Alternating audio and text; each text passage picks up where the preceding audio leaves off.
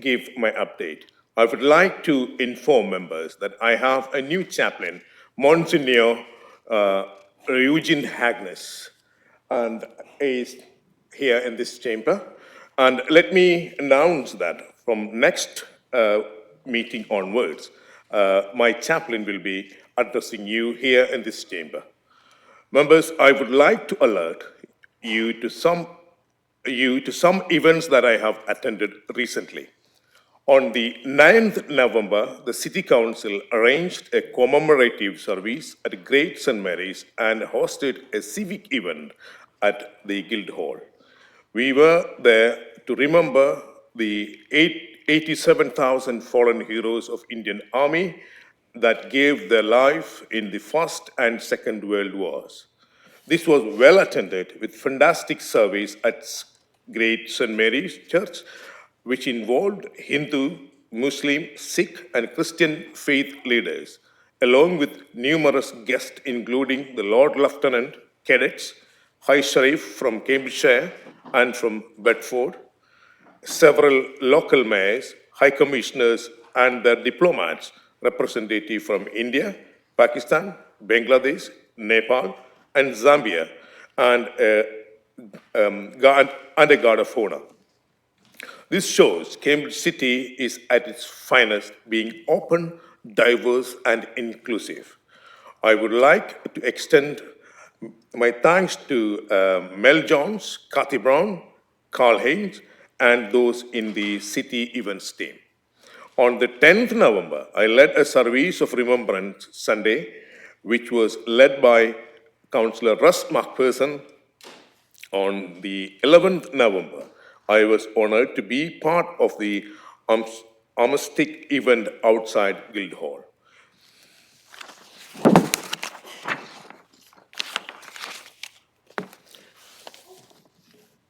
In 1924, at the City Council AGM, councillors elected our first woman mayor, Councillor Eva Hattie. Eva Hattie was born in Stockport, and although in those days could not be graduate, attended Gritton College. She was a suffragette and one of those strong and effective women living in Cambridge, and dedicated to public and civic service and improving the well-being of the people. It is thought that born to Manchester doctor, she accompanied him on his work and gained an understanding of factory life and social inequality. But we should not understate her dedication to public service and welfare. Although she suffered family tragedy, losing a son and a husband, and her grievous diseases, this did not stop her dedication to public service, including working on public health, welfare, and great many other community and public organizations in Fartham, Guildford, Falmouth, Cambridge, and London. She returned to Cambridge in 1919, first to become a Cambridge City Councillor in 1921, and continued until 1943. As mayor in 1924-25, she successfully created Drummer Street Bus Station against some opposition in the council and protesters marching on her home. She was honorary secretary to British Red Cross Society for the borough and Chesterton Petty subdivision of the county, organized and run first aid and nursing course, and was commandant of the Trumpington Voluntary Aid Detachment. She was a voluntary county organizer of the Women's Institute, Honorable Secretary of the Cambridge Women's Housing Association, an organization formed under the auspices of the local branch of the National Council for Women to provide unfurnished flats for professional women, and Honorable Secretary of the NCW, Eastern Countries Standing Committee. She served as the Secretary of the Cambridge branch of Legion of Nations.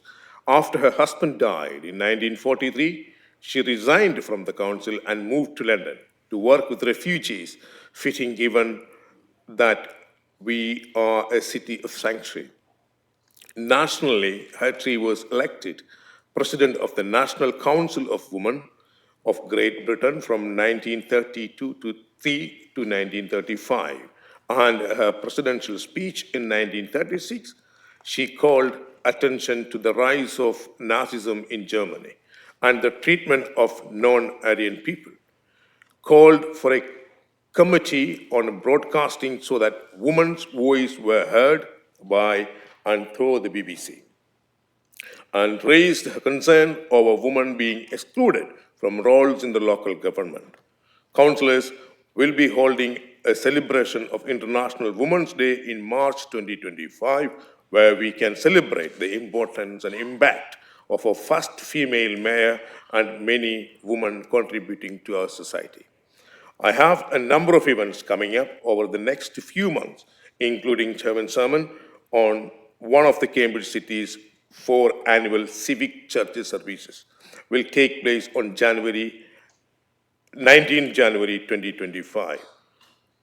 Now, I move to agenda item 2, declaration of interest. Do members have any interest to declare?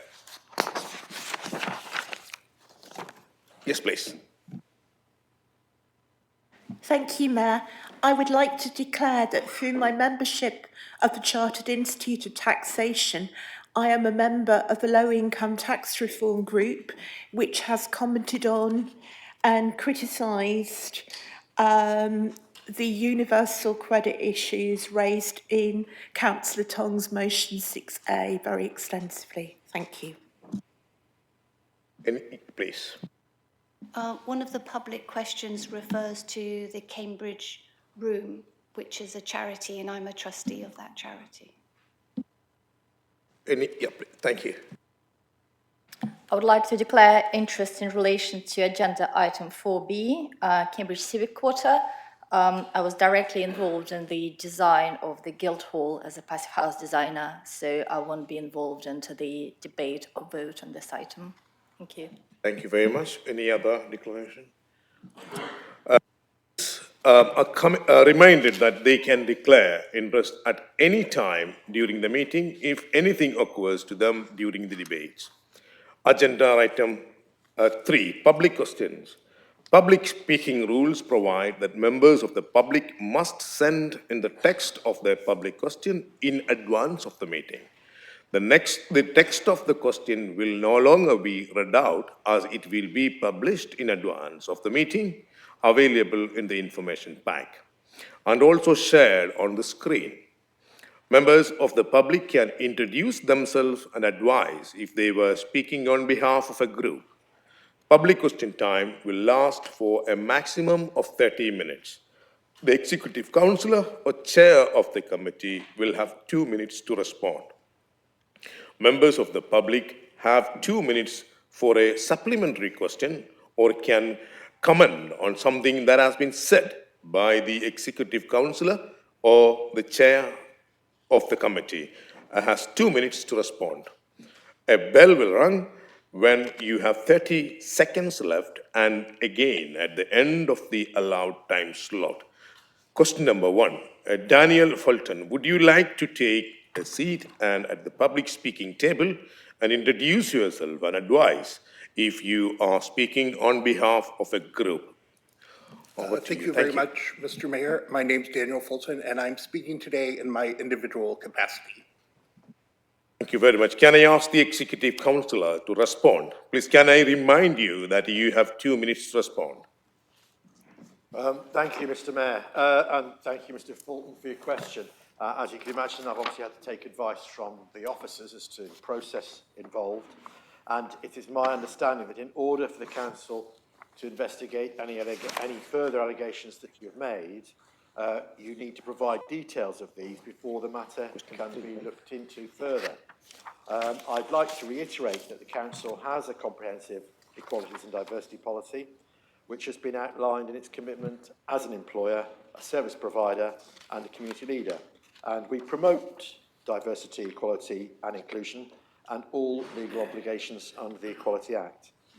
As with all council policies, this is reviewed on a regular basis and is next due to be reviewed next spring in March 2025. Furthermore, the council is ensured that any harassment, victimisation, any other conduct is prohibited under the Equalities Act. You can find out more about the council's actions to fulfil the public sector equality duty on our website and in the annual reports of the council's single equality scheme, as well as reports on the equalities monitoring of our workforce. Thank you, Mr. Fulton. Thank you, Mr. Mayor. Thank you. Do you have a supplementary question, Mr. Fulton?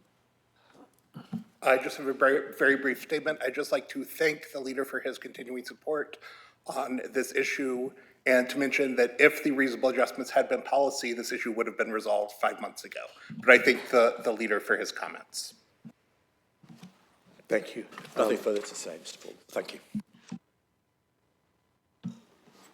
Question number 2, Sue Beckingham, would you like to take a seat at the public speaking table and introduce yourself and advise as if you were speaking on behalf of a group? Thank you. Can I, oh yeah, please. Thank you, Mr. Mayor. Susan Buckingham, speaking on behalf of a group of women resident in Cambridge with extensive links to local political, creative, social and residential communities.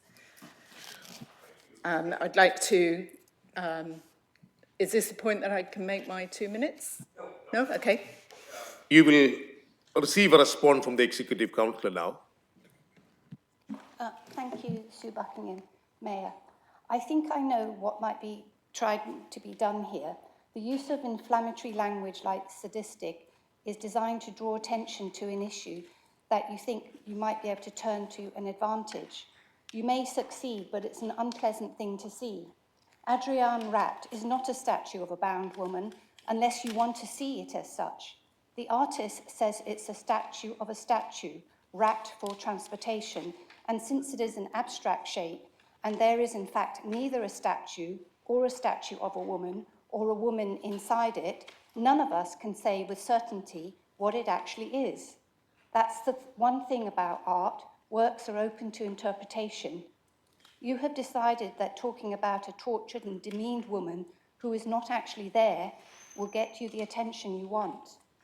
Councillor Bennett recently asked a similar question, and that question made the same mistake of assuming that Adrienne Rapt represented a woman bound in sacks and ropes. It does not, even if some see it as that. The answer to Councillor Bennett's question, available on our website, gives you full details of the process through which it was chosen and makes the point that the sculpture itself does not depict a woman in distress. Instead, it portrays a sculpture of a classical sculpture wrapped in a dust sheet for transportation, as is commonplace in galleries and museums, and it symbolises change, history, classical culture, context and time. There is no current plan to replace it. It's not that I'm not sympathetic to the point you want to make. If a work of public art is interpreted by some in a way that they find difficult to cope with, then we need to ask ourselves whether it is appropriate. Mark Quinn's large-scale sculpture of Alison Lapper, proud and pregnant and showing her shortened limbs, upset many people when it was on the 4th plinth on Trafalgar Square in 2005. But I suspect you were not one of them. Thank you. Sue Beckingham, do you have a supplementary question? Thank you, Councillor Thornborough. We would argue that this appears to be a sexist and misogynist sculpture from a male artist of a woman bound and dumped. The features beneath the wrapping clearly represent distress. You can see the expression on the face, you can see her breasts. It is a statue. How you interpret it matters. Despite the artist claiming that he did not accept this interpretation and the private developers claiming that they had been in a consultation with the community, we find it extraordinary that this interpretation was not raised during the process. The sculpture, we argue, reinforces the bleak and hostile environment of the station square, surrounded as it is by identikit office blocks and hotels and car parks. We also question the appropriateness of such a sculpture in a very public arrivals point and in a self-declared city of sanctuary. We note that the Council's 2022 Manifesto for Public Art commits to ensuring that public art has demonstrable benefit to community, which includes inclusive and diverse community engagement. It clearly states that the Council believes in the dignity of all people and their right to equality of opportunity, and commission opportunities will ensure diversity is a key part of the process, particularly in the artist procurement process. And equality's impact assessment will be a priority. Ariadne wrapped or bound would seem to contravene these aspirations. What is the Council's response to the apparent inconsistency with its own stated manifesto on public art and the widespread objection that has been raised to this sculpture? We five are not the only people who see a woman's body in that sculpture. And what steps does it intend to take to remediate this? Can the Executive Council respond to that? I don't think I have. In my statement earlier, I think I addressed some of the points that you raised, and I just want to reiterate that there's no current place to plan to replace the sculpture, but we will look at the equality statement for the process of commissioning public art and refer to what you just asked about equalities and consultation in that respect. Thank you. Thank you. Question number 3, Sue Well, I believe she's online. Would you like to take us, could you just introduce yourself and advise as if you are speaking on behalf of a group?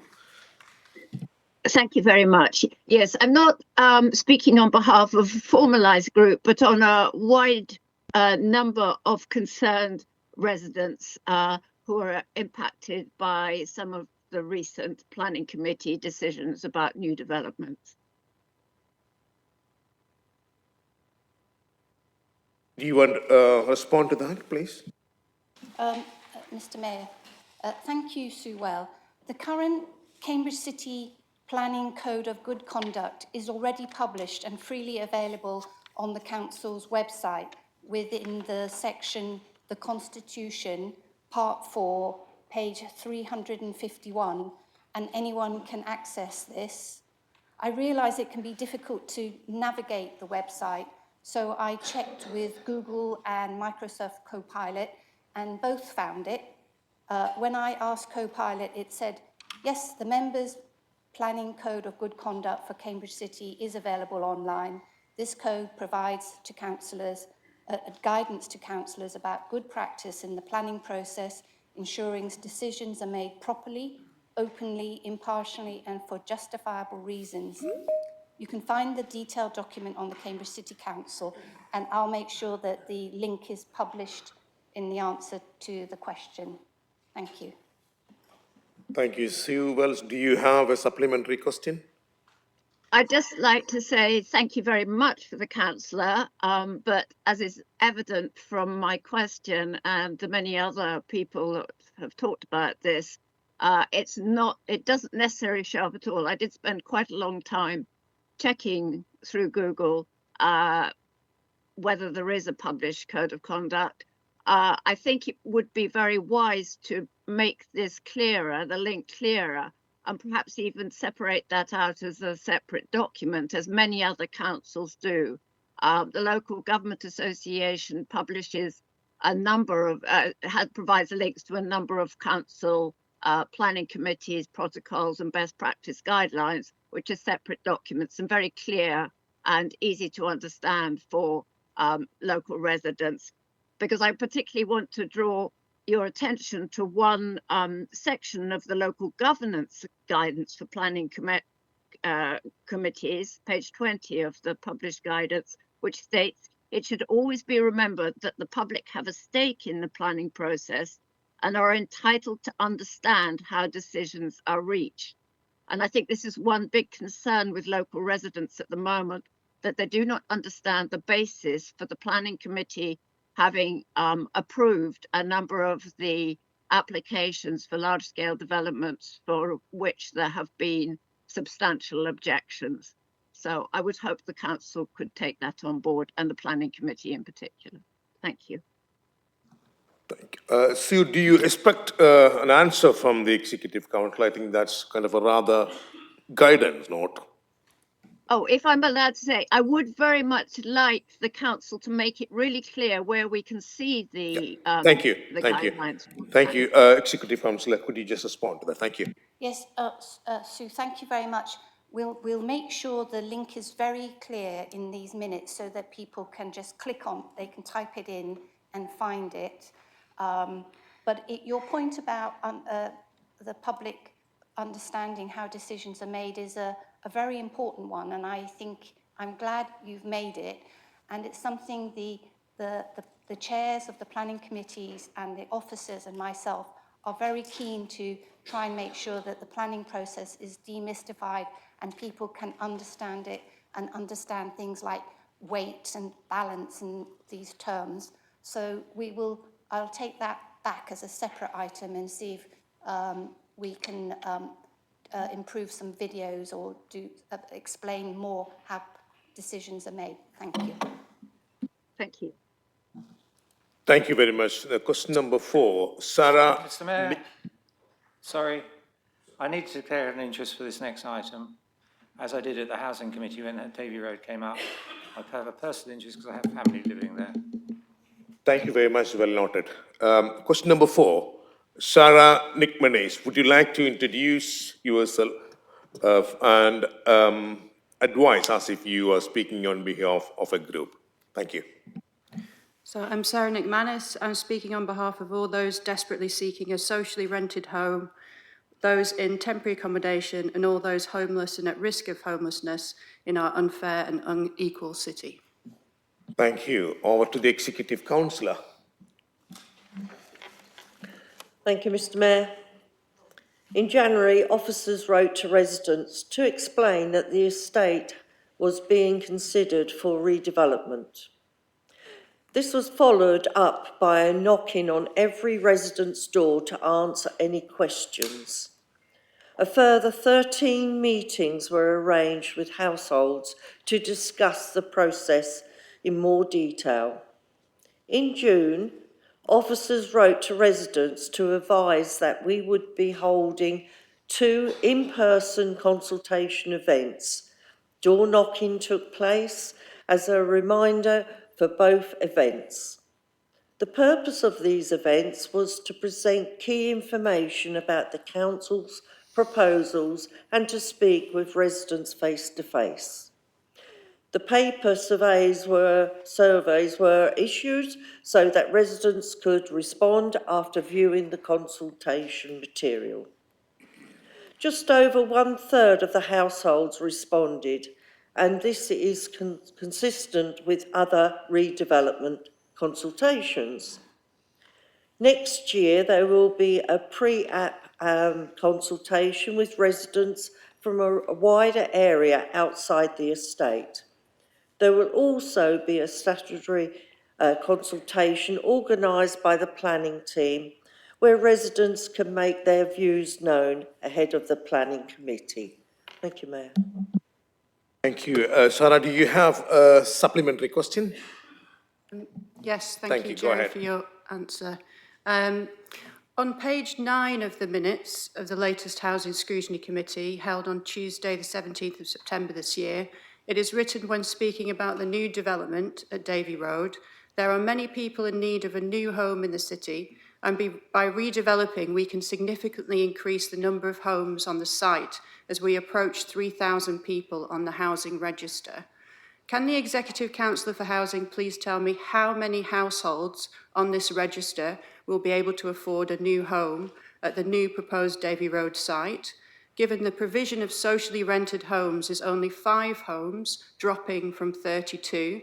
I hasten to add that this is 5 more than Cambridge City Council designated for Fanshawe Road.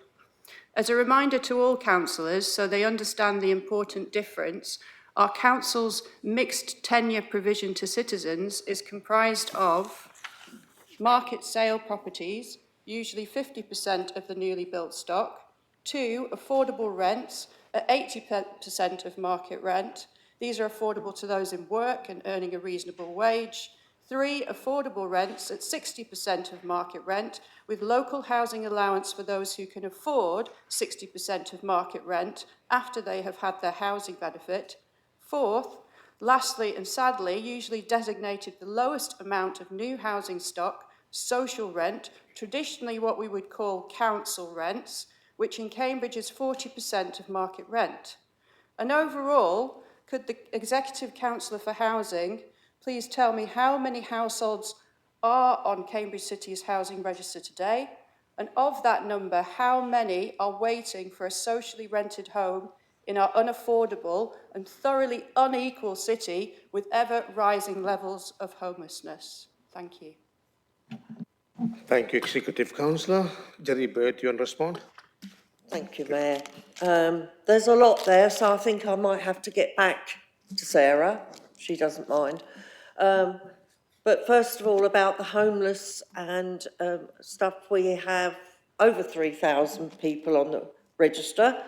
On the homeless side of it, we do everything we possibly can for the homeless people. And also we've got places set up for the homeless over the winter months.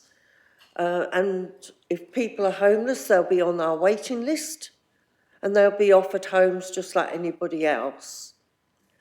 The tenants that are there at the moment at Davy Road, if they wish to, they can go back to Davy Road once the new development's been done. On the rent side of it, that's a big thing. I'll definitely have to get you back to you on those figures. I hope that you accept that, Sarah. Thank you. If you, Am I allowed to respond? No. Okay. But, you will receive a written response from the Executive Councillor. That's what she said. Thank you. We move on to question number 5. The question number 5, the person is absent. However, we would ask the Executive Councillor to respond to the question that has been sent. And can I ask the Executive Councillor to respond? Thank you, Mr. Mayor. And thank you to Anthony for his question, as ever, holding us to account quite rightly on democracy. I think there's 5 points I'd like to make if I have time. First of all, it's really important to us as a council that we do all we can to actively encourage and enable people within the city to involve themselves in democratic life. And we work closely with partners across local communities to try and make this happen. Anthony's question is focused around social media, and we see this as an important part of our approach to informing and engaging local communities. But it'd be fair to say it's not the only tool in the toolbox, and our Future of Local Government Engagement exercise has made use of social media, but alongside that, there's been an article in the Cambridge Matters, there's been news releases, there's been publicity on the homepage, we've asked for a consultation, there's been email notifications, there's been posters, and we've got our councillors and staff across the city to encourage local residents and groups to take part. Raising awareness is done in, as you can imagine, in lots of ways, and we've managed to attract a good deal of interest. And there are over 500 responses to the survey, and which was again boosted and targeted by targeted social media campaigns. And around 60 people took part in 2 90-minute public events, which took place at the Guildhall during the course of the summer. We share Anthony's passion for the importance of local government and appreciate his enthusiasm for raising awareness. In fact, half of the encouragement we get from people is because Anthony is putting things out. But we also do other things, and so, for example, one of the things we recently did is partner with the County Council to commission the city's first youth assembly, a voice, young people's voice, often not heard in this process, and we need to do more to ensure that happens. And finally, with regards to the future of local government, we will, of course, be discussing feedback from the public engagement later on in this evening's meeting, if we have sufficient time. But what's important, the new distincting factor, I think, in this process is central government is about to publish a devolution white paper, and all the indications are they will be encouraging some rationalisation of existing local government. Thank you, Mr. Mayor. Thank you. Since Mr. Carpen is not here, there is no supplementary question, so we move on to question number 6. John Preston, would you like to take a seat at the public speaking table and introduce yourself and advise as if you were representing a group?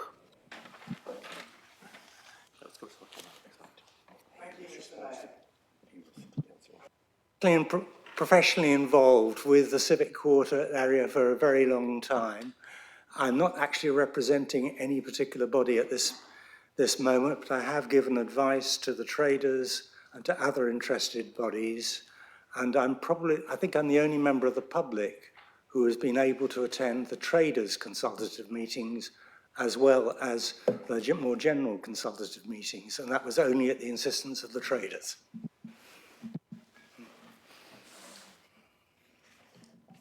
May I ask the Executive Councillor to respond? Shall I remind you that you have 2 minutes to respond? Hang on. There were 7 questions within a question, so I'll have to read at pace. Cambridge Room, they were approached ahead of the consultation. We'll approach them again before the next consultation in the spring next year. Discussions with the Museum of Cambridge are continuing, and it's open to Cambridge Room to contact the museum directly to explore possible collaborations. What is the market to be? How is it to be promoted? The market will continue to be a market in the market square. During the next stage, a business plan will be prepared, which will include proposals for the balance of trade and terms and conditions. It will set out proposals for how the market will be promoted, curated and managed once the works are completed. There will be a package of support during any relocation to temporary trading locations for the market. 3. Vision for events, Guildhall, Corn Exchange, Market Square. The report states there will be a business plan for the future operation of the Corn Exchange, including events at the Guildhall, for the Market Square, which will also include possible events. 4. Evidence to establish occupancy and servicing requirements. The various design reports outline current occupancy and potential future occupancy for the Guildhall, Corn Exchange and Market. The commercial appendix also models costs and revenue based on REBA Stage 2 designs. 5. Survey data, recycling provision and forecast demand. In the Transport Consultants Report Schedule 8, it outlines current cycle provision and recommendations for future cycle provision and further detailed work that is required. 6. Accommodation of all proposals on Market Square and choices between the competing demands.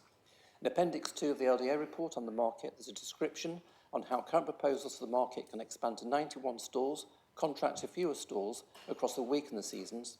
It also shows that with 61 stalls, there could be an outdoor cinema or stage that seats 300 to 500 people. In other words, the professional team have considered the competing demands for that space. 7. Fit for purpose, demountable stalls and storage. The current market stalls are all demountable. Such stalls are used at markets across the country, York, Leeds, in London. The design team will work with traders and market operations team on the various options.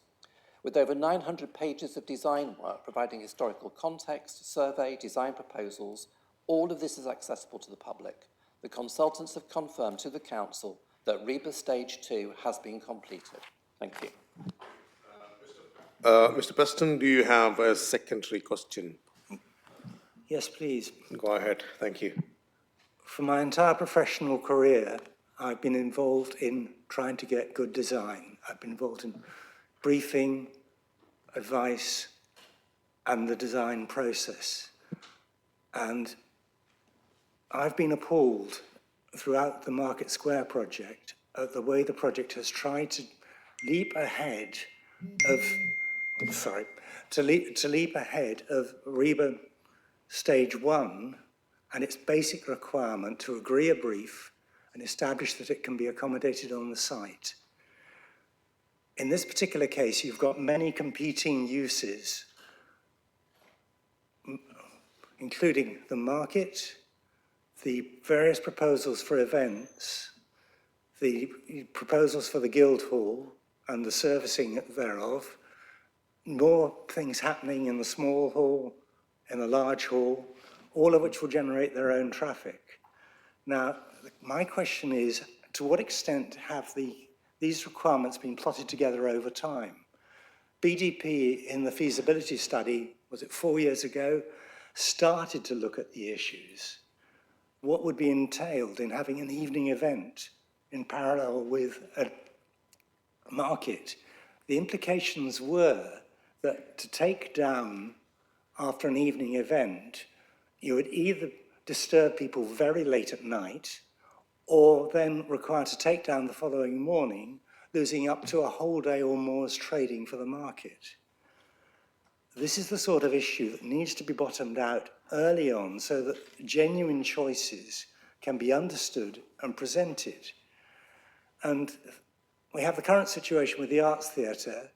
You have their Pantechnicon coming in.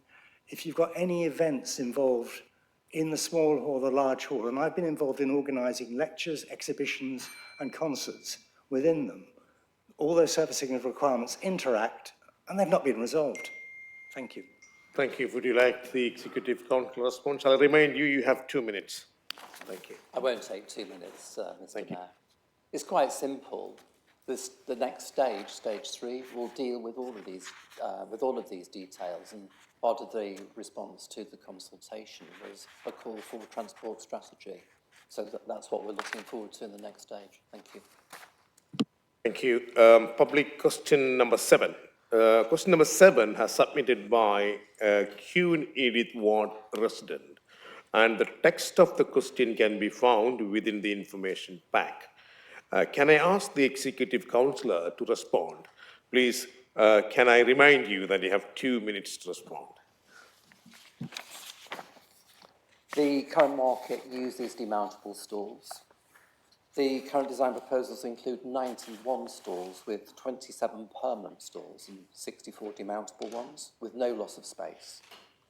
The traders have been clear in their feedback that stalls must be robust and fit for purpose, and design team will work with traders and market operations team on the various options, and stalls will be subject to testing before any decisions are made.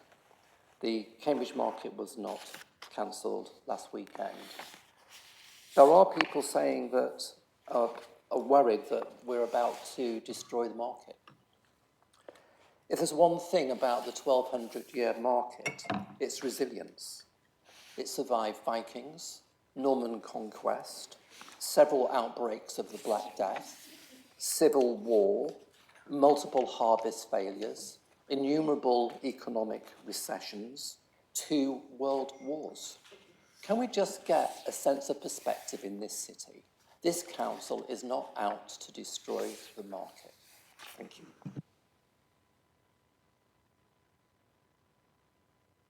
Thank you very much. Question 8. Jani Brightman, would you like to take the seat at the public speaking table and introduce yourself and advise us if you are, she's not here? Yeah, and you're speaking on behalf of a group. Thank you.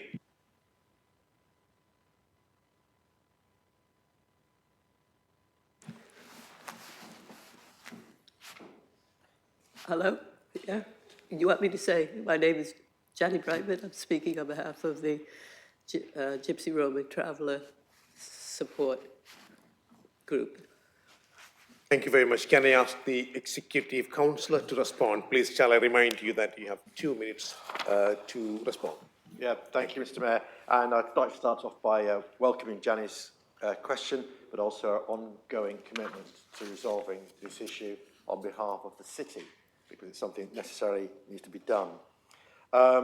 I answer today as Rachel Wade, the Executive Councillor, isn't available. And I think we'd like to start off by saying that the Gitana has now been circulated and clearly states there is a clear and vital need for a transit site for negotiated stopping places within the city. A number of council officers are now actively trying to identify where that transit site should be located and where there is land that could be used for negotiated stopping. But this process, as I'm sure you can imagine, does take time.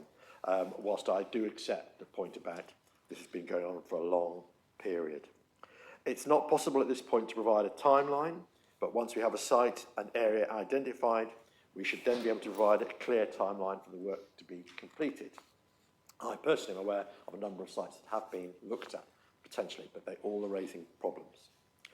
We do engage actively, as you'll be aware, with the Gypsy and Traveller community and hold a weekly drop-in at the Browns Community Centre on Fridays from 10 till 12.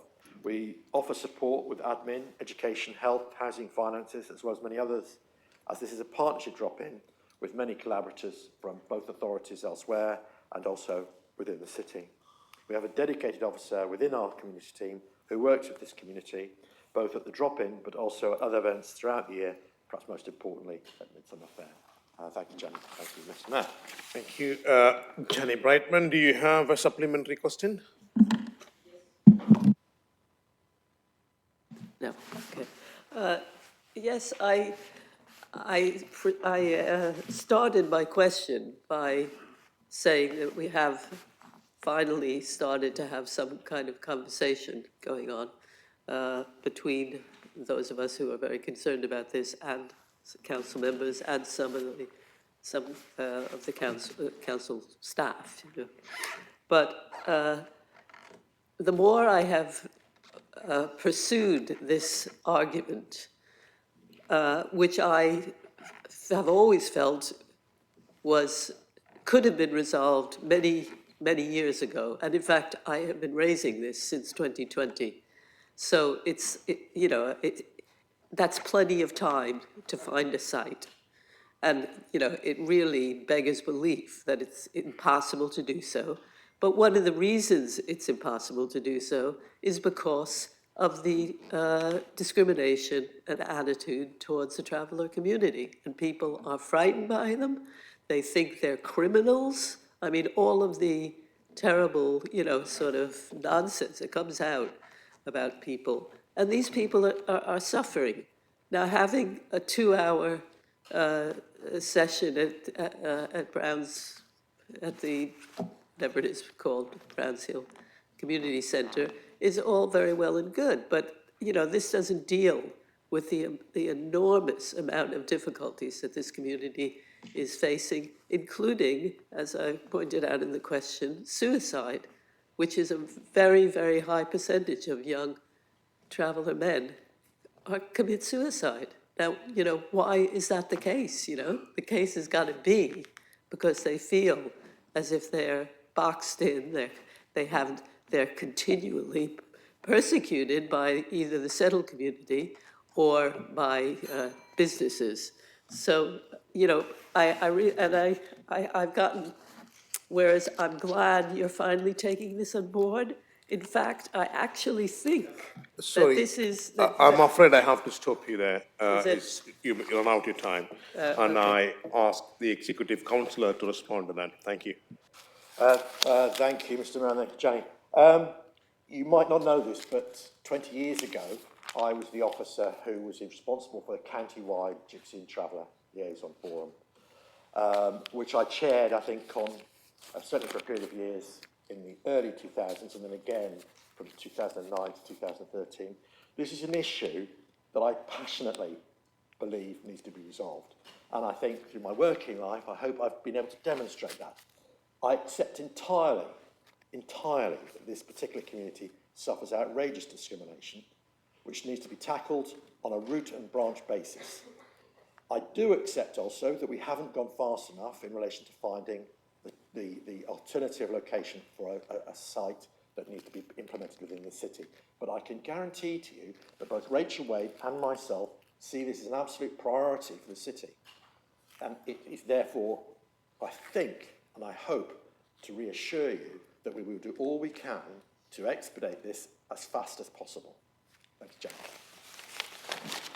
Thank you. Question number 7. You did it between me. I did it first.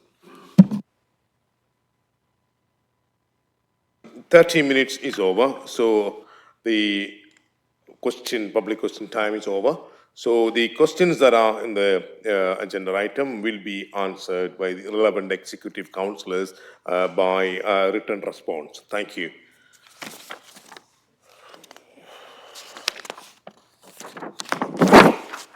So where are we moving to now? Agenda item.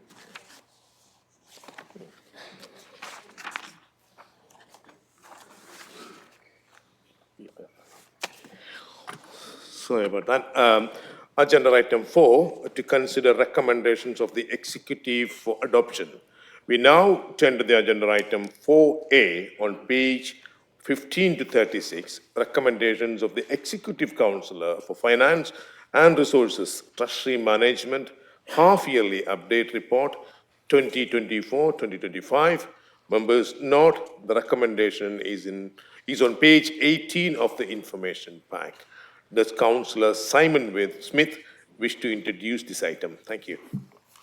Thank you, Mr. Mayor.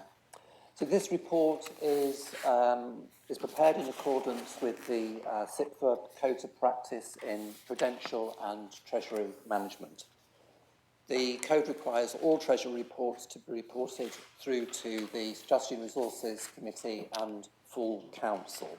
There's the annual strategy, the mid-year review, which is the subject of this report, and the outturn annual review.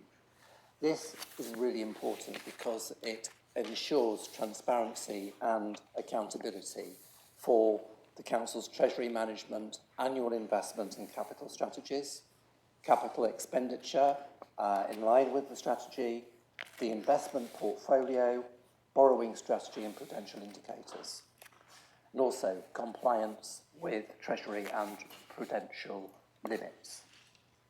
When making investment, the code emphasises the primacy of security, liquidity and yield.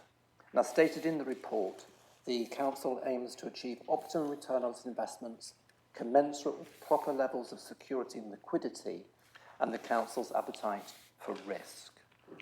The investments are managed to ensure that the Council has cash to pay for capital expenditure on time.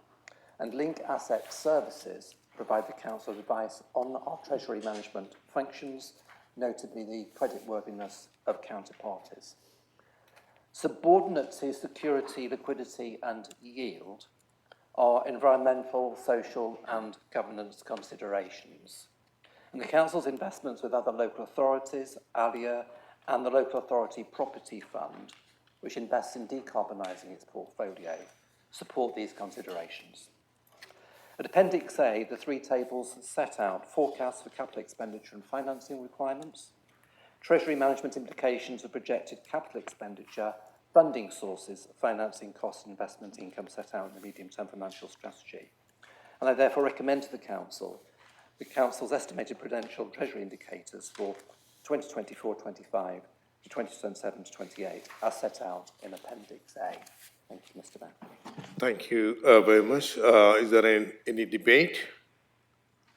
Spokes have up to 5 minutes in this debate, and all other councillors up to 3 minutes. After any debate, Councillor Simon Smith, as the Executive Councillor, has the right to reply. Councillor Bennett, please. Thank you, Mr. Mayor. I will speak only to say that I have had the opportunity to scrutinise this report at Strategy and Resources and receive clear and full answers from the Section 151 officer on progress on decarbonising our reserves, our situation with Barclays Bank, as discussed in the Gaza motion in May 2024, and clarity and ease of read of the statistics.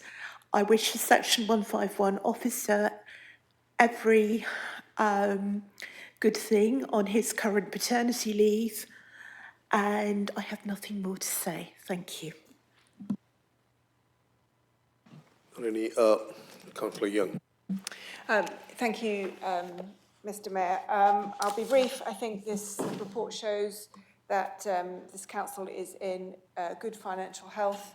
This is something that means that the report is not terribly interesting because there's no crisis or anything like that to worry about. I have no comments on the report, and we will be reporting. We will be voting for the report. Thank you. Thank you. Councillor Martin Smart. Thank you, Mayor. So thank you for your report, Councillor Smith. Our Executive Councillor for Finance and Resources has performed his duties with diligence, good humour, and most of all, important of all, competence. Lest we forget, the Lib Dems lost £9 million in Icelandic banks, £618,000 in lost folk festival ticket sales, and if I remember rightly, you miscalculated the budget by £1 million, causing budget chaos. So it was interesting to hear what's just been said by the Lib Dems opposite. Following the austerity budgets by the Tory and Lib Dem coalition, started in the Rose Garden of number 10, local government has been starved of finance for many years. We are all working to recover from that decade or more of loss, and here in Cambridge to rebuild a city that residents can feel proud of as a global city, and for example, quite literally in the form of our plans for a new civic quarter. Thank you. Are there any debate? Now, Councillor Simon Smith, you have the right to reply if you wish. Thank you, Mr. Mayor. I think these reports are very important because what it does is it offers complete transparency on how the council's handling its money. And I'd like to pay a tribute to the finance staff and the Section 151 officer and his interim deputy for the care that they take in handling our reserves and balances. And it's very important because we've seen other councils across the country actually conceal what they've been doing and getting into serious financial difficulties because of it. And this council never, ever do that. Thank you. Thank you. Members, now we will move to the electronic vote.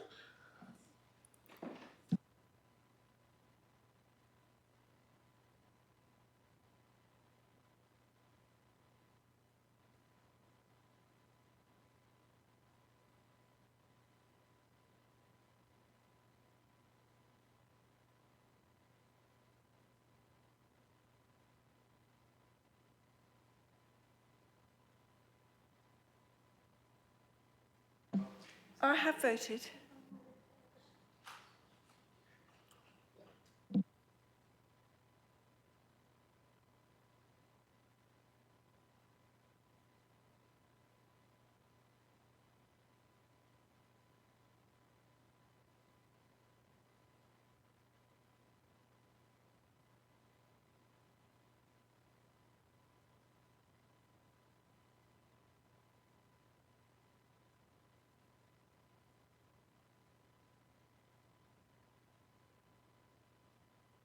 Young, we will go to the old order. We will take the old order. I don't know, somehow it's not, you can't vote, yeah.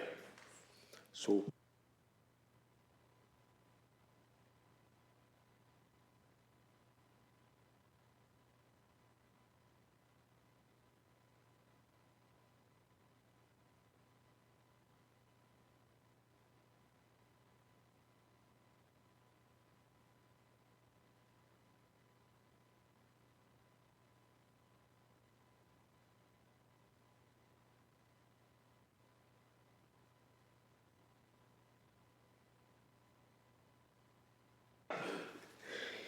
Yeah, members, the recommendation therefore has been carried unanimously.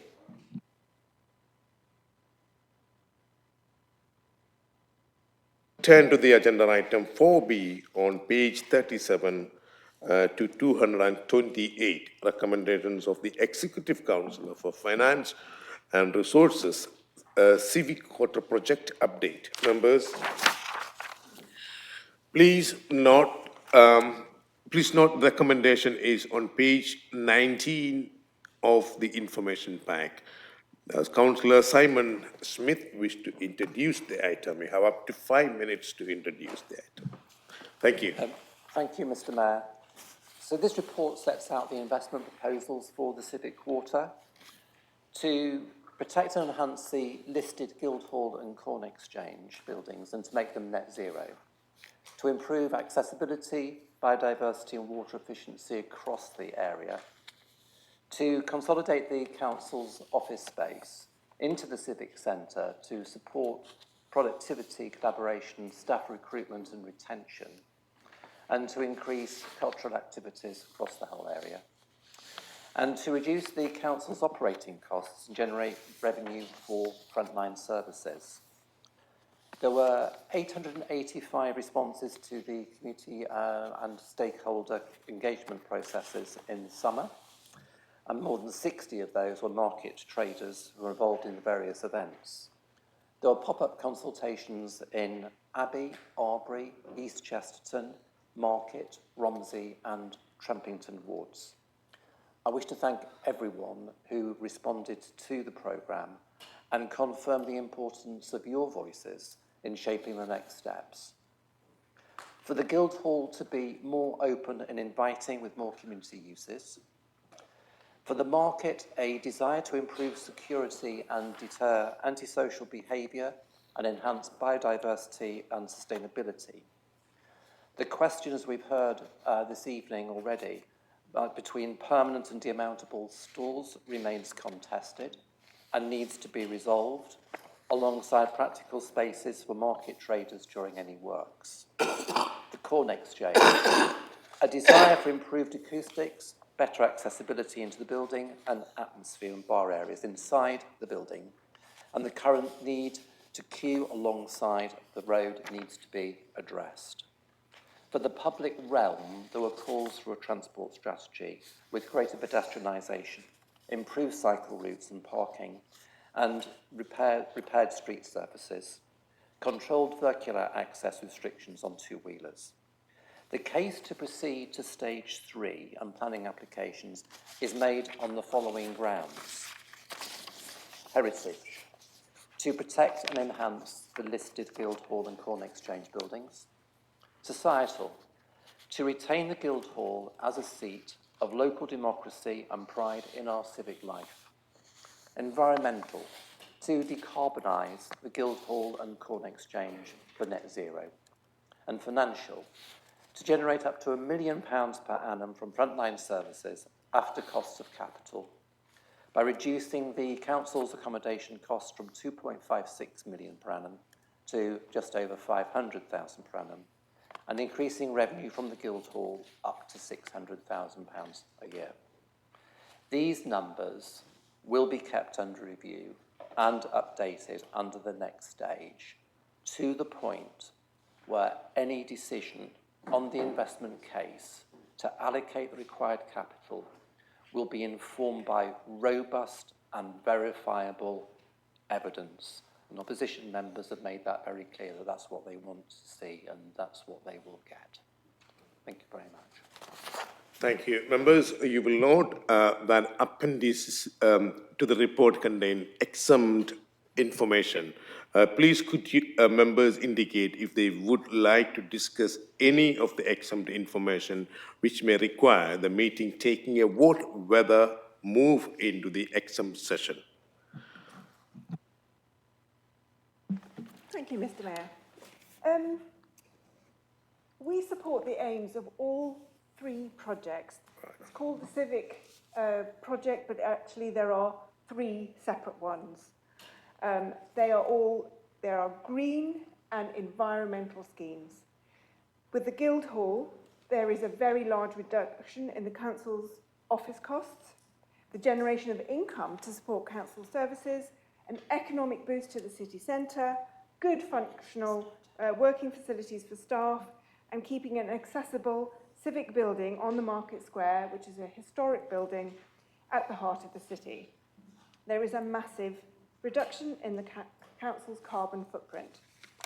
With the Corn Exchange, we seriously need some investment in the fabric of another listed building, and we want it to keep hosting entertainment and events for the city and the region for future generations. With the Market Square, again, this brings much needed investment both in our dwindling but highly valued market and a jaded location in the heart of our city centre. These are not nice to have, these are not luxury projects, they are very important for our city. They do, however, need a considerable amount of upfront funding, but if they are properly designed and well managed and kept under tight financial control, they ought to bring a payback to the city. We have been quite critical of this so far. The data has not been well organised. Major investment sums should not be committed until we have better financial oversight. We are therefore pleased that Labour have recognised this too and have drawn back from committing a budget for construction of the scheme. We do not need to at this point because the next stage is for more detailed design, and the Council needs to see that and agree with it before it starts spending the large sums. We also welcome that the Market Square and Corn Exchange projects have each been broken into 2 stages, which recognises that funding needs to be sought from elsewhere for them to go ahead, which can better happen when designs are complete. The hurdle to support this request for 3 million is lower than to support a request for 55 million, and we believe that it is possible to see that this scheme is worth taking to the next stage, unless you are actively looking for ways to say no to what is trying to be achieved. In order to support this, we will need to see, which have only been very sketchy to this point, business plans showing the ongoing financial impact of each project on the Council over time. There have been none so far. A clearer evaluation of each part of the scheme as 3 separate projects.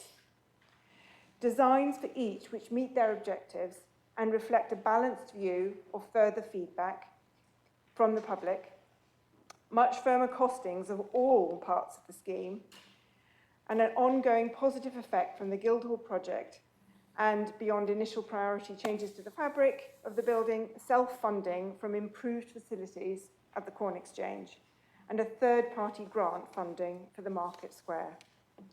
So with many questions still to be answered, this recommendation has our conditional support. We want it to succeed. We hope it will come to fruition and help to improve the experience of the city centre for everyone, residents, visitors and traders, and everyone else whose livelihood or well-being depends on it. Thank you, Mr. Mayor. Were there any other debates? Councillor Clough.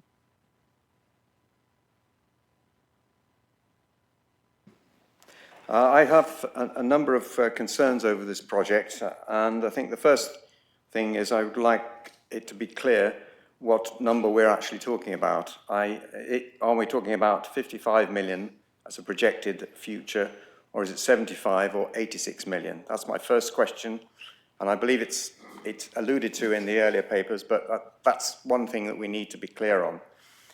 I've also got some concerns about the fact that quite a lot of this report, we've got half an inch of pink papers, and it seems to me that in the restricted, I think we ought to be looking at determining how much of that can be actually discussed, how much of that could be released into the public domain. Is it all to do with sensitive information?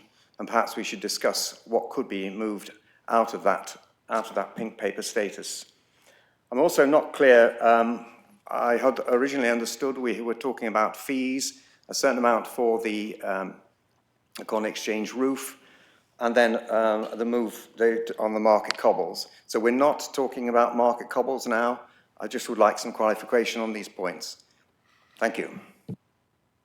Thank you. Robert Dryden, please. Thank you, Mr. Mayor. I just want to ask more than one question, but in the press recently, there have been said on the radio Cambridge, and been in the newspapers, that the plans for the Guildhall to have a hotel here. Now, I know that's been said it's not going to happen, but it's still in some papers. But I just like if it could be publicly said tonight that we haven't got no plans to turn the Guildhall into a hotel. Thank you. Are there any other questions? Councillor Richard Robertson, please. I just wanted to point out to the Council that this whole matter was discussed at Strategy and Resources with all the pink papers, but without reference to them. We managed to do so fully, have a full discussion without needing to remove the public and press. So I suggest we should be able to do so again tonight. Councillor Mark Aston, please. Thank you, Mr. Mayor. I don't think anybody could say the vision is not the correct vision of what we want to do for this city, but there's a big difference between a vision and a reality. And I think we have to be very careful about biting off more than we can chew. And I think there's a lot here we need to be very sure about, especially at a time when we're saying to our residents, we have funding problems as well. So we've got to be able to show to our residents exactly how this will be funded without implications to them. I mean, the Guildhall's in a sorry state. There you go. It's falling apart. Health and safety should be called in. So the Guildhall is a priority. We need to get it sorted out. But there's questions about our tenants in this building. Alia are wonderful tenants. They are social enterprise providers, which is the heart of this council. So the question is, are Alia going to be allowed to stay when we redo this office? We have a cafe already. Will that cafe be allowed to carry on? How long will it be to decamp? How long is the construction time? Can the Mandela House accommodate all what we need to move from this building? So there are questions we need really to be tackling, which doesn't need an inch of paper to go through. It should be quite straightforward to answer some of these basic questions. So I would say I welcome the vision and I welcome what we're trying to do, but we do need more specific information and not reams and reams of consultant words. Thank you. Thank you. Are there any other questions? Councillor Katie Porrer, please. Thank you very much, Mr. Mayor. Obviously, I'm one of the ward councillors for the Civic Quarter, and I just want to reiterate that I do support this item, taking account the caveats that Councillor Young has already mentioned. I do understand, and I think the ruling group know, I will happily hold them to account if I think they're going in the wrong direction, but I think the reassurances in the addendum give me satisfaction that we do need to move forward with this. And for the market, for example, the accessible cobbles, I think, is pretty much unanimous. Nobody wants it to be inaccessible. And this will allow us to take forward that, which is absolutely critical, whatever happens later. And we do have a reassurance of consultation at the next stage. For the Corn Exchange, my feeling is this is a kind of a project everyone supports, everyone understands, and as do I. It's such a key arts venue for the city, but actually for the whole of the East of England, it's one of the biggest in the area. And I think there's huge potential. I was there a couple of weeks ago. It's terrible at the moment. You can't get to the bar, you can't get to the toilets, there's no circulation space. You know, we could make such a much better place, which also would have revenue generation, which would be payback for the council, for taxpayers. I think I would urge Councillor Smith, if we can, to try and do the Corn Exchange together. I do understand at the moment the second phase of funding will be conditional on getting there.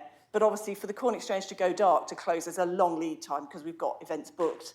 So for me, the more we can make that a priority to try and get that funding in, so we only need to close it once, I think that would really help support arts in the area. And I'm working the assumption Councillor Smith will hopefully agree with me on that, because and also there is an extended cost for us if it goes into 2 stages. So that for me would be something I'd just like to pick out of the papers and highlight.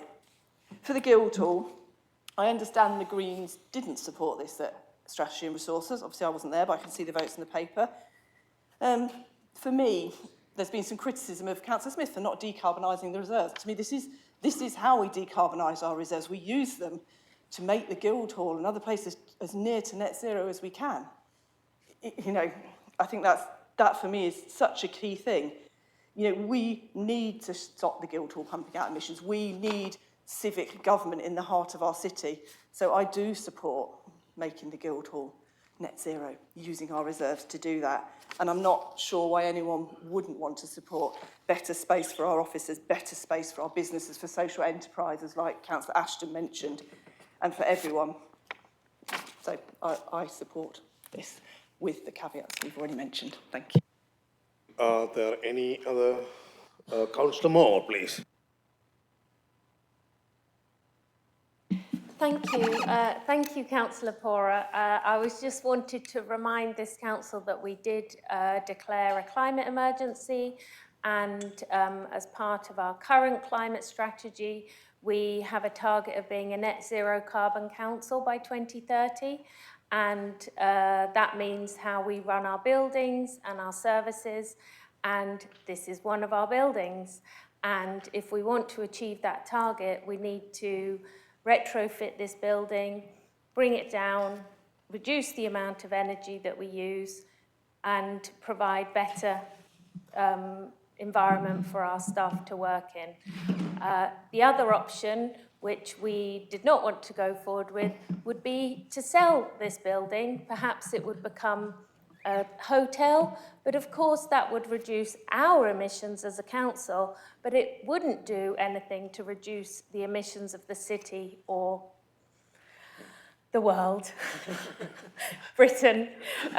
Just on the market, so I just would like to say that is, we've all agreed on that's our strategy and we need to work towards it. We can't do it without retrofitting this building. And on the Market Square, we didn't get to the question, it was the last public question, but despite the Market Square project being quite controversial, in outcome, there are calls to get it right, but there are also calls to get it done. So it's really important that we crack on with this and have a fantastic space for the city and a better market for the traders and visitors, more accessible, easier to clean, lighter, modern services. What's not to like? Yeah. Thank you. Thank you. Councillor Katie Tombra, please. Yes, it's a very interesting project. I'd just like to say that when we talk about retrofitting the buildings owned by the council, I hope that we can look into retrofitting for water efficiency as well as energy efficiency. Thanks. Thank you. Councillor Antoinette Nestor, please. Sorry. Thank you, Mr. Mayor. Just also to add that the Prime Minister a few weeks ago, in relation to COP29 in Baku, he did indicate that the UK is committed to a reduction of 81% greenhouse emissions by 2035. And as a local government, as citizens in local communities, this is one example of how we can actually contribute to that reduction. So I want to encourage the support. Thank you. I just want to say one quick thing. So recently, our own councillor, Jerry Bird, kindly took us all out in wheelchairs to see what it's like, including our chief executive, Robert. And I mean, I'd seen the state of the cobbles in the Market Square many times, but it's a different thing altogether being a wheelchair user or a person with limited mobility, but certainly in a wheelchair, trying to use it on those cobbles on the Market Square. It was almost impossible for me to move at times. I literally was stuck in holes in the ground. And that's not acceptable. I mean, just as Councillor Ashton has pointed out, the furniture is falling apart in here. We can't have, it's more important actually, that the city is accessible for our residents, and we can't have a Market Square where people are not able to move around, Equality Act 2010, etc., but just basically common sense. We need a city that people can move around in, and I fully support the whole project to the extent that it's on the table today, with the caveat being I am chair of planning. We'll see when it comes to planning, but just to say that from what I've seen so far, it looks very good. Thank you very much. Councillor Bennett, please. Thank you, Chair. I won't repeat everything I said at Strategy and Resources, but I do want to make some very quick comments. The first is that the recommendations have changed since they were put to vote at Strategy and Resources. It would be really helpful for the Executive Councillor to confirm whether the £180,000 for urgent roof repairs and fire safety repairs to a Corn Exchange is included in the authorised spend, or whether that 3 million is simply the fees mentioned in point 8.3. The second issue I want to do is, as a mobility scooter user and the carer until her death for a family wheelchair user, cobbles are not our friends, but removing the cobbles from a market will not turn the Market Square into an accessible place, because it is just so unpleasant getting to a Market Square in a wheelchair or a mobility scooter. For the last years of my mum's life, we could not take her into Cambridge. We went to Ely. So while I accept that the intention is good in removing the cobbles now, it won't turn the market into an accessible space because we just have too much hostile public realm around it. But what moving the cobbles now will do will mean that the traders have to move twice, which increases the disruption to their business and the threat to their survival. I will also say that when I've worked on projects of this sort of financial quantum in my day job, I would expect to have a lot more financial information provided to support spend case. And if I do not have that information, I have no option but to vote no on spending. Thank you. Thank you, Councillor Martin, please. Sorry, just briefly, I mean, just for residents listening in, point of information, Mayor, I don't know if Councillor Bennett has misunderstood the whole scheme, but no one's going to remove the cobbles. They're listed. They're just going to be relayed, ground down flat and relayed. That's the plan. And I'm sure Councillor Simon Smith will lay that out in his response, but I just want to make sure that was addressed.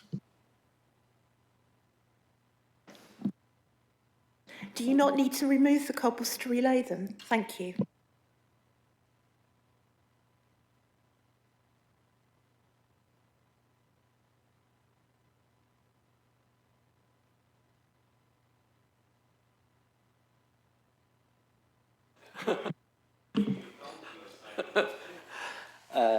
Thank you very much, Mr. Mayor. I'll start with Councillor Dryden. There's going to be no hotel in this building. Would you like it signed in blood? I've told you so many times. Thank you. It feels like a lot of times. Okay, thank you. Thank you very much for that. I too tried to traverse the Market Square in a wheelchair, and also picking up Councillor Bennett's point around the market as well.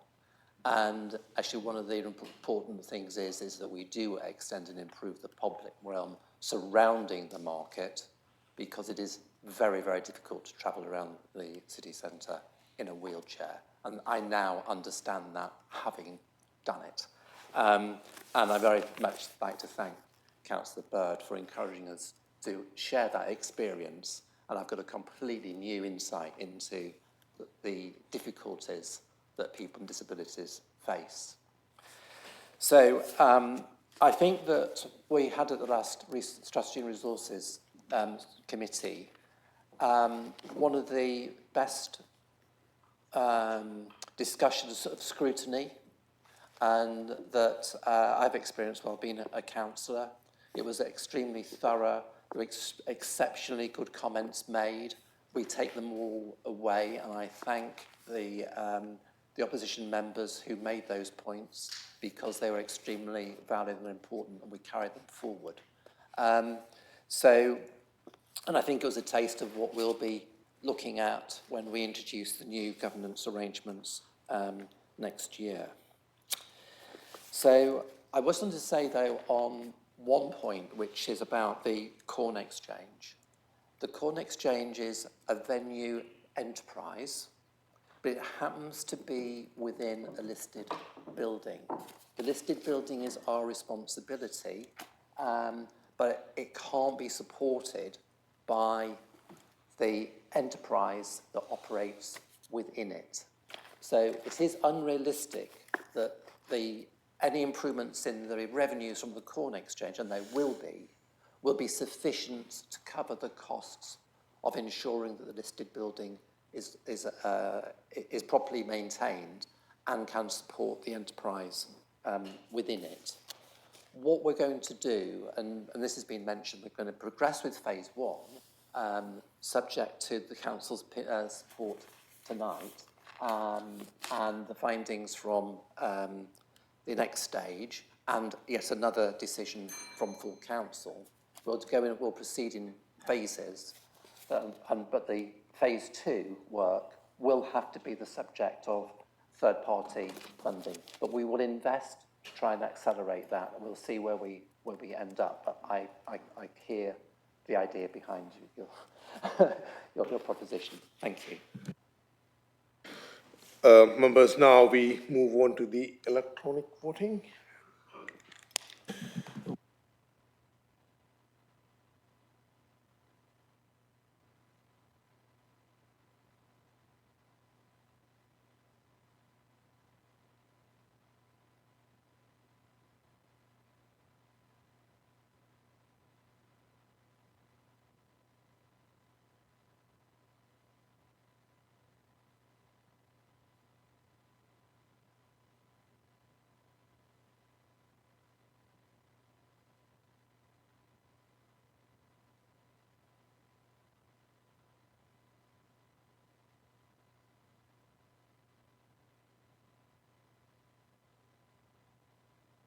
Members, there are 30 in support and 6 against. Therefore, the motion is, the recommendation is carried.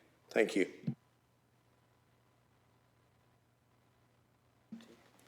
Should we have a comfy break now, or should we move on?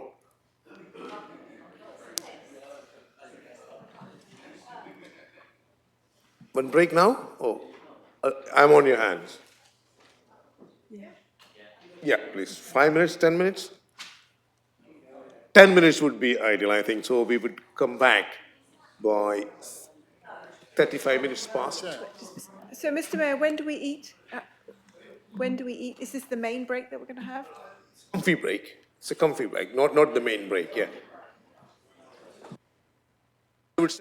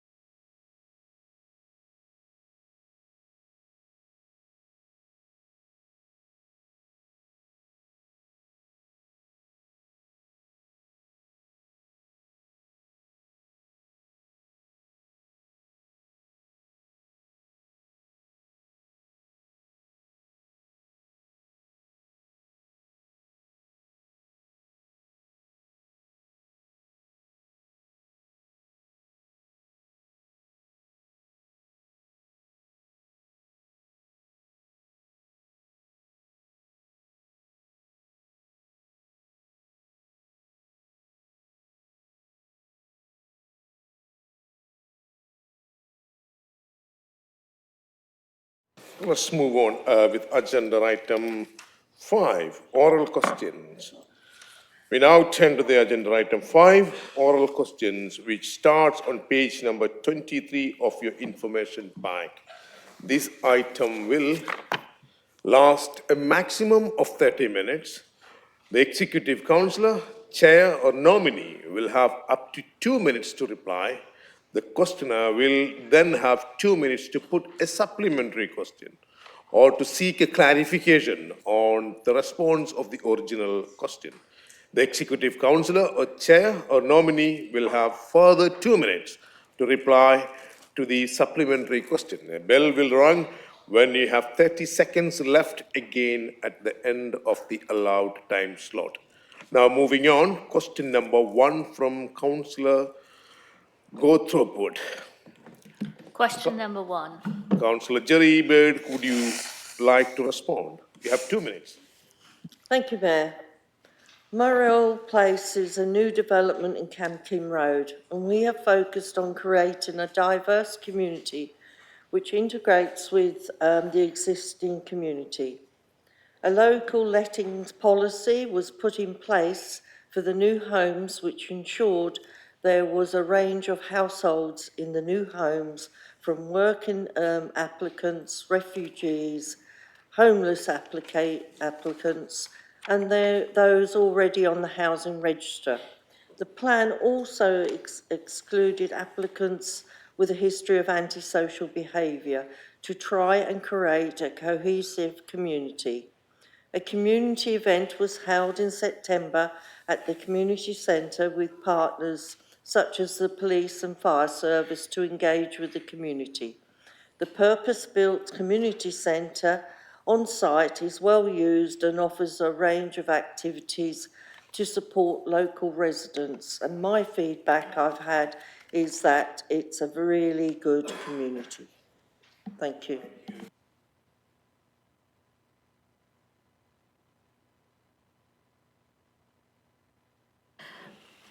Thank you, Councillor Bird. So I attended the community event in the Campkin community rooms. I'd love to see regular events like this at which officers and people from the services, fire and police and ambulance were there, because there have been things happening in King's Hedges, and this was a chance for residents to talk to these people and of course people from our city council. We've got new houses, of course, council houses in Aragon and Sackville Close, and shortly I think the new development at Buchan Street. So I wondered if Councillor Bird would like to comment on that. Thank you. Councillor Bird, would you like to respond? I only have 2 minutes to respond. Thank you. Thank you, Mayor. Yes, I'll get in touch with officers and see if we can do some more community events, and I'll speak to Councillor Rachel Wade as well as part of her portfolio. And yes, the new homes that are coming in Aragon and that, they're beautiful, what we've seen so far. So I can't wait for residents to be moved in there too. So I look forward to seeing them. Thank you. Question number 2 is from Councillor Dave Bajan, but he has to leave as he was not feeling well. So he will be the first question. The Councillor Smart, would you like to respond to his written question? Thank you. Thank you for your question, Councillor Bajan. So firstly, I'd like to say how pleased I am that we are stopping using poison, weed killer, herbicide, whatever you call it. It's just bad.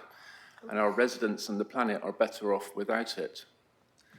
As with all change, there's a period of acclimatisation, of getting used to difference, and of making tactical adjustments to how we deal with not using herbicide in the city. The Council has been working hard towards implementing this herbicide reduction plan, thereby ensuring both environmental sustainability and public safety.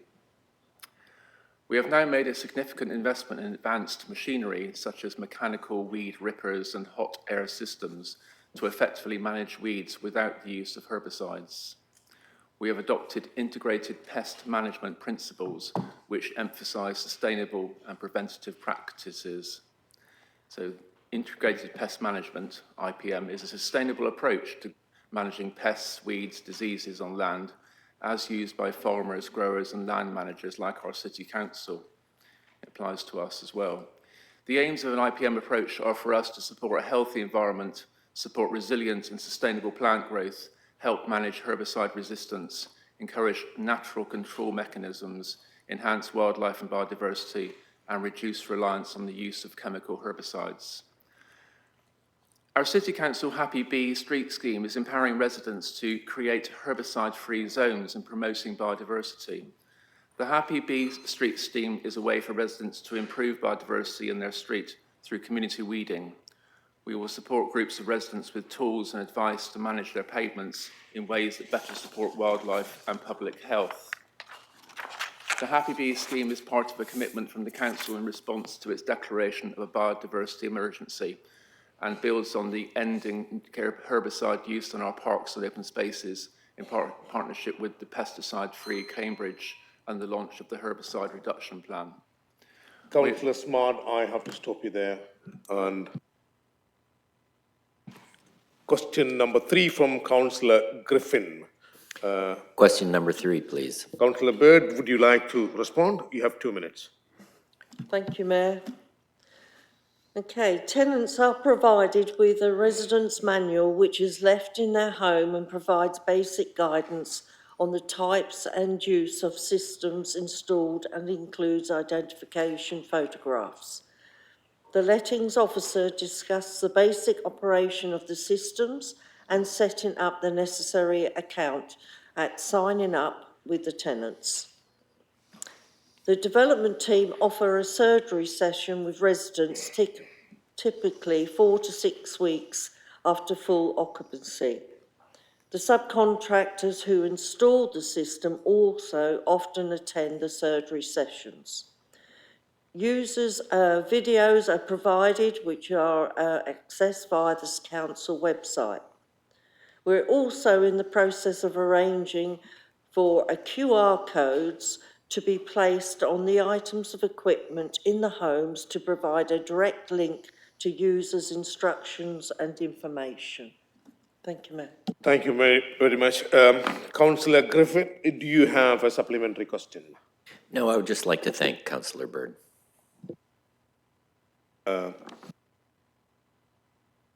Move on to question number 4 from Councillor Gardner-Smith, please. Question number 4, please. Thank you. Councillor Katie Tombra, would you like to respond? Thank you. You have 2 minutes. Councillor Gardner-Smith, for your question. Construction started in early 2023, and last summer the station buildings and footbridge were built, and it is on target to open next year, 2025. It's going really well, and I'm always looking out to see how it is progressing when I pass. I was really pleased to see the soaring roof when it went on, and soon it will be covered in a sedum roof or a green roof.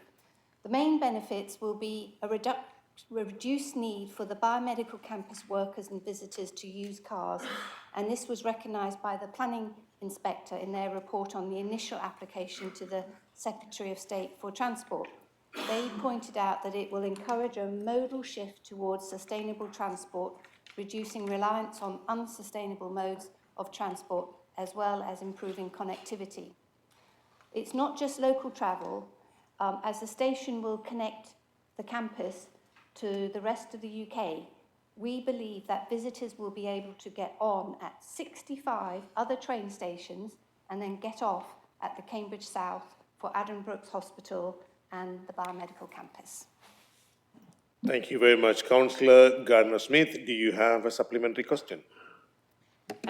Yes, to thank Councillor Thornborough for that response. I think many of us will know that hospital staff that work on the site, it can often take over an hour to leave the site, the biomedical site, because of the traffic by car.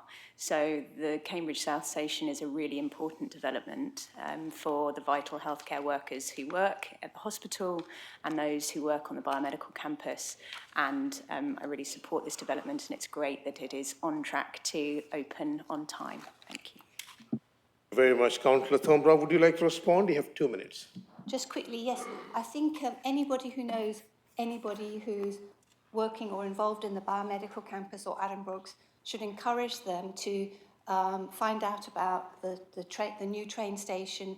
And I'm hoping that the businesses will let people at the 65 other train stations to know that they can get on there to travel to Addenbrooke, get off at South Cambridge Station. So I hope that needs to be done well in advance of it opening. Thank you. Thank you very much. Question number 5 from Councillor Bennett. Question number 5, please. Thank you. Councillor Thornborough, would you like to respond? Well, yes, this is a big question. I only have 2 minutes. You only have 2 minutes? Yes.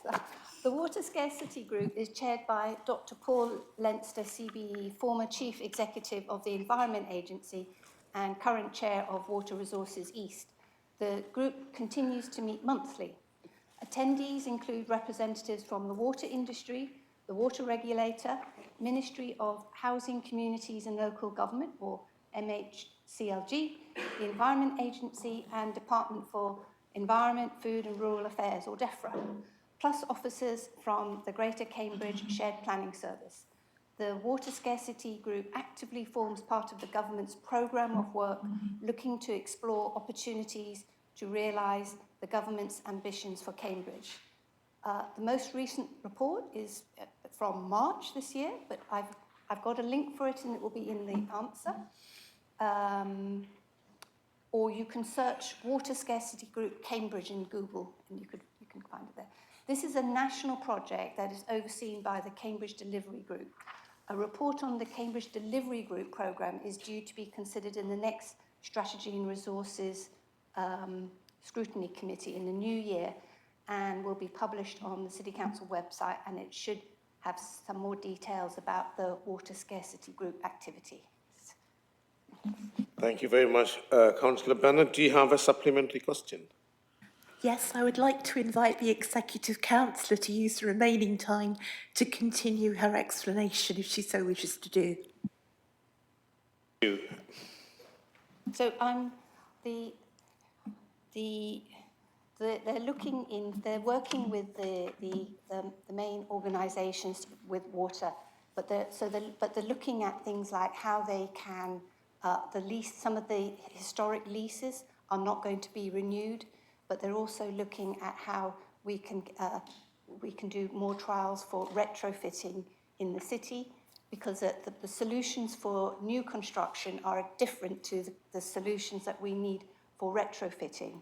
So they're looking at how we can look at more energy efficient buildings, and how we can look at engaging people to reduce use and then do retrofitting to cut use in existing buildings. And we're hoping that we can also have some new measures in the emerging local plan. But there'll be a lot more detail coming out in the scrutiny committee. Thank you very much. Question number 6 from Councillor Howard, please. Question number 6, Councillor please. Thornborough, would you like to respond? You have 2 minutes. So the airport was started in 1938, and the inner boundaries of the Cambridge Greenbelt were formally designated in 1965 to include the airport, but it was already in use at the time. The Greenbelt land is not just about biodiversity, it's about safeguarding the countryside from encroachment, and over 65% of Greenbelt land is agriculture and may have limited diversity. The airport site was identified for release from the Greenbelt as part of the development strategy for the Cambridge area, included in the Cambridgeshire and Peterborough Structure Plan in 2003, and formally released via the Cambridge East Area Action Plan in 2008, when it was allocated for a new urban quarter for Cambridge, but a green corridor linking the countryside through Coldham's Common was retained as Greenbelt. The current 2018 local plan safeguarded the non-Greenbelt parts of the airport for longer-term development, and if and when the airport is relocated. Marshall now proposes to relocate the airport operations to Cranfield, and the emerging Greater Cambridge local plan proposes to again allocate the airport for a new urban quarter to help meet the needs for homes and jobs. Is that it? No. But also for landscaping, biodiversity and recreation as part of a new urban quarter. Thank you. Councillor Harwood, do you have a supplementary question? I do. So as part of that package of land that may or may not be developed once the airport leaves what is currently the airport site, can you commit to a particular percentage that may be protected and even better rewilded to make something like a country park as we see in Milton? And can you state what percentage that might be of that overall site? I'm afraid I can't, because the application, I don't think within our current plan policies we can require that, but when the submission for the final site has how it's been master planned hasn't come through, but my understanding is that biodiversity will be a very key part of the proposal that comes forward, with nature and biodiversity is a very prominent part of that site. But as for all sites, I think nature for biodiversity for nature and mental health and physical health is really important, and we will keep that as a priority, as it is one of the 4 priorities of the emerging local plan. So thank you for raising that. Thank you very much. We'll move to question number 7 from Councillor Pons. Question 7, please. I understand Councillor Mike Davey. You have 2 minutes to speak. Thank you very much, Mr. Mayor, and thank you, Councillor Parent. Community wealth building is an approach to tackling poverty and inequality in the city which moves away from a one-size-fits-all approach, recognising we're part of a system that involves partners. Work started as a Labour group on developing community wealth building back in 2021, when we did a number of sessions with CLES, who are a nationwide organisation who are experts in this. And we got it through our manifesto and then put it into practice. So the implementation phase in relation to community wealth building within the council's area started in June 2024 and will continue onwards from then. The focus so far has been on areas where we can have the greatest impact and using the dedicated resource to accelerate new initiatives. So in the last 6 months, an awful lot's been achieved. And I'll give 2 or 3 examples, and there's others. Social procurement, for example, which focuses on our buying power to deliver positive social and economic environmental change. So we've created a social value framework, which is a tool for the council and contractors to set out our social value expectations. We're working with Match My Project, an online portal, enabling contractors to see the needs of community organisations and work directly with them as part of social value. And the council are starting to convene with other anchor organisations. Anchor organisations are big funders within the city, and businesses to prioritise social procurement, so that we can see the benefit and opportunity that comes with investment. This will become all the more important, I would argue, with Cambridge 2050 and the Working Development Group. So that's one example, social procurement. Second, we've used the council's funding mechanisms and investment powers to promote more inclusive and sustainable economy. So another example in this area is the community grants have been reviewed. We've introduced changes such as multi-year funding and streamlining the application process for low-value grants. I think we're also looking at how we work within communities. I'm afraid I have to stop you there. Time is out. Oh, sorry, I thought I got a warning. I was about to launch. Do you have a supplementary question? Yes, please, I do. And thank you very much for this initiative, because it's something that's so mutually beneficial, isn't it, to the council, but also to residents and to businesses. So I just wondered if you could see any role for councillors in helping this community wealth building and helping this process, such as networking and that sort of thing, yeah. Very much so.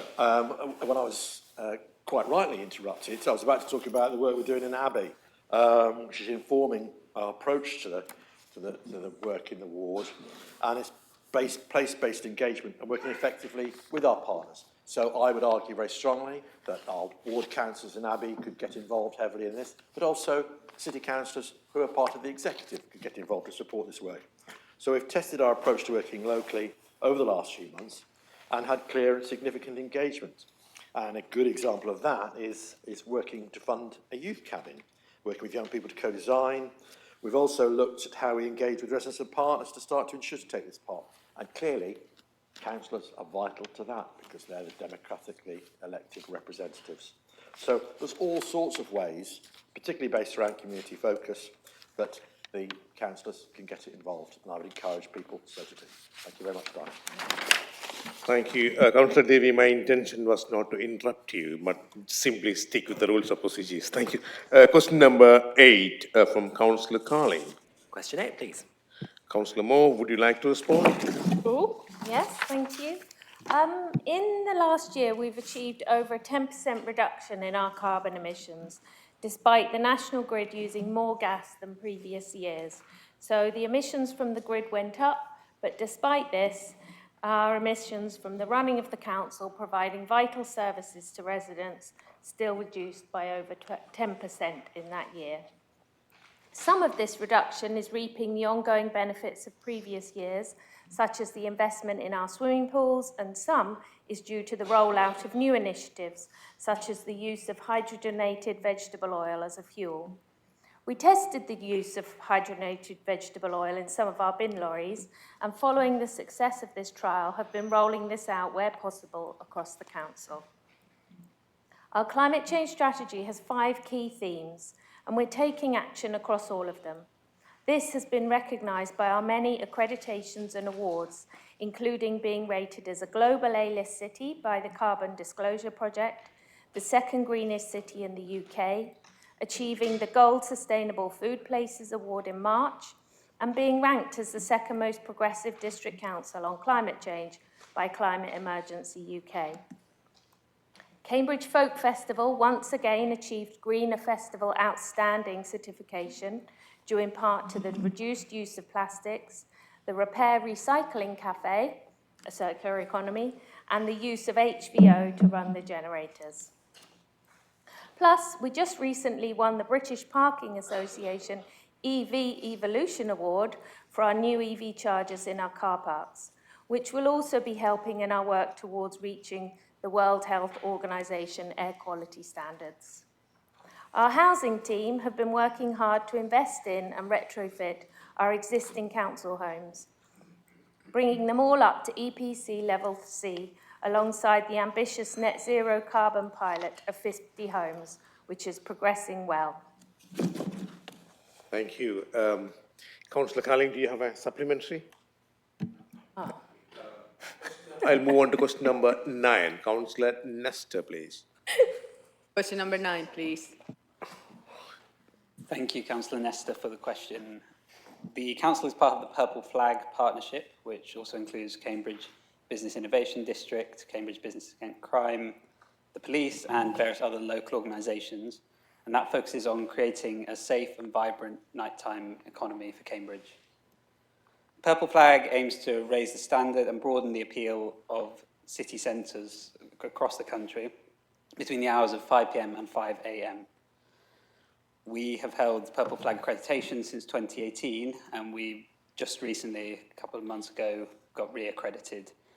So that award highlights we have a blend of entertainment, dining, culture, but at the same time, we ensure the safety and well-being of residents and visitors in the nighttime economy.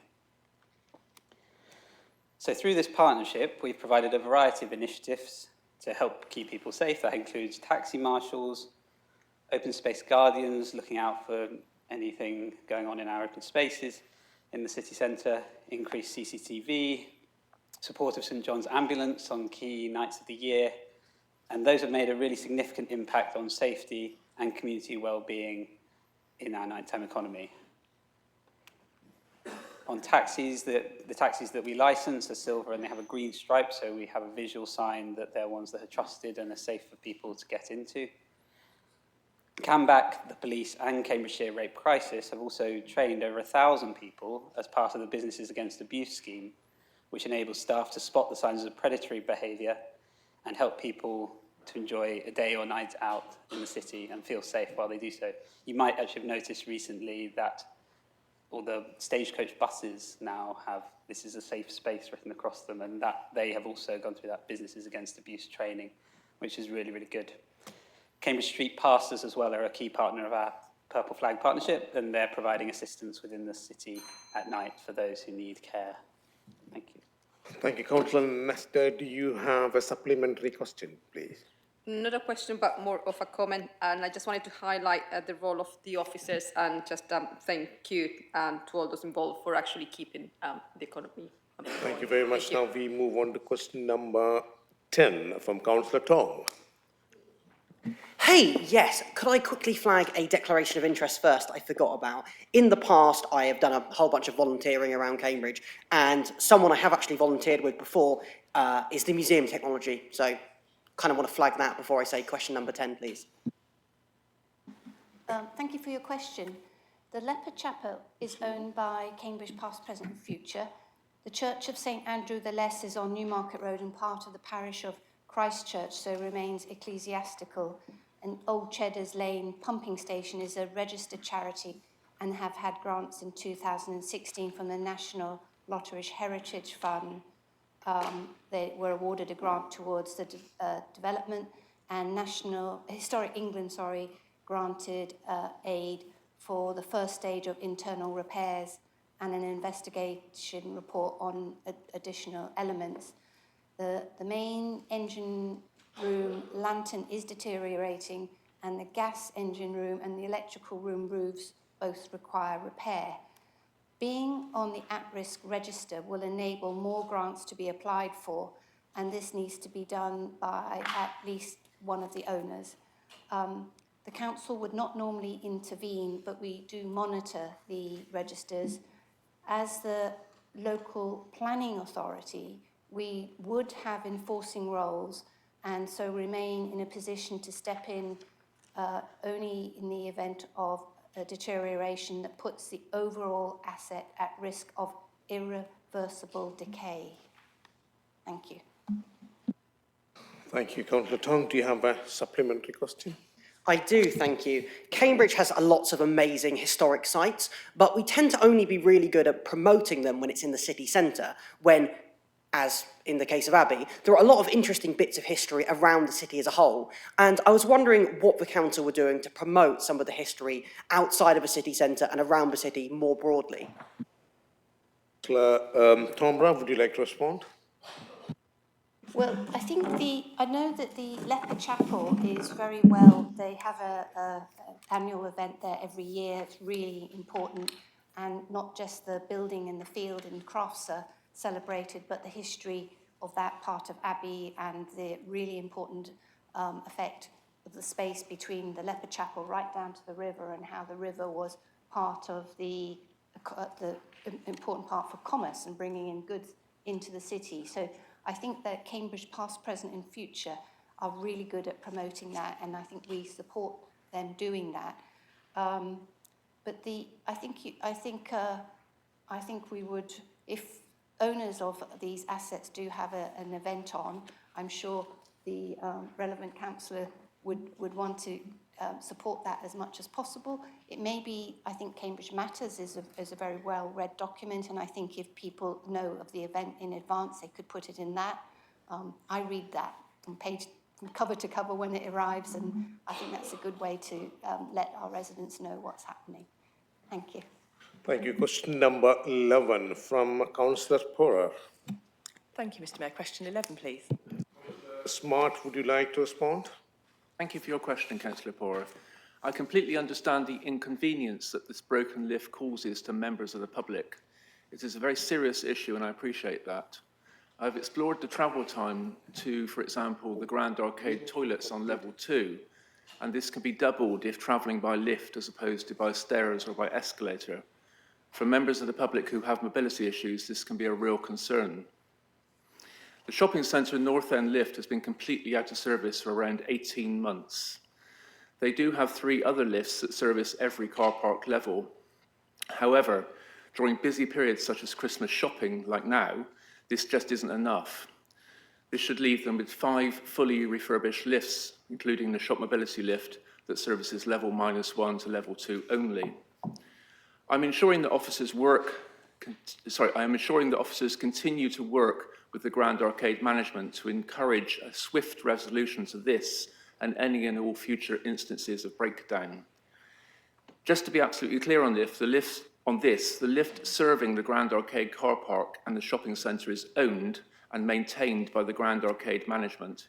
It is not the responsibility of the City Council.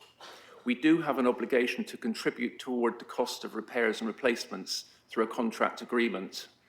And in doing so, we will do all we can to encourage a timely response to issues such as this in the Grand Arcade. While the Council does not have direct powers to compel repairs, our financial contributions ensure we remain committed to making the lifts work for the visitors to the car park and shopping centre.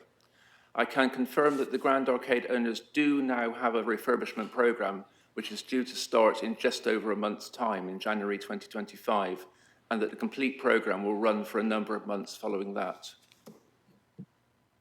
Thank you, Councillor Pora. Would you have a second supplementary question? Just thank you very much, Councillor Smart. As you rightly say, it's really difficult for those with disabilities or prams and buggies, and there are times when there's 2 lifts out of order.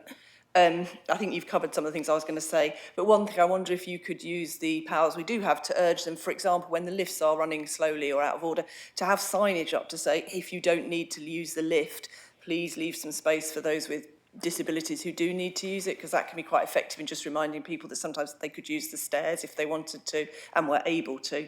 And, you know, we would welcome, as ward councillors for this area, but also for the wider city, anything you can do to encourage this, because as you say, when we're getting to the Christmas time, it's really difficult. Thank you. Very much. I think that's rather. Do you expect a response for that? Yes. Yeah.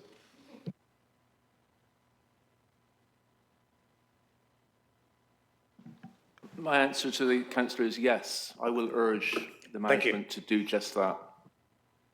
Question number 12 from Councillor Bick. Councillor, question 12. Thank you very much. Councillor Tombra, would you like to respond? Disappointment, frustration, dismay. These are some of the words that come to mind about how I felt when I read that letter.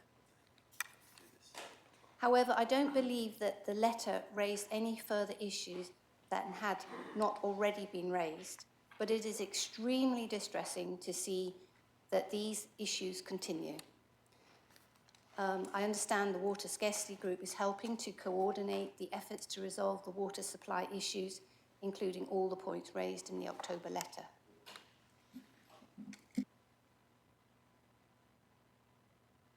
Do you have a supplementary question, Biggs? Yeah, thanks, Mr. Mayor. I think we all agree that the water sector needs to be on top of its commitments, not behind them in relation to supply and consumption. And the requirements should, if anything, be tighter rather than slacker, particularly in order to support the pressure for homes and jobs in our area, which we as a council obviously have an interest in. Yet Cambridge Water's record doesn't inspire confidence in this letter. Would Councillor Thornborough agree that it is time for this council to ask some questions about whether Cambridge Water has the capacity and the resources to deliver, and whether the regulators really have the teeth to force the necessary action, and whether there should be a proper shake-up to make the system in our area more fit for purpose? Councillor Thornborough, do you want to respond to that? Thank you. Yes, Councillor Bick, those specific points are concerns of the people involved in talking to Cambridge Water and in the Water Scarcity Group. And it has been suggested that it is actually one of the smaller water companies with a very, very big problem. And that specific issue it's part of resolving the whole issue about this company and how it actually meets its obligations and provides us with the water that we need, but also working with all of us to reduce water needs. But your points have been picked up and have been made in the past, and we will make them again. Thank you, members. That brings us to the end of oral questions. We have answered all questions. And now I will move on to the item on motions. On the motions for debate, the mover and the seconder have up to 10 minutes between them. The proposer and the seconder for an amendment have up to 10 minutes between them. The relevant executive councillor and the mover of the original motion have 3 minutes each as a right to reply in that order. A bell will ring when you have 30 seconds left and again at the end of the allowed time slot. Now, agenda item 6A, motion on notice from Councillor Tong. I can call Councillor Tong to move the motion, and I understand Councillor Bennett will be the seconder. You have 10 minutes between yourself. Councillor Tong, the floor is for you. Thank you. Hello, so today I'm going to be talking about how I think Cambridge City Council needs to stand up and support something called an Essentials Guarantee. I will go on to discuss what this actually means in a minute, but first I want to briefly address why it's important. Cambridge is widely considered to be one of, if not the most unequal cities in the UK. There is a huge amount of wealth generated in the science and technology sectors, which are in the centre of the city, and that wealth isn't really shared across the city equally, especially in places like Abbey, towards the more north and east of the city. There are huge pockets of deprivation. I'm sure this isn't a surprise to a lot of councillors in this room who have seen residents struggling, especially within this cost of living crisis, which has just made everything so much worse. Now, every single person, in my eyes, deserves to live here with the essentials they need to live a happy, fulfilling life. I don't think there should be any caveat on that. However, it's especially shocking to see the amount of people in full-time work who are contributing the essential goods and services that underpin that research in the city, and they're not receiving nearly an adequate amount of compensation for that work. So, we have to acknowledge that there's an issue in Cambridge. I don't think anyone here would guarantee that. Would deny that. I think that's fairly agreeable on all fronts. However, the question is, how do we continue working our way out of a situation? What should we go about promoting? And today I'm going to be talking about how Cambridge City Council needs to stand up and promote a campaign by Cambridge City Food Bank, who were very kind and had some conversations with us about this, Trussell and the Joseph Rowntree Foundation, about introducing what is called an Essentials Guarantee. Now, an essential guarantee is quite simple. It's to do with locking social security to the costs of things we actually need to get by, things like food, clothing, and travel. The key thing to keep in mind is, in our current very volatile economic climate, we're seeing the cost of living change quite rapidly. And these organisations have come together to say, we need to make sure we're re-evaluating things like social security regularly. We're making sure every year at least we are changing how much people are given to make sure they have the amount they need.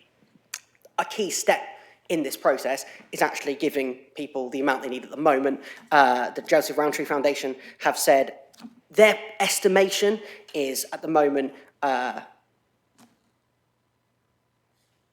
on. Sorry, I've actually failed to write something down that I wanted to, apologies. Well, the key thing, anyway, is that we are currently falling short on the amount we need to give in social security by quite a considerate amount by their estimation. So this motion has 3 main resolutions. The first is that we need to take an active role in supporting this campaign. This is something we need to be promoting on behalf of Cambridge residents. However, the second and third resolution that we need to write to the Chancellor and Secretary for the Department for Work and Pensions supporting this, and also encourage the surrounding MPs in our cities to support this as well. This is something that we need to promote as widely as possible. I think I'll leave that there for debate and the amendment. Thank you. Councillor Bennett, do you wish to speak now or you reserve your right? I'll reserve my right, please, Chair. Thank you. How many minutes? 6 minutes and 40 seconds. Councillor Nestor has given a notice of amendment, which is on page number 29 of the information pack. Councillor Moore will second the amendment. You have 10 minutes between you. Councillor Nestor, the floor is open for you. Thank you. Thank you, Mr. Chair. I want to advocate for the passage of this vital motion for essential guarantees. This motion is not just about food. It's fundamentally about ensuring dignity and security for all residents of Cambridge, upholding the right to a life free from fear of going hungry. We must acknowledge the alarming reality of food insecurity, not only in our city, but also across the UK. The Cambridge City Food Bank has witnessed a staggering 81% increase in the distribution of emergency food parcels since 2021, and now is providing for over 17,000 parcels annually. Now, this sharp rise reflects a concerning national trend. This is an unfortunate truth that our social security system is failing to provide people with enough income to cover basic necessities. This leads to a very troubled situation where 2/3 of benefit claimants with debts are forced to go without food to manage their finances. And this was in The Guardian quite recently. Now, the Essentials Guarantee represents a beacon of hope in this challenging landscape. Championed by organizations like the Trussell Trust and the Joseph Rowntree Foundation, it calls for a legal framework ensuring that social security benefits are sufficient to cover life essentials. Now, I commend the Labour government for taking a positive initial step towards this goal by capping debt repayments at a fair rate within universal credit. Our own MP, Daniel Seigner, has acknowledged this as a crucial step in the right direction. However, let us be clear, this is only the first step on a long journey. This motion is a powerful statement for our collective commitment to the Essentials Guarantee. It underscores our call for the government to continue these essential reforms and work towards a system that guarantees a decent standard of living for all. Here in Cambridge, we are proud of our proactive approach to tackling food insecurity. The Council's support has been instrumental in the transition of food hubs into social supermarkets, which offer affordable food choices with dignity to residents in need. Our city's Gold Sustainable Food City status has achieved through collaborative work with the Food Justice Alliance and reflects our dedication to building a fairer and more sustainable food system. We're not just talking about these issues, we're talking about concrete action. So this motion is a continuation of our long-standing commitment to fighting food poverty. And as a founding member of the Food Justice Alliance, we have consistently worked alongside partners to address this critical challenge.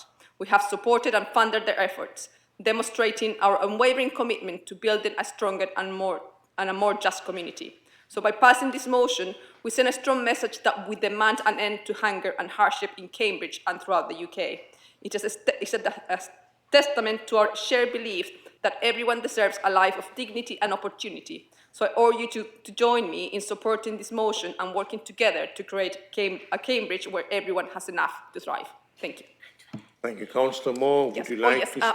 And Mayor, as well, there was a mistake in the amendment that was deleted. So I want to bring everybody to their attention the sheet that they have on their chairs that includes a section that was deleted, and it's the 9.3 million people in the UK face hunger and hardship. It's not on the agenda item 6, but it's on the part here that was presented to everybody. So I just wanted to know that. Thank you. And do we need to vote on that amendment to the man or not? The question is, do you all have a copy of the full pack, the full item? Thank you very much. In that case, Councillor Moore, would you like to speak now? I'll reserve my right, please. Thank you very much. Is there any debate? No. Yeah. Councillor Chain Payne, please.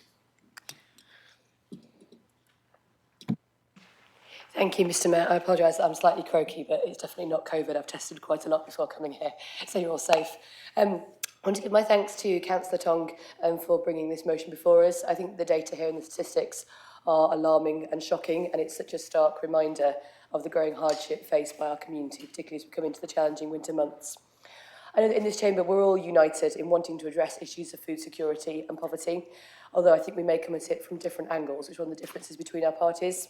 I think from our side we do support this motion and we see the Essentials Guarantee as a tool to help us do this, but I did want to put forward from our perspective that for us this is one tool as part of a much broader picture, which I can see Councillor Todd agrees with, much more work that needs to be done to address food poverty and ensure everyone can live safe and well. During the general election, the Liberal Democrats proposed a national food strategy, which sought to go far broader in terms of providing those essentials. It looked at food prices, food poverty, food security, but also health and nutrition and support for British farmers. A key part for this for me has to be going forward, and I very much hope this chamber will champion, is the need to provide food for children. So expanding free school meal provision to as many children as possible is an absolute essential, because we know that children who are fed learn better, and therefore we increase social mobility. We also talked about expanding the soft drinks levy and using the revenue from that to invest in nutritional safety nets, so putting the pain and the struggle for providing the cost for good nutrition onto those who can afford it most, who are doing damage to our health. I think from our side we do support the aims of the Labour amendment, and I very much want to commend and join Councillor Nester in commending the work of the Sustainable Food Hub. I work with the Good Shepherd up in Arbury and also St James's Inn on Wolston Way, and the work their food hubs and now their food supermarkets do is absolutely incredible, and it's sad that it's so necessary. I think what I would say I'm sad to see is this somewhat slightly gruesome, I think, phrasing and this trend for seizing onto a really serious issue and using it just as an opportunity to plug the Labour government. You know, it's wonderful they've won the general election, but they have also just taken the winter fuel allowance away from 10 million people who are now facing a very worrying and cold winter. So for us, I think the motion and amendment have our support as part of a much broader campaign to ensure a fair and free society. But I do hope that in looking at this and addressing it, we start to see the people behind it and the people who are genuinely suffering and are genuinely worried, rather than this being an opportunity to showboat and crow about our own government. Thank you, Mr Mayor. Thank you. Are there any? Councillor Mark Austin, please. Thank you, Mr Mayor. Just to point out that there is an anomaly now when we speak about the MP for Cambridge, because there are 2 wards in Cambridge that don't have Daniel Zeichner as their MP. So when we're writing to our MP, I would like to make sure that the MP for Cherry Hinton and Queen Edith's are actually written to as well. Thank you. Councillor Hussain, please.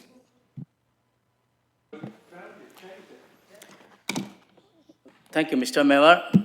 Yes, I am fully support this motion, and we understand the last 3 years, 4 years ago, the COVID lockdown and Ukraine war, our whole the country economy was go so down, and moreover, this new Labour government, their harsh policy and the hard policy and the wrong budget and tough budget, whatever the phrase they're mentioning, they make this circumstance more difficulty for every people.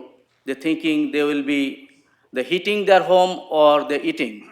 Last year, 17,000 food package was delivered, and it was increased 74%. It's really shocking. And this budget will be affect lots of people for their job, business. So, and it will be this tough time coming more. So this house, we should support this motion, and we need to, all the residents in Cambridge, they should be well food and heat their home. As much as possible we can do. Thank you. Thank you very much. Are there any other? Mr Mayor. Sorry, Councillor. I'm sorry, I can't let that pass. That beggars belief. Seriously, in 2010, there were no food hubs, food banks in this country. And then we had a Liberal Tory coalition government. And then we had to have food banks. We've had increasing levels of child poverty. It's this gentleman's government that broke Britain. And now we've got a Labour government that has to start rebuilding it, fixing the foundations. That's what it's doing.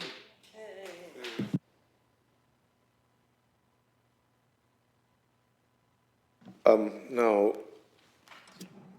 Councillor Moore, as the seconder of the amendment, do you wish to speak now? Thank you. I hope that what I take from this debate is that there's unanimous support for the amended motion. So thank you. I'll keep it very brief. Just on child poverty, we on this side would totally agree that it's a real issue of concern, which is why we're very much looking forward to the outcome of the ministerial task force on child poverty. And just with regards to the purpose of this amendment, it was to support the premise of the motion, but also to include actions that we can do as a city council, not just asking our MPs to do things, but what can we also do? Anyway, I said I'd keep it short, so I hope that you'll all support this amendment. Thank you very much. Now, on to Councillor Bernard as the seconder of the original motion. Do you wish to speak? And you have 6 minutes and 40 seconds.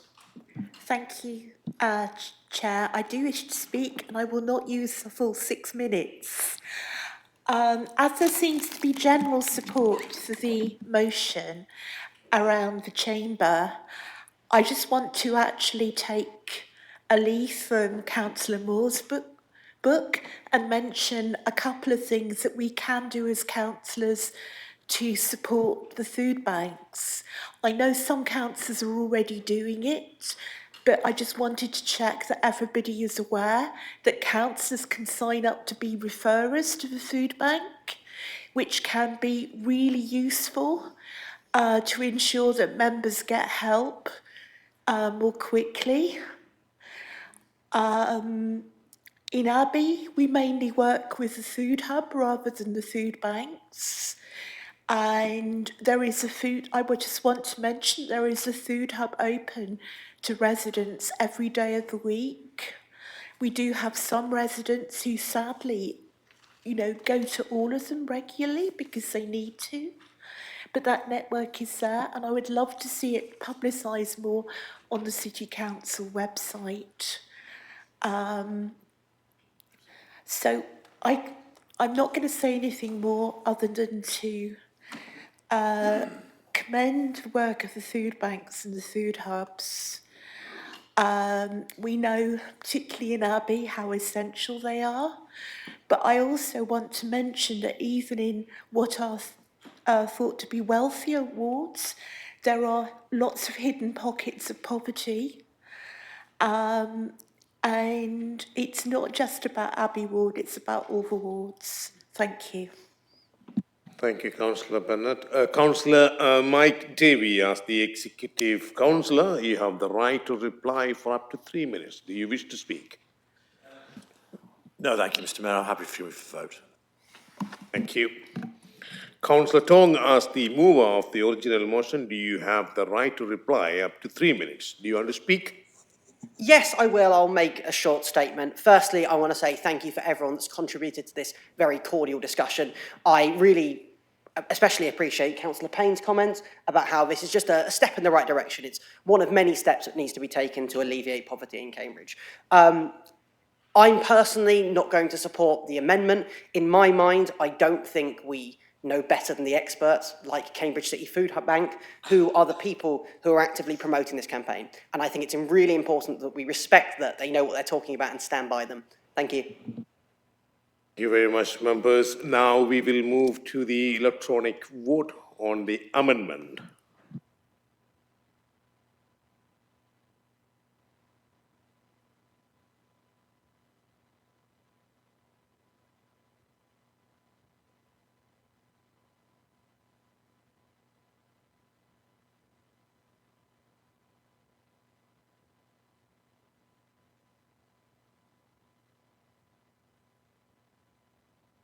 Members, now we have 29 in support and 4 against and 2 abstention. Therefore, the amendment is carried.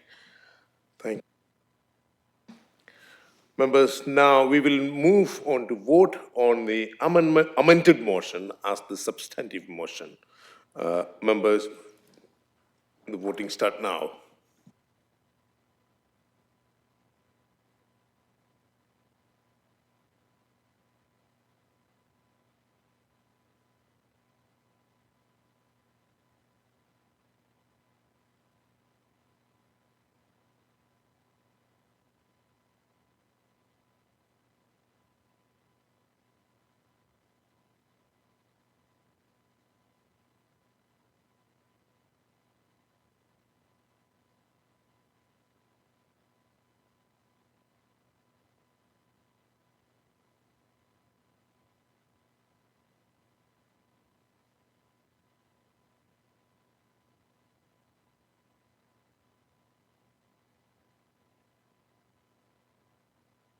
Yeah, members, this motion as amended has been carried unanimously.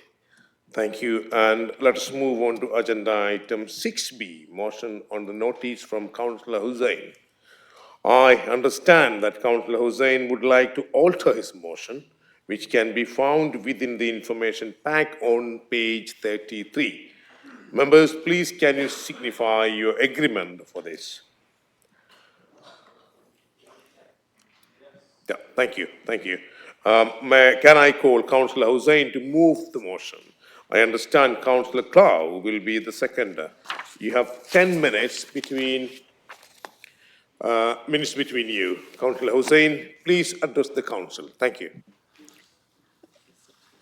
Thank you, Mayor. I want to explain first why I bring this motion here today.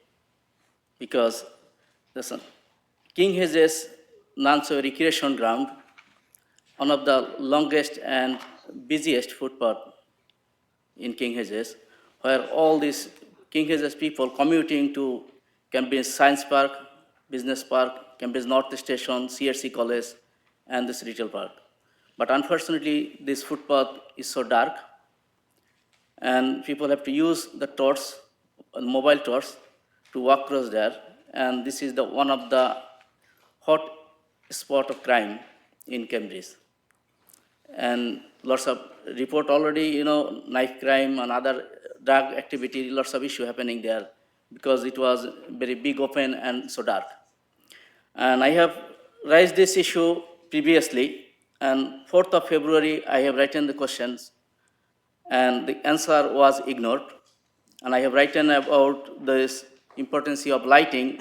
The answer was about CCTV camera or other safety matter or women and children safety issue. And secondly, I have submitted a written question 10th of October. And when the meeting was, I found the answer will be followed, even not answer yet. So that's why I decided to bring this motion, because all the community people, they're asking me, because I have a good connection with them. In the social media and the email I have submitted to my seconder to show them, and there's lots of people sending the photo in the night time when they go for dog walk, how they use the torch and how look like surrounding.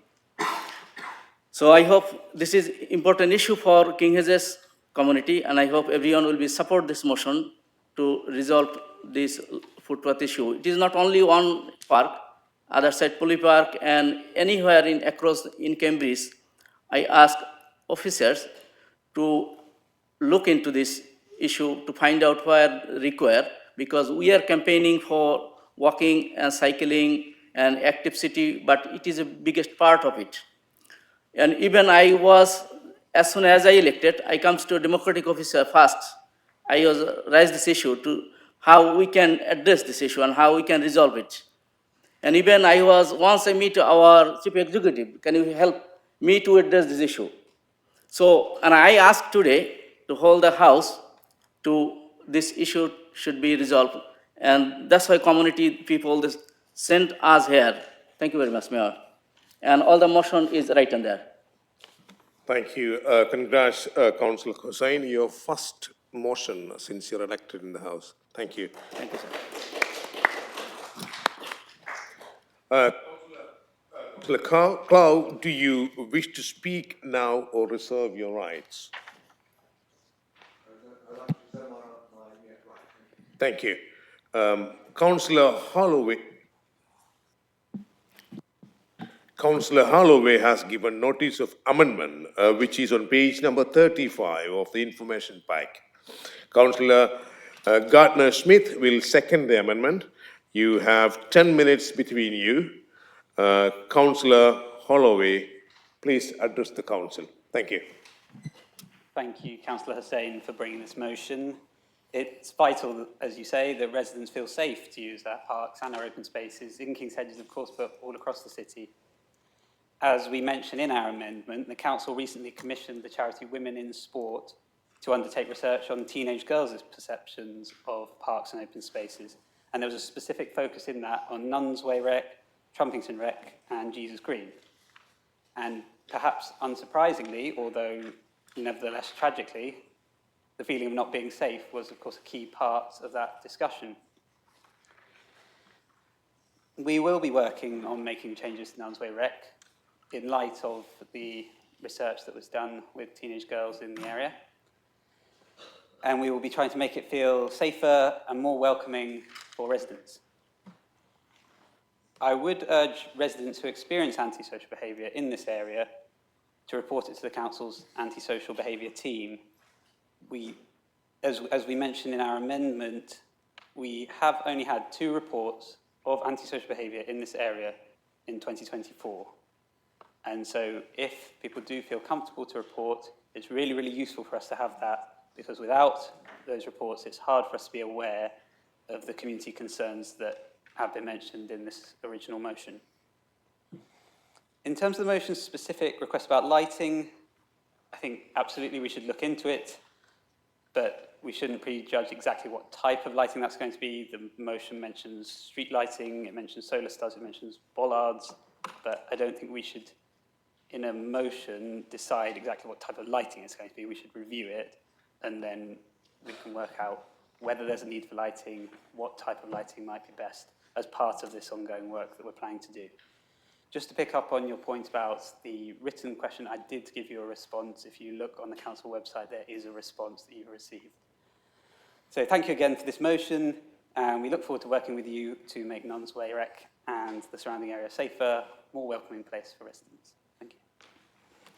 Councillor Gardner-Smith, would you like to speak now or reserve your right? I'll reserve my right. Thank you. You have 7 minutes and 45 seconds. Young, please. Thank you, Mr. Mayor. It's new to me that the way to get lighting on our streets is to make a motion in council. I mean, this is, should I go in? I've got various streets in my ward that need extra lighting, and I've had to be quite unhelpful to my residents because I don't believe that there's the money available to do it.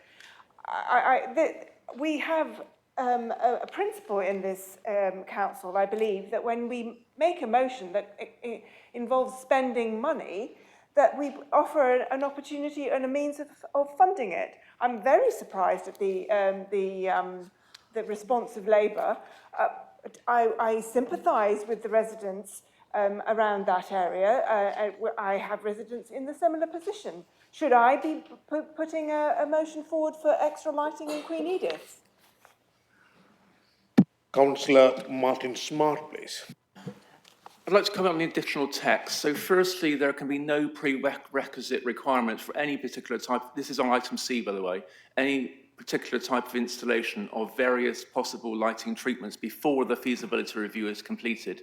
This would obviously compromise the efficacy of said review. Secondly, any impact on biodiversity or living things, and that includes people in a negative way, is again obviously part and parcel of the feasibility review. And aside from that, relies on the outcomes of the feasibility review, as stated in my first comments on item C. Further to that, the proposer and the seconder of the original motion seem to have not looked at the amendment to their motion. If they had, they would have seen that item B, where the proposer and seconder call on the executive councillors to urgently develop a policy to address issues of safety and antisocial behaviour, had been struck through and eliminated. This is not, of course, because of antisocial behaviour is in any way belittled, but because, and I quote, widespread community concerns about this lack of street lighting, which has left residents feeling unsafe and led to increased concerns around incidents of antisocial behaviour, and so it goes on, are not proven by any submitted evidence base. If residents had raised concerns with Councillor Hussein Garetli, then he might wish to share those concerns. I called earlier in the week to discuss this motion with him, but we did not speak in the end. And indeed, I met him on Wednesday, but no concerns were raised with me then. The Council ASB team asked that members contact them directly once they have received any ASB concerns. The Council holds community safety training each year with members, which covers how they can best work with members and about any ASB concerns in their ward. There are 2 antisocial behaviour, or ASB, incidents that are known of in the 2 areas of open space concerned in the 11 months from January 2024 to date. Both of them relate to daylight incidents, and the second one was a report relating to the alleged arson incident at the Pulley Play area referred to in the original motion. On item D, this further implies a prerequisite requirement as challenged in my first set of points on item C. I won't take up more time in reiterating these. On item E, any funding arrangements for any possible scheme will be decided at the appropriate time. The proposal in both the original motion and the amendment are for a feasibility study. That is all. Until that is done, depending on Council's decision and depending on if there are any reported needs for any particular type of installation of various possible lighting treatments on the open spaces in question. So just to be clear, all these items have no use in the motion or indeed in the amendment. Further to that, I must say that in items C and D, we seem to have a motion to fully illuminate large parts of open space in King's Hedges and then subsequently caveated by the additions of biodiversity concerns aiming to keep said illumination to an absolute minimum. There seem to be 2 competing approaches muddled into one. To say there is a lack of clarity in this motion is an understatement. Are there anyone else want to speak? Councillor Sam Carling. Thank you, Mr. Mayor, and I'll be brief. I think we have to be clear that there's no evidence that darkness in that area is increasing the risk of crime. In fact, the opposite argument can sometimes be made in certain circumstances, because if an area is unsafe and it becomes brightly lit, then it may well give a false sense of security and lead to increased incidents. Crime in King's Hedges needs to be addressed to make sure our community is safe, that is clear. But may I remind Councillor Hussain that it was his party that spent 14 years cutting our police forces to the bone and destroying their ability to proactively address crime. And here we are now dealing with a request, as others have said, for significant additional spending through a motion, which shouldn't really happen. Councillor Young is right in what she says there, but what I would say in this particular case is that it's a long-standing issue. I worked on it when I was the Executive Councillor responsible, and I'm pleased that Councillor Smart and Councillor Holloway are continuing that work. And as such, the response here isn't setting a particular precedent. Work in the area has already been ongoing on it. I think the motion is clearly an attempt from our Conservative colleague to take some credit for that, and it is unfortunate that a Green colleague decided to facilitate it by seconding. Thank you. Are there any debates? So now, Councillor Gardner-Smith, as the seconder of the amendment, do you wish to speak now? Thank you. I'd also like to thank Councillor Hussain for bringing the motion. And as he and Councillor Holloway have noted, making sure that residents feel safe in our city and in our parks and open spaces is a basic responsibility of us as a council, and we should take it very seriously. Just to respond to Councillor Young's point, my understanding is that, well, first of all, as Councillor Smart has raised, this is just a commitment to a feasibility study. It's not a commitment to specific lighting. And also, I think my understanding was that part of the reason this is being progressed is because of that review by Women in Sport that covered the area and found, shockingly, that girls are 3 times more likely to feel unsafe than boys in the park. And over a third of girls surveyed said that they felt unsafe. So it's clearly an area and an issue that does need to be addressed. But the report in question also was useful in demonstrating that it's not just about lighting to allow people to feel safe, and particularly women and girls to feel safe using parks and open spaces. It's about many things: good design of parks and open spaces, as well, of course, as the behaviour of other people and men. And that's why I'm particularly proud that the Labour government has made a historic commitment to halve violence against women and girls over the next 10 years. So we believe that the amendment the various points covered by the amendment and the need to scope a feasibility review should be looked at, and that will indeed look at the impact of different lighting treatments on biodiversity, but that does not need to be included in the amendment itself and should not tie the hands of the officers who will conduct it. So I'm happy to second this amendment. Thank you.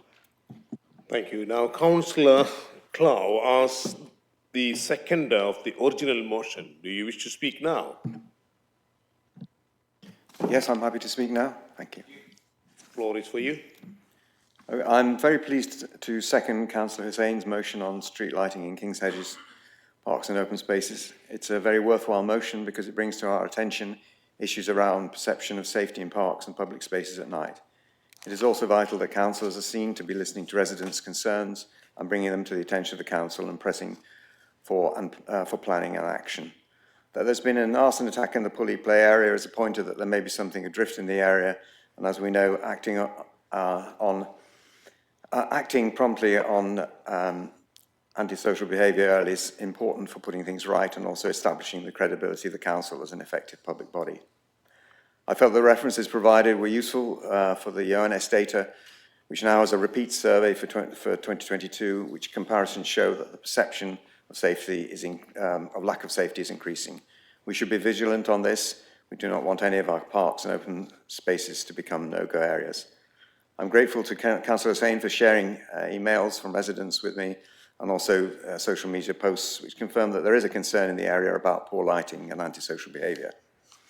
I would urge the councillors to reflect on these issues raised in this motion and give their support to it. Thank you. Thank you. Now, Councillor Smart, as the Executive Councillor, you have the right to reply up to 3 minutes. Do you wish to speak? Yes, please, yeah. Please, go So ahead. thank you for the motion and amendment. When all's said and done, the general thrust of the original motion is reasonable, and this has been carried through into the amendment. I think residents will be interested in getting officers to investigate any type of installation of various possible lighting treatments, and in that, of course, consider all the relevant parameters that are of concern in the feasibility study. On that, Councillor Hussain could have simply talked to me as Executive Councillor. I do happen to be his fellow ward councillor. Instead, he and Councillor Clough from a different ward, by the way, have chosen to take up hours of officer time this week to work on this motion. But furthermore, on the motion, I am concerned that there is a reliance on poorly constructed evidence to support the suggestion of much antisocial behaviour that is not borne out by the evidence from our own antisocial behaviour officer team, the reliance on a recent alleged arson attack and in daylight hours. What I cannot accept is a local councillor whipping up concerns that are not proven by evidence supplied and in my ward and encouraging negative feelings about a ward and a city that are just not there and causing fears that need not exist. I hope you will support a sensible approach and support the amendment. Let's find out the facts of the matter and go from there.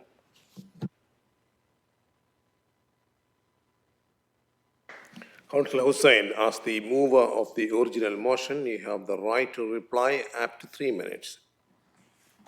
Yes, the first answer of Councillor Martin, we went in a meeting in Wednesday and we talked before we'll discuss in Wednesday. But as soon as we finished meeting with John and you and Councillor Jenny, turn your face other way and you say, okay, meeting is finished, and you both walking in other direction. I was standing. I think you not care about. That's why I have to find out somebody else to make this motion in a council chamber, because that's why the residents voted us. Their concern need to rise here. You can support the motion or not, it is up to you. But I have evidence of residents' email and their photograph and how they're walking in the dark with the torch. And look how the dark is. And they're regular dog walker, and he's not my friend, and he is the resident of King Hedges. And number one, and number two is about some people sending email. I shared to him. Maybe he will pass to our executive as well. But if you not support us, King Hedges community to life safety is up to entirely you. And third question is Pulley Park. You mentioned it was in daytime. But that day, 29th of October, 29th, and it was, sunset was 6:30. And the first police call was 7 o'clock, it's already dark start. And all the offense happens, most of the offense happened in dark time and where the dark place. That's why as I urge the council, all the members to forget about political affiliation, work with what the residents need, why they send us to here to raise their voice. And it is lots of comment on my Facebook post in King Hedges. You are on there as well. You can see how many people raising this issue that they need lighted. I hope you understand my point. Thank you very much, Mr. Mayor. Thank you. Let me explain this to you, Councillor Hussain. It is your right to bring the motion to the council, whether you have evidence or otherwise.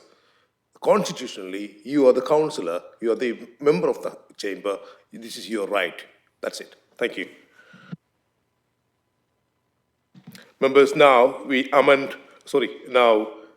move to the electronic vote on the amendment. Members, therefore this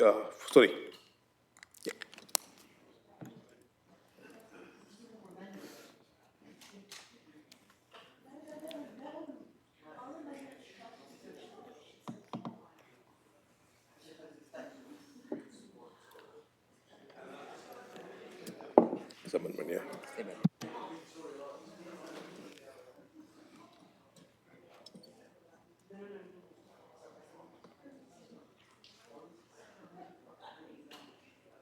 I think we got this percent. There's one missing. So me, have I done it? No, you're fine. I think it's Richard. There you go. It's done. There you Sta- go. Yes, that's right. So it's 24. Number 20. Yeah, councillors, we have 20 in support of the amendment, 6 against, 9 abstention. Therefore, the amendment is carried.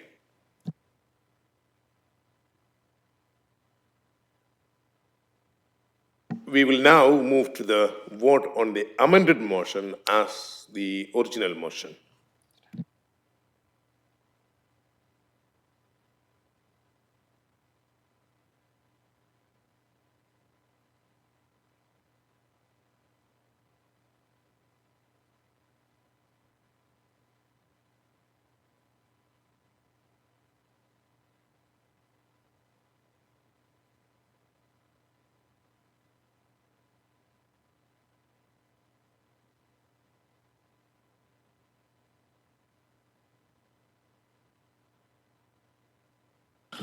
Members, we have 26 in support and 9 abstention. Therefore, the motion as amended has been carried. Thank you.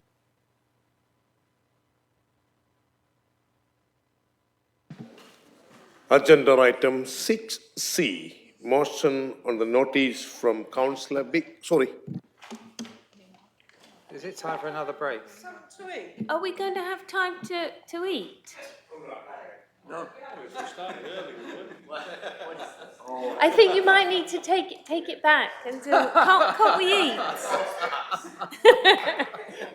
Councillor, can you take that back? We are going to have a break. We're going Is that for our Christmas cards? They've stolen it. Are we going to have a proper break, and for how many minutes? Half an hour break. So, 20? Yeah, 20. 20 minutes? 15 minutes. 20 minutes, and then everybody goes out for the chips, comes back, and you might as well say half an hour. 20 minutes break, so we will be back by 1:15. Thank you very much.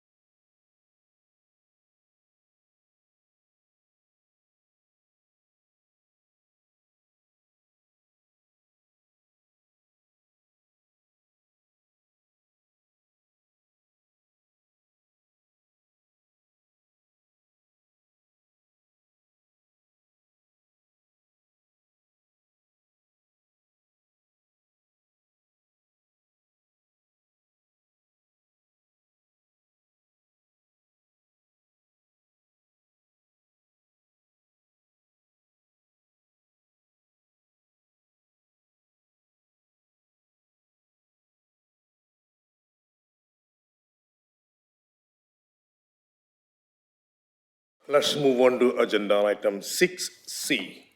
Motion on notice from Councillor Bick. I call on Councillor Bick to move the motion. I understand Councillor Young will be your seconder. You have 10 minutes between you. Councillor Bick, please address the council. Thank you. Thank you very much, Mr. Mayor. Complete with prop, which I'm not going to bungee jump off, but it's present to remind us of what we're talking about. We have been here before. The Post Office put the Crown Office on St Andrews Street at risk in 2019, and I'm pleased to say that all parties here, including Daniel Zeichner, rallied to the call to prevent it, and we were all successful. The plan then was to have WH Smiths operate it from the back of the upstairs of their store. I want to suggest that a Crown Office is a public service platform that we continue to need in its own right on our high street. Its staff have a knowledge and an authority which another corporate commercial retailer would find it really hard to replicate. We understand and value the franchised part of the Post Office network, where a sub-postmaster provides a local service embedded within a local shop in neighbourhoods or around the city and out in the countryside. It's a model which makes eminent sense for smaller concentrations of population. Despite the Post Office having grossly abused large numbers of those sub-postmasters over the last 20 years. I'm pleased in that respect that the Post Office is going to have to compensate those who at their hand outrageously and wrongfully lost their savings, their businesses, and their reputations, and even their liberty. The Post Office is probably an organisation which we would all agree is in disgrace at the moment. But this should not be funded. All the costs to do with the compensation should not be funded by cannibalising the other part of their network, the Crown offices, such as we have in St Andrews Street. The Crown Post Office is an important complement to the franchise network. People in Cambridge or outside it who don't live close to a franchised branch rely on the St Andrews Street Crown Office and use it when they come to town or come here for other things. Even if you do live near a neighbourhood branch, there are often longer opening hours in St Andrews Street, as well as more functions that it can perform.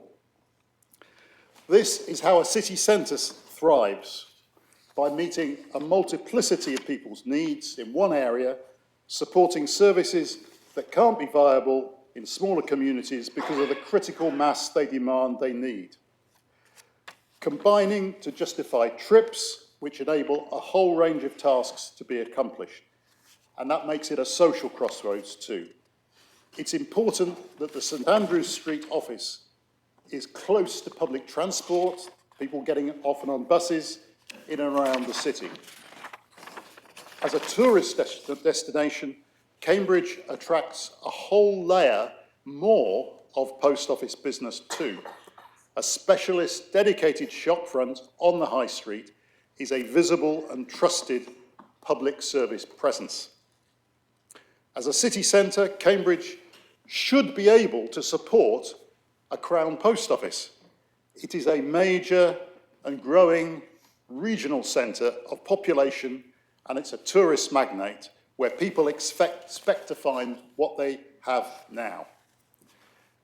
The Crown Office we have is typically hugely busy. If Cambridge can't support a dedicated service like this, where actually can? How Cambridge or any of the other 114 other offices put at risk elsewhere has been selected to lose its office, it's a complete mystery. The post office is a community service as much as a business. That is why it is run by the government and not a commercial organisation. Well, here is a community which wants to keep its Crown Post Office, and I hope which will fight to keep it, as they have done before. I would hope that, like before, this can be a cross-party goal. Please support this motion for the many, many people who need and use it for the importance of visible and accessible public service and for the health of the high street in our city. By voting for this, join me in sending this letter to the Managing Director of the Post Office Limited, demanding once again to get his hands off our post office in St Andrews Street. Thank you, Mr. Mayor.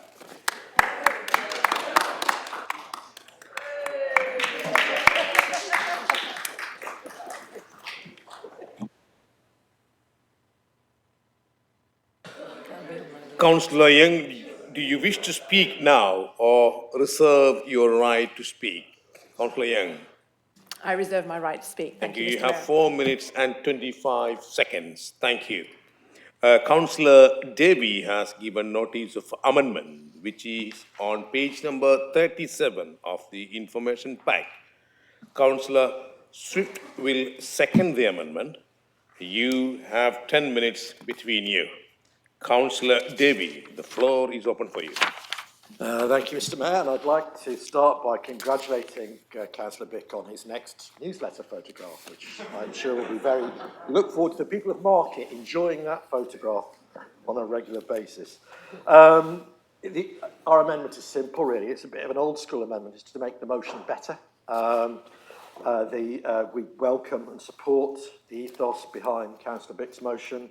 It's right. We should support our local post office within the city, and much of what Councillor Bick said, I could not disagree with on any level whatsoever. So I'll keep it briefly as to why we wish to amend it. It's quite simply to make it better, as I said earlier, and therefore it's really important to use the local Cambridge City MP, Daniel Zeitner. Daniel has history in this. He's got skin in the game. He was at the head of the forefront of the campaign in 2018, a successful campaign to keep the city post office, and I think it's therefore important to build on this.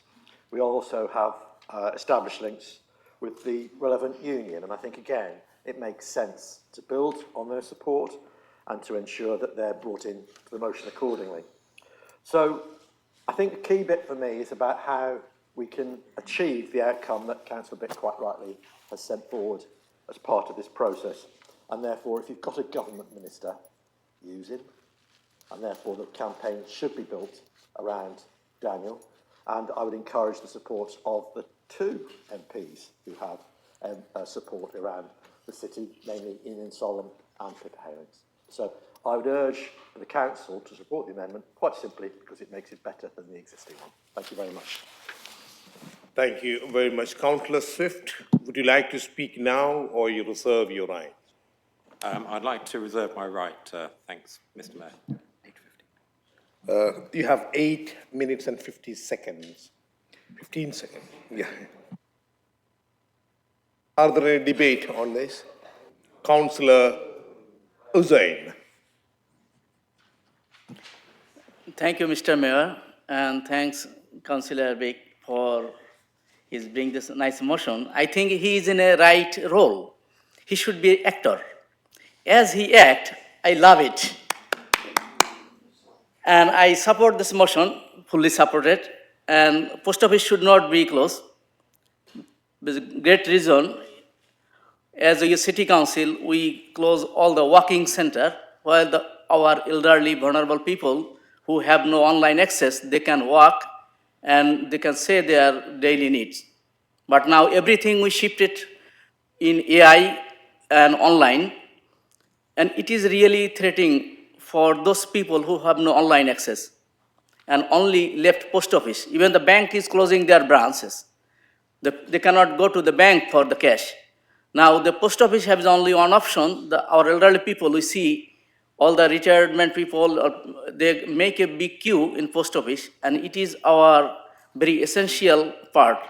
We should support the post office, keep it open, not to close. Thank you very much, Mr. Mayor. Anyone else want to speak? Motewa, thank you. It's going to be a slight change of tone. I will start by reading a bit of poetry. So, The Country Without a Post Office by Kashmiri poet Agha Sahib Ali. Everything is finished, nothing remains. I must force silence to be a mirror to see his voice again for directions. Fire runs in waves. Should I cross that river? Each post office is boarded up. Who will deliver parchment cotton paisleys, my news to prisons? Only silence can now trace my letters, or in that post office, the dark pains.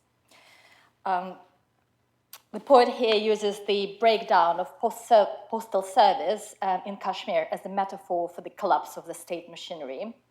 While, of course, we are not in Kashmir in 1997, and we are not torn by war, we are in peaceful Britain in 2024, somehow the losing our post office does feel like breakdown of a vital public service. Obviously, the network of sub-postmasters will remain, but the Crown Post Office is irreplaceable, both on practical and on symbolic levels. I think my colleagues have already mentioned all the good reasons why it is very important at a practical level. I will not repeat all of them. Just one thing that I would like to point out is the accessibility. So local postmasters will just not have the accessible premises that will be needed by wheelchair users and mums using their buggies. So as much as I like our local bun shop, which doubles up as a sub-postmaster, it's just impossible to get in with a buggy. So that's why the post office, it should remain on the high street, and it should, because those facilities do have accessibility needs embedded in its design. And also on a symbolic level, the Central Post Office is the face of our community and a place of connection and service. I find it utterly bizarre to remove a post office from Cambridge, where we are planning for growth. And also, Cambridge as a global city must be able to offer a well-run, welcoming and professional post office, not just for its local population, but for international visitors. So I urge my fellow councillors to support this motion so we don't become the city without a post office. Thank you. Thank you. Yeah, Councillor Bennett, please. Thank you, Chair. I just want to share a couple of experiences with you. Earlier this year, we were able to announce that we had a new post office opening in Abbey Ward. And we found out very quickly how important it was to residents, because we got 212 emails and messages within 24 hours from residents saying how important it was. And it wasn't even a full post office, just what they call a post office light. So we really don't think you can overstate how important post offices are to residents, particularly those who are digitally excluded, those who are trying to make ends meet by, with a side hustle on eBay or Etsy or any of the other platforms. And also, post offices, banks, solicitors and accountants are really important to small businesses. Businesses can cope with their accountants, lawyers and other advisors being distant, but they really need post offices and banks on hand. So if we want to continue to have a healthy small business community, we need our post offices. So I hope that everybody will support the motion. Thank you. Thank you. Anyone else want to speak? So now, in that case, Councillor Swift, as the seconder of the amendment, do you wish to speak now? Yes, please, I would like to. Thank you. Yeah, just my response, some general points about this motion. Cambridge Central Post Office is a wholly owned government corporation, and as such, it has an absolute duty to serve the public, and I think we all agree on that. Cambridge and the surrounding towns and villages are currently undergoing massive development with major biotech and biomedicine campuses and things coming to our city.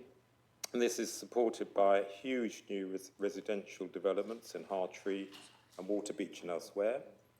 Cambridge is at the forefront of our nation's drive for sustainable economic growth, on which the future prosperity of every community depends. For such development to succeed, basic infrastructure improvements are required, along with fully functioning essential services and amenities. A dedicated central post office comes into this category. It is an essential requirement for the successful realisation of this vision. A couple of other points. The closure of the central post office would have a wholly unacceptable impact on staff, including members of the Communication Workers Union, many of whom have suffered egregiously already due to the Horizon scandal. Labour city councillors, along with Cambridge MP Daniel Zeichner, have for years actively supported Cambridge Post Office as a standalone service provider in a central, publicly accessible location. But I have to say, finally, and echoing what Councillor Simon Smith said a little bit earlier, there's one thing I can't actually let go, and that is the absolute hypocrisy of what the Liberal Democrats have done just over there after flogging off the Royal Mail part of our postal service. And that is the symbol that goes all the way back to Henry VIII, to 1660, the penny black, and then it was flogged off by Vince Cable in 2011. I can't believe the hypocrisy. And then the Horizon scandal with Ed Davey. I just can't believe that you could actually bring in a post box, which is the actual Royal Mail part of the whole operation. So finally, for these reasons, I will be supporting Councillor Davies' amendments to the Post Office motion and would like very much to commend the new motion to the Council. Thank you. Thank you very much. Councillor Young, as the seconder of the original motion, do you wish to speak? Yes, please, Mr. Mayor. Thank you. I think the Lib Dems get a bad press for being junior members of the coalition. I remind everyone that we were outvoted by the Conservatives. I think I'd like to thank Councillor Davey for his brevity. I won't say very much more other than to say that the reference to the two MPs representing Cambridge City has been removed in the amendment. I urge people to vote against the amendment and for the original motion. Thank you, Mr. Mayor. Thank you. Councillor Mike Davey, as the Executive Councillor, you have the right of reply up to 3 minutes. Do you wish to speak?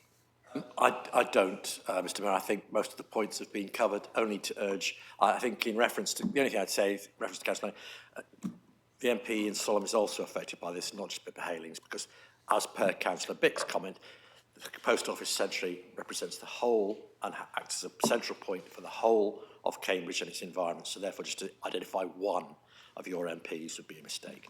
Other than that, I'd be brief. I would just urge people to vote for the amendment because I think the ethos behind Councillor Bick's motion is the correct one. Thank you. Thank you very much, Councillor Bick. As the mover of the original motion, do you wish to speak? If so, floor is all for you. Very quickly, Mr. Mayor, I welcome the support for what we're trying to do here. I think it's going to take a broad-based campaign for this to succeed again. There's nothing in my approach to this subject which is trying to airbrush out the role in the past of Daniel Zeitner and maybe any number of other Labour figures as well. And I think I mentioned that in presenting the motion. I think, therefore, it's really a pity that then discordant notes start to be entered into this. So I just say to Councillor Swift, the scandal of the Horizon system in the post office went on from 1999. It was actually introduced under a Labour government with a Labour minister in charge. There have been 20 ministers in charge of the post office since 1999. 8 of those were Labour. And all of those at the start, while the Horizon system was being installed and built up, were Labour. 4 of them were Liberal Democrat and 8 of them were Conservatives. So the scandal in the post office that resulted in the abuse of the postmasters is one that all parties have some responsibility for. And in fact, there ought to be, and maybe there will be, criminal proceedings against senior figures in the post office for hiding what was going on. I think it's a pity that the amendment actually, to me, does not improve this motion at all. What it does is just mention the Labour Party lots of times, which was really not the spirit in which the motion was presented, and not, as I've said, there have been no attempt to try and excise other people who want to support this campaign, and I totally agree. If Daniel Zeitner was not supporting this, I would be really upset indeed, and I'm pleased that he will. So I will be voting against the amendment. I think it's really a private matter for the Labour Party, that amendment, but hopefully I will be voting for the motion still. Thank you. Thank you very much. Councillors, we will now move to the electronic vote on the amendment.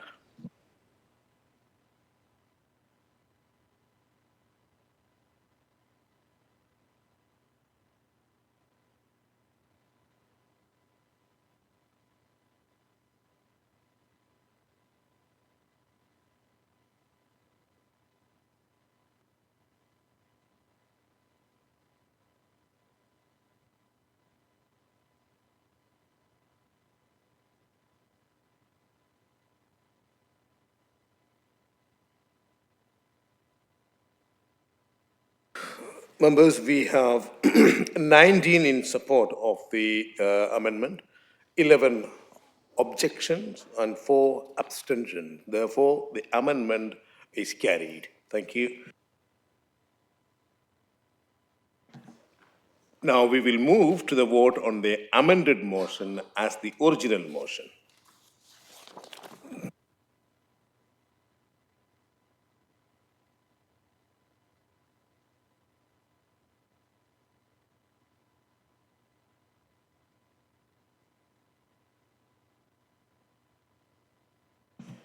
Councillors, we have 34 in support, no abstention or no objections. So therefore, the motion is carried as amended. Thank you. Now, let's move on to agenda item 6D, motion on notice from Councillor Holloway. I can call on Councillor Holloway to move the motion. I understand Councillor Thombra will be your seconder. You have 10 minutes between you. Councillor Holloway, please address the council. Thank you. Thank you very much, Mr. Mayor. In July 2023, the council passed a motion in support of applying for bathing water designation for the River Cam at Sheep's Green, and we were subsequently successful in receiving that designation. The aim of applying for designation was to gain a better understanding of the water quality at Sheep's Green, and if the water quality was as bad as we expected it was, to compel the agencies involved to investigate and to address the causes of pollution. We have now seen the results of the monitoring over the course of this year's bathing water season, and they've been shocking. Almost every E. coli test result was over 1,000 colonies per 100 millilitres, which is the threshold for a poor rating, and many of the readings were well above that. It's pretty disgusting, to be honest, and it represents a very serious risk for people's health, as well as the health of animals and plants in the river. This week, we heard that the water quality at Sheep's Green has been assessed as poor, as we expected, and so we now have an opportunity to get the river cleaned up. That's why we brought this motion today to call on the Environment Agency and Anglian Water to clean up the River Cam. To do that, they'll need to carry out an assessment and then make relevant improvements to their sewage facilities. And most likely, that's going to include the Haslingfield water treatment works, but it could also include several others feeding into the River Cam. The good news is that Anglian Water has already allocated significant funding for this purpose in its 2025 to 2030 business plan, but this was conditional on our gaining bathing water designation, which we have done. I know there were some fears that bathing water designation would bring hordes of people to Sheep's Green, putting more pressure on local wildlife and plants, but as far as I've been aware, as a local ward councillor, that hasn't been the case more than it usually is a popular place for people to go in the summer, but I don't think it was necessarily any more than usual this summer. And once a sign goes up advising against swimming in the river, as it will now that we have this poor designation, I suspect that will put more people off, or at least it will help them to make an informed choice, which I think is absolutely right. Turning to the amendment that's been submitted by the Green Party, given the Greens' previous opposition to bathing water designation, I'm pleased to see the amendment. I'm pleased to see that it seems largely supportive of bathing water designation. It seems largely supportive of its role in driving investment to clean up our river. However, the amendment does also have a significant focus on the issue of water scarcity. This is clearly a very significant issue for our area. I don't think any of us would disagree on that. However, this is a motion about water pollution. Those are two separate issues. Yes, they are both about water, but they are separate. And so, in the interest of having a focused motion with a very specific aim that I've outlined in my speech and is outlined in our motion, I think we should continue with that focus on water pollution and reject the amendment. I would prefer to keep this as a motion that's about the specific actions we can take to clean up the River Cam. So I urge you to vote for the original, unamended motion to take this practical action to clean up the River Cam for everyone in our city. Thank you. Councillor Thornbrough, do you like to speak now or reserve your right to speak? I'll reserve my right. How long will I have?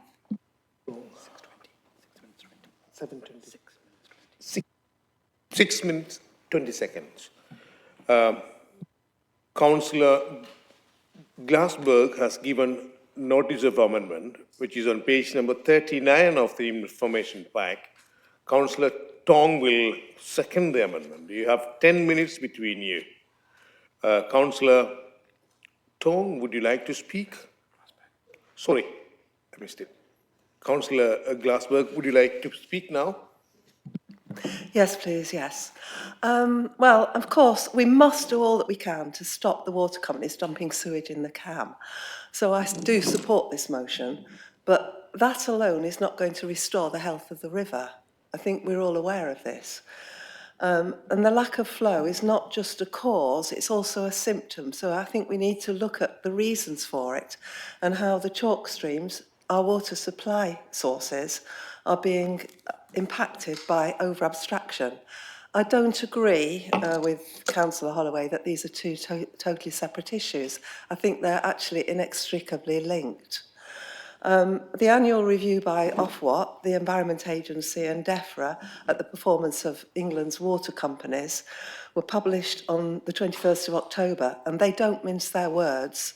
Their joint letter to Cambridge Water states that your current performance is a risk to the environment and security of supply. And it's very clear that there's an ongoing deficit in the supply-demand balance. Cambridge Water's 2025 draft water resources management plan has still not been approved by DEFRA, and given the extent of the problems that have now been identified, it does seem unlikely that it actually will be. East Anglia, though, is the region chosen by the government for the greatest growth, and there is an assumption that major development here must go ahead, regardless of the fact that this is also the driest part of the country. There are proposals for new reservoirs, for pipelines to bring water hundreds of miles, but they won't actually be functioning for years. And meanwhile, large-scale plans for new homes, retail, offices, science parks, and homes for the thousands of people who will come to work in them are sailing through the planning system.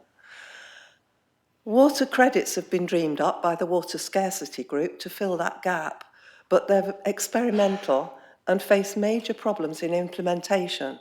CPPF set out the very practical problems to us clearly in July. Finally, there's also now evidence that Cambridge has enough science labs and offices to meet the expected demand. So these are actually all material facts. We were elected to represent people in Cambridge, so are we just going to ignore these facts and rely on wishful thinking so that people in Westminster, who are pinning all their hopes of economic growth on this region, can carry on regardless? If we do, I think that we will be, actually, as Councillor Smart so elegantly put it, stuffed. And the day will come, probably sooner rather than later, that residents will turn on their taps and no water will come out. I think this is a really, really serious issue, and we have to address it. Thank you. Thank you. Thank you very much. Councillor Tong, would you like to speak now or reserve your rights? I'd like to reserve my right, please. Thank you. Are there any debate? Yeah. Councillor Huck, please. Thank you, Mr. Mayor. Today, on this occasion, we reaffirm our commitment to safeguarding the water quality in our rivers and chalk streams, which are essential to our community's well-being and the natural environment. And that is why we supported the previous motion on this matter, and it is why we stand in support of this one. The designation of Sheep's Green as a bathing site is a step forward, was a step forward. It empowers our residents with better information about water safety and compels Anglian Water to invest approximately £5 million in improving water quality. Who could object to that? Ah yes, the so-called Green Party could. Had it been up to them, Anglian Water would be £5 million richer now, and some of our residents would be left diving into polluted waters without warning. And let's be clear, we are not claiming that this one measure will solve all our problems or transform our rivers overnight. Far from it. Speaking as a Liberal Democrat, we recognize the need for systemic change. We are calling for the Environment Agency and Ofwat to become the empowered regulators they were meant to be. True watchdogs with the authority to hold water companies accountable. Water companies must prioritize serving the public, not just their shareholders. We need to overhaul their incentive structures to ensure they act in the interest of clean, safe water for everyone. However, we also understand that here in the City Council, we are here in the City Council, not in Parliament, nor in some fictional Yeti High Council. We agree with some points the Green Party make in their amendment, but this is clearly an attempt to change the subject from water quality to water supply. Both issues are important and serious, but today we are dealing with the former. This motion focuses on what we can do right now within our remit. It is a practical step forward. If others have better solutions, we welcome them. But let's not undermine meaningful green initiatives for the sake of political posturing, particularly when no alternative is on the table. Thank you, Mr. Mayor.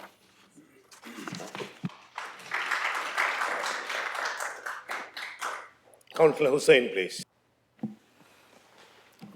Thank you, Councillor Holloway. Bring a nice motion. You bring every meeting very sensitive motion. I like it. Thank you. And we need to remember water is not only for human.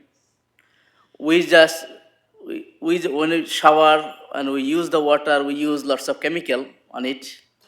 And this water goes somewhere where the other creature is living. Example, fish or others. So we need to consider as much possible way we can do. Thank you very much. I support for the motion. Thank you. Anyone else? Councillor Smart, please. Yeah, just a couple of things. So the motion talks about E. coli. I just wanted to be clear here. So E. coli is basically caused by poo in the water, which you can then drink. That's the problem. And that can be bad, but it can also be very bad. It can cause kidney failure, permanent health problems, and death. In Cambridge, we like to swim in the river, and especially we like to row in the river. That's a big thing here. And I think it's important to think about that and how we want the city to develop as we go forward. I want a place that children and families go to the river, splash around, have fun, like I did with my family, and enjoy it and not be fearful.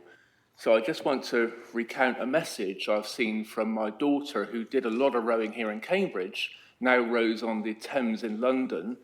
The message says from her coach, "For your information, E. coli levels very high. At the moment, it's over 3 times higher than previously recorded and 50 times higher than recent readings. Because it's such an outlier, the validity of the reading is being checked. Can't hurt to promote more hand washing. Hand sanitizer is not effective." Now, this is the problem that she and people in this city face with the river being so polluted.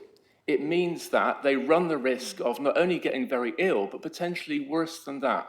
And we have to fight against that. So I'm absolutely supportive of this motion. Thank you. Any other debate? Yeah, Councillor Bennett, please. Thank you. I just want to mention some of our experiences in Abbey Ward, which show how water quality and water flow are inextricably linked. Some of you may know that we've had 2 serious fish diebacks recently at Batesbyte Lock, and in both of those, although there have been various causes, including road runoff problems, they have been exacerbated because the flow is so low. We also have a live sewage outlet on Riverside. It is just upriver from the residential houseboats, the people who live there. It is in an area used by rowers extensively, and it's just and it's adjacent to a popular angling spot.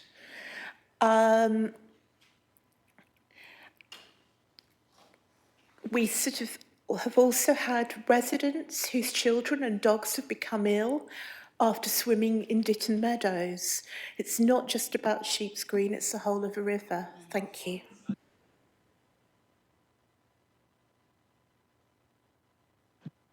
Yeah. Any other speakers? Since that's the case, Councillor Tong, you being the seconder of the amendment, this is your time to speak. Thank you. Can I ask how long I have? Sorry? How long do I have left? 6 minutes. Yeah, I didn't think I was going to reach the cap, but I thought I'd check. So I, of course, represent Abbey Ward, which lies along the River Cam. That should be obvious if you know the geography of Cambridge at all. And often I walk along the river if I want to cut between areas, like between meetings, want to get somewhere fast. And on especially hot days, I can see children swimming in the river. And it's something that makes my stomach turn every single time. The state of the Cam is absolutely dreadful, and it's something that I acknowledge.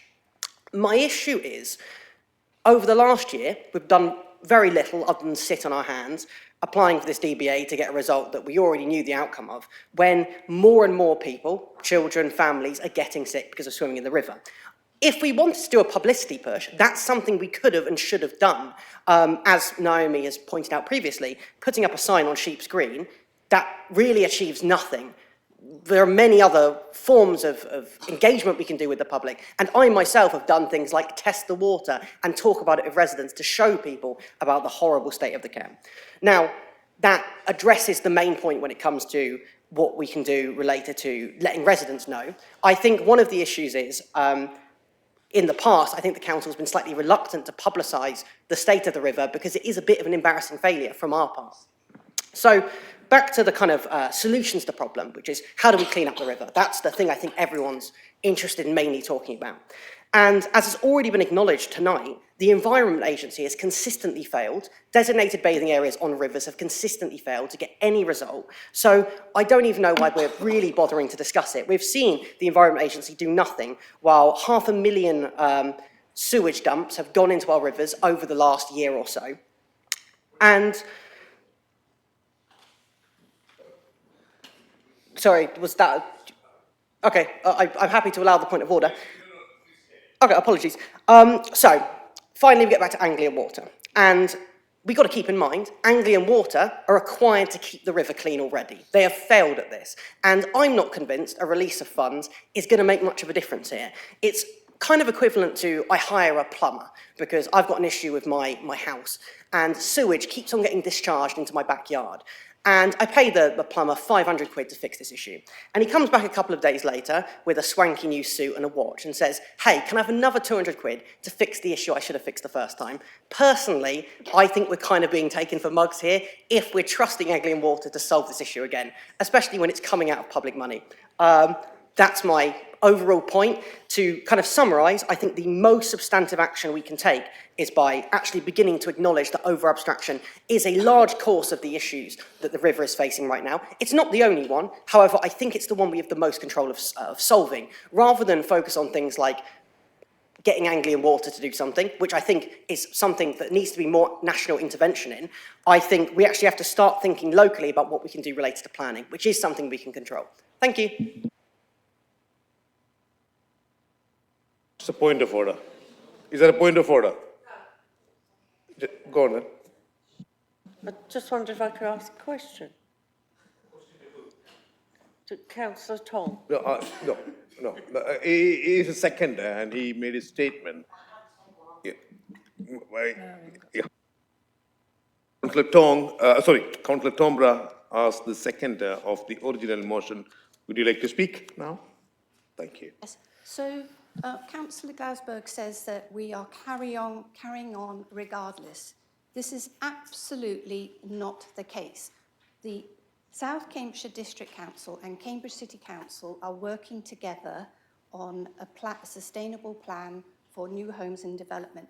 And we have said again and again and again that we must have enough water to support the sustainable development. And it is one of the biggest risks that will impact or could impact the emerging local plan, and it has to be resolved before and evidenced so that we can have the certainty that our local plan will be acceptable. So we are not carrying on regardless. We're working closely with South Cambs in a very responsible way, and we have been raising the issue about water supply since 2019 when we had a question in this council. And we had a cross-party, cross-boundary event to highlight it. So water supply is a huge and acknowledged risk, and it's actually not just in our region, but in many regions. And we have to understand what we're facing with the climate crisis, and therefore we must focus on pollution. This motion is framed to send a message about pollution and a strong message to the Environment Agency and Anglian Water. We must not dilute our message by accepting the amendment. I was at the Labour Party conference a few months ago, and I was pleased to learn that an event organised by the charity The River Trust included our own Alex Mayer MP on the panel. The event emphasised that we already have a lot of good ideas and knowledge about how to do things differently and clean our rivers, because sorting out the water companies is only one part of it. At the event, the Water Minister, Emma Hardy, said, we're going to be looking at the whole of the catchment because you can't solve the problem at the point of which the drains operate and starts to pollute. This is how Labour will approach this. And we as a City Council will work with other bodies to solve the structural problems where we can, including the Liberal Democrats in South Cambs District Council, who are a key to sorting out this major infrastructure problem. Taking money from wealthy directors of water companies is only one part. but the real change requires us to recognise that clean water comes when we work together. I'd like to thank individuals like Councillor Carling, who helped enable the Council's support of the bathing water designation in the first place. And I'd also like to thank local organisations like Cam Valley Forum, who actually submitted the application for bathing water designation, and for all the work that they have done already. This official testing will allow the Council to use the information to put up an official notice, and I think that is what will make a real difference to our residents, not an individual or a local organisation taking tests and making statements. These testing results can be relied upon, and therefore I commend the original motion to the Council. Thank you. Thank you, Councillor Thornborough. Councillor Smart, as the Executive Councillor, you have the right to reply for up to 3 minutes. Do you want to speak? Yep, thank you for your motion. So first I want to say a couple of things. This is a sensible motion asking for reasonable data. It is the Environment Agency who have the legal responsibility for surface water standards, and so they must carry out the monitoring assessment of the bathing waters. And as is indicated, it is the legal duty of the Council to post the designation of the waters at the bathing site. So given that, and some of the brief points I'll lay out, I want to express my very strong support for this motion and commend Councillors Holloway and Thornborough for bringing it forward. The River Cam is not just a natural asset, but a cherished part of our community. The health of the river is integral to the well-being of our residents and environment. The designation of Sheep's Green as a bathing site in May 2024 was a significant achievement and one that underscores our commitment to safeguarding public health and improving water quality. However, the monitoring results for the 2024 bathing season are concerning, with E. coli levels indicating a likely poor classification. This is a stark reminder of the urgent need for action to address pollution in the Cam. This motion outlines practical and necessary steps, writing to the Environment Agency and Anglian Water, highlighting our concerns and urging immediate investigations and remedial action are essential to ensuring accountability and progress. Specifically, the focus on the performance of water treatment works, storm overflows, sewage pumping stations and rising mains is critical to identifying and addressing key pollution sources. I am particularly encouraged by Anglian Water's allocation of 4.6 million for a study and upgrades to Hazelingfield water treatment works.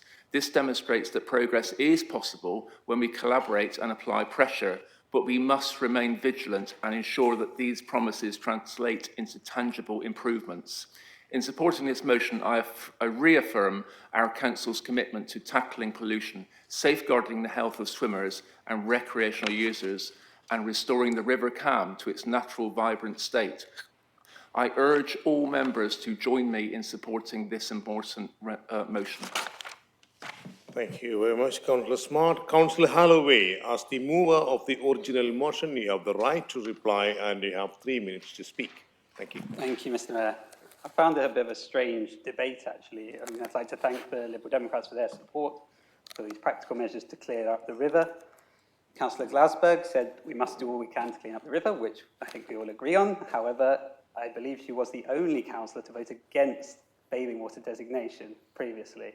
So I'm glad she's changed her mind now.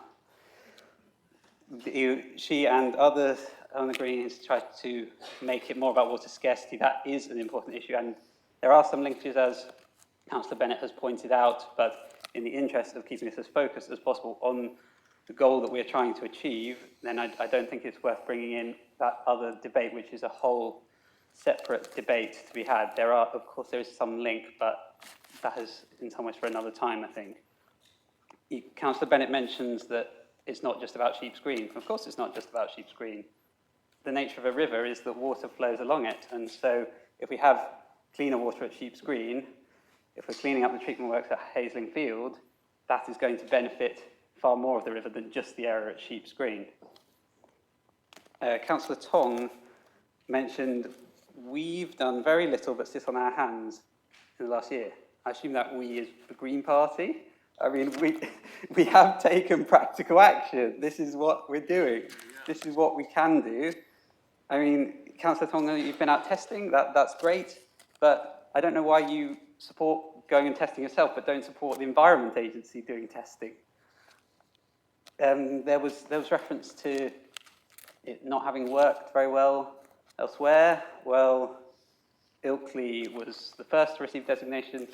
Recent Guardian article suggested that they are seeing results, and I hope that we will see results in the near future as well. So there are discussions about systemic change, there are discussions about the nature of the water industry. I'm not denying that it's an imperfect system by any stretch of the imagination. However, we as councillors want to do what we can to clean up the river for the health of residents, of plants and animals, everyone who uses the river, and for the good of the city.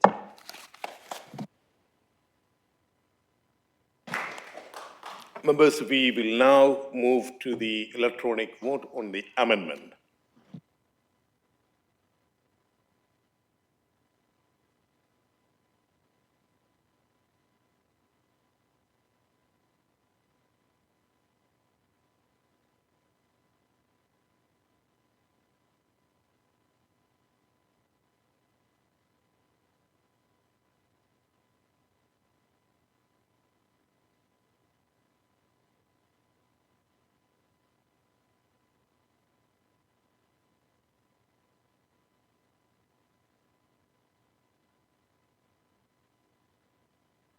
Members, we have 6 in support, 28 opposing, and none abstention. Therefore, the amendment is rejected.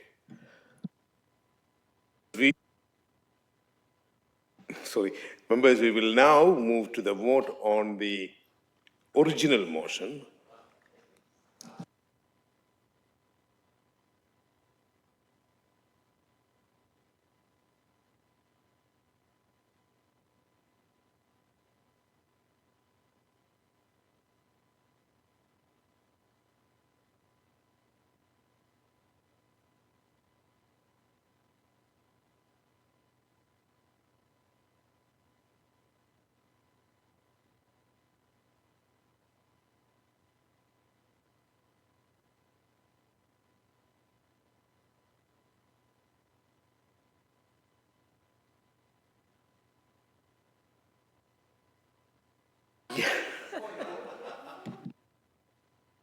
Go on. I don't think members have to put up with heckling across the chamber on an opinion. And no one is obliged to vote in any particular way. That is on our conscience and on what is written on the paper. I'd like to apologise. That was me, and I was just surprised that councillors were abstaining. So I apologise for noting that. Thanks. I appreciate that. Thank you. In support 31 and abstention 2. Therefore, the original motion is carried. Thank you.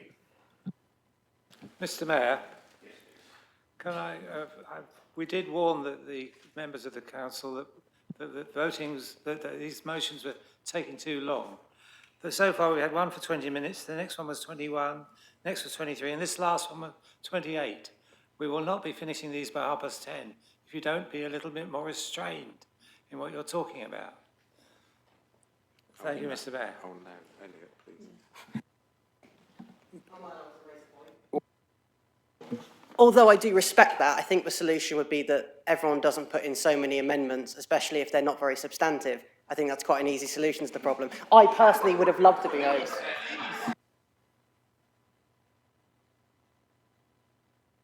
Yeah, we'll just move on to agenda item 6A, motion on notice from Councillor Blackman Hogan. I call on Councillor Blackman Hogan to move the motion. I understand Councillor Pora will be your seconder.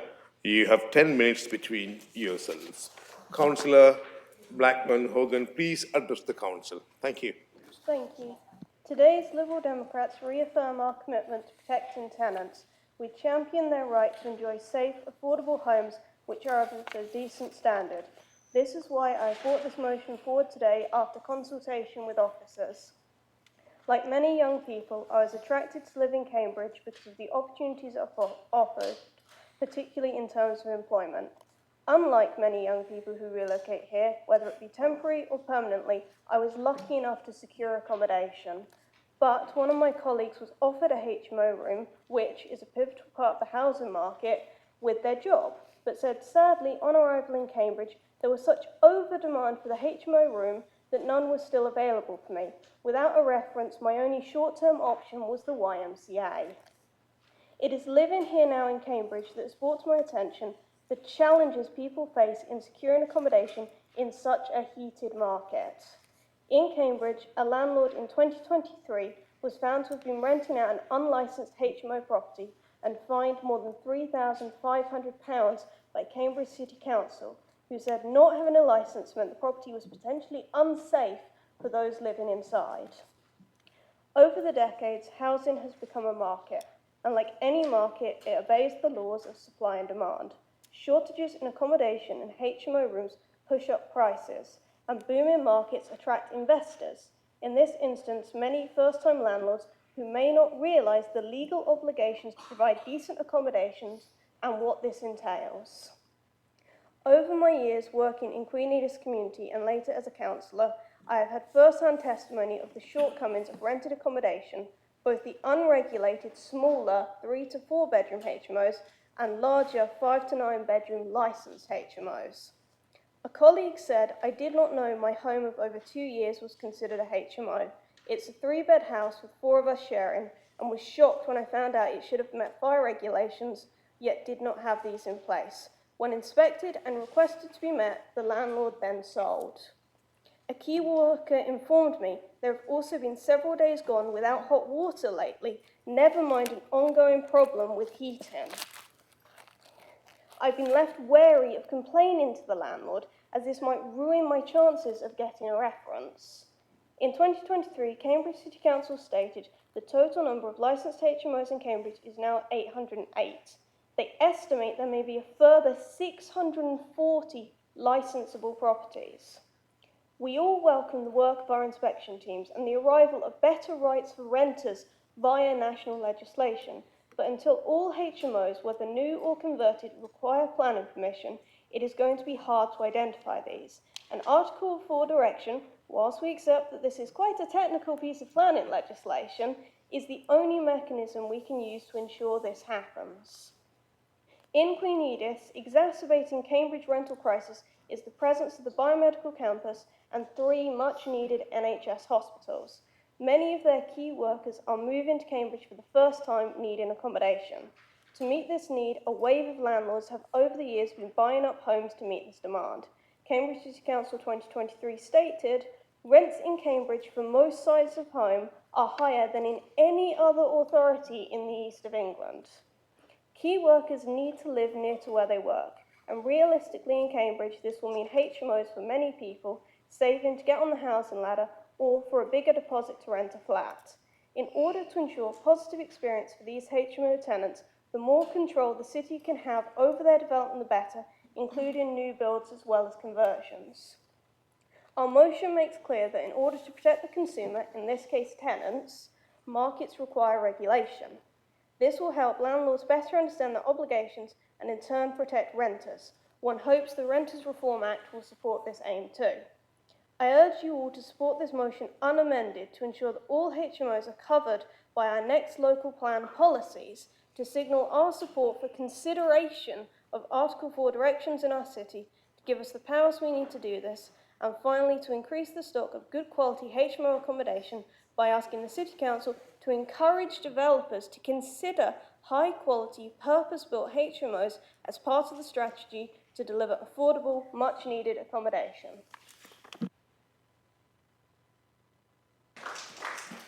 Thank you. Councillor Porra, do you wish to speak now or reserve your rights? I'd like to reserve my right, Mr. Mayor, thank you. 5 minutes, 20 seconds. Thank you.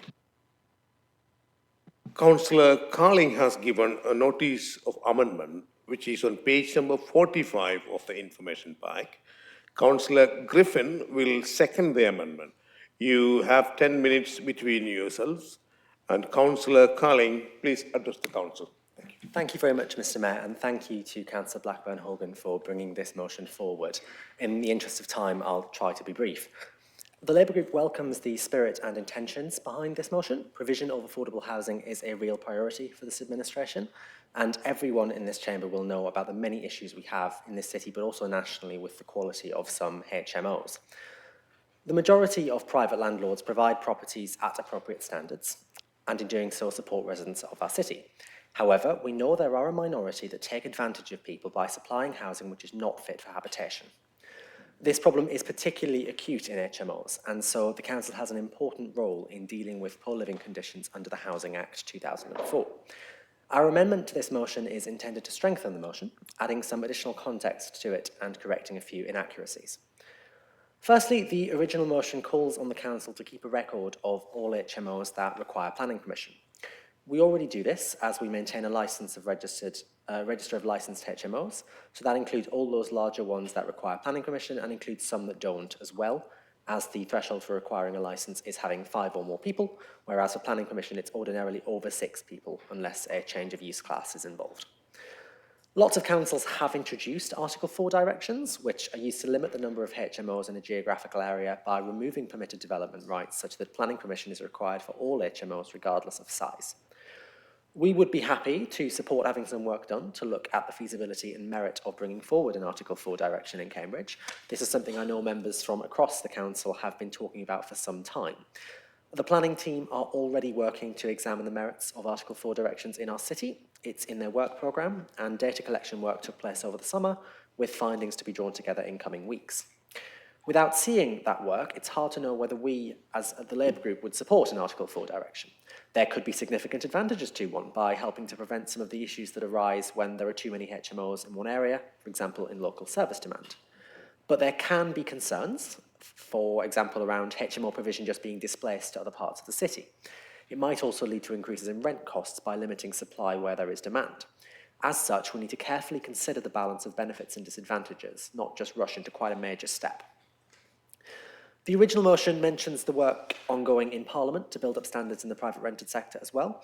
The Renters' Rights Bill that the new Labour government has introduced goes above and beyond the Renters' Reform Bill that the previous government started to bring in, and unfortunately they now oppose the new Renters' Rights Bill, and the current leader of the opposition, who was then Shadow Housing Secretary, just admitted in the House of Commons that they've completely changed their mind on it, which is really, really disappointing to hear, though perhaps not surprising when it took them so long to bring something forward in the first place.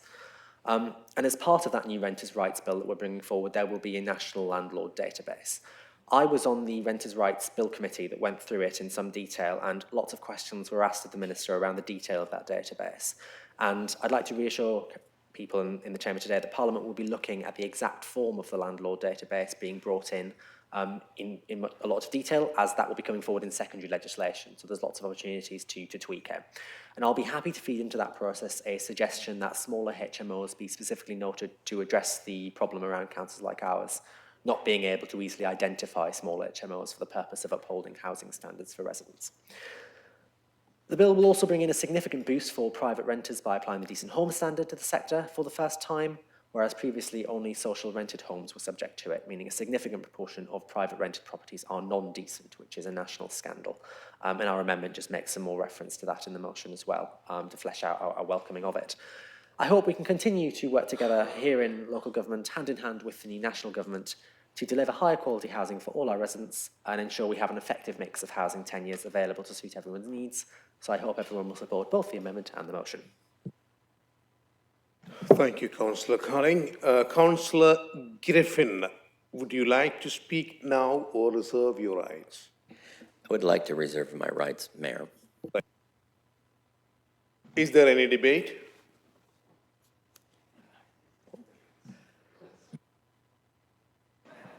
Yeah, of course. Hey, so firstly, I'd like to thank Councillor Blackburn-Horgan for bringing this motion forward. I think it's addressing a really important issue that I have discussed before. HMOs in Cambridge are often in an incredibly dreadful state. When we commissioned MRUK to look into this about 10 years ago in 2013, we learned that 2/3 of the residents had issues with repairs in their home, which is, of course, a massive problem. And I really do welcome the suggestions that are made to do more to regulate HMOs in Cambridge. I think we need to do more to democratise housing to make sure people are living in places that are right for them. one of my issues, and I do find this quite disappointing, is the positivity with which HMOs are discussed. They are described as a positive first step for the housing ladder. And in my view, this isn't really correct. HMOs are more a byproduct of the unfortunate situation in Cambridge with housing inaccessible to so many people. Most people don't want to live in a HMO. They are forced to live in a HMO. And in my mind, this isn't really something we should be encouraging. We should be encouraging developers to make sure they're building truly affordable houses and flats that are designed for people in the long term. And in my mind, the motion isn't really addressing the fact that we're going to have to address that cause of that problem, not just the symptoms. Bad HMOs are indicative of a wider problem with housing in Cambridge. Thank you very much. Councillor Thornborough, please. When I came, I wasn't at Cambridge University, and when I came here after I graduated, I lived in an HMO, and I made very good friends with the people in that HMO and still remain in contact with them. In fact, and most of the people I knew who moved to Cambridge to work here lived in HMOs. My daughters, when they went to university, one of them came back, lived in an HMO.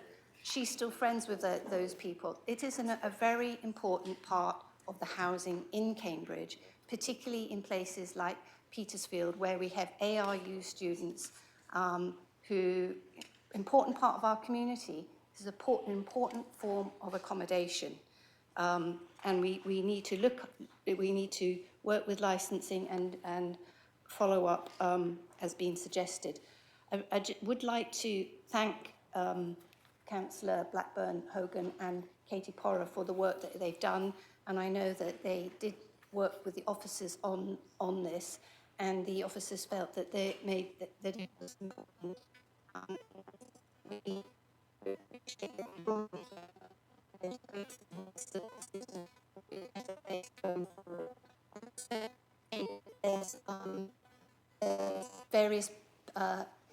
There's planning involved, there's licensing involved, and there's housing involved in this. And I think that we could try and work better. All those three executives and those committees could work better early to try and make sure that this form of accommodation is as best as possible for the residents in Cambridge. Thank you. Thank you. Councillor Hussain. Thank you, Mr. Mayor. I feel both sides, the tenant and landlord, we need to balance. Is Cambridge City average 3-bedroom house, the price is £600,000, and present interest rate is 5% minimum, and this comes around £35,000 per year for interest only. This landlord have to pay every month £3,500 for this rent, for the mortgage. So, like if a 3-bedroom, every room comes £833 per room. And if you HMO and we'll be making so much restriction, lots of legislation to landlord, maybe landlord business will be not there. People will be not interested to do anymore. And those people who cannot afford the whole house, they need to get somewhere to live, sharing home or like a HMO home. So we need to keep balance both sides. And like a legislation-wise, we need to do a little bit liberal to landlord when they come to extend their property. And if they cannot extend the property, like a 3-bedroom have to be 3-bedroom, and you ask to make a HMO, and you have to be all this legislation, all this taxes, landlord cannot afford it. So I believe we need to look into both sides to make these things happen to fair for everyone. Thank you. Thank you. Councillor Lokmutawa, please. So first of all, thank you, Councillor Blackburn Hogan, for bringing this motion, and Councillor Porrer for seconding it. I think a lot of points have already been covered, and I would just like to make a few points to what Councillor Tong has said. I wish we just didn't have this problem at all, because if we had a national legislation which addressed this issue, we wouldn't have needed to apply this Article 4 mechanism to sort it out. So what we're doing now, we're just sorting out what is not sorted out at the national level. And I think the people who currently live in HMO can't wait until we sort out the rest of the world. We should focus on what we can do right here and now. And Article 4 is what is in our powers as a council. And it's what is working in, I counted 60 councils where Article 4 has been introduced to deal with the exact issue. So we're not going to be alone, and it's working in other councils, and I would like Cambridge to be among those councils who care about their residents and not wait until the world is completely fixed at every aspect of it. So that's the first thing. And the second point is addressing what Councillor Hussain has just said, balancing it out with the interests of the landlord. So what we're talking here, we mentioned that we'd like to space requirements apply to smaller HMOs, and it's nothing extravagant, because the limiting area for a bedroom is 6.5 square meters. So currently you can have an HMO where a bedroom can be less than 6.5 square meters, which is, I think, just disgraceful. So I just would like to urge my fellow councillors to support this motion and to make HMOs not just sources of accommodation, but something where people can live. So as basic as that. Thank you.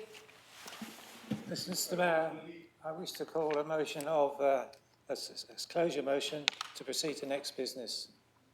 I believe there's been enough discussion by various different people. There's nothing, it's a very important point. There's lots of suggestions have been made. It's all been covered now. Councillor Robertson, do you have a second? Well, thank you. Can we straight go on to vote on this? Whether we should close this? Yeah.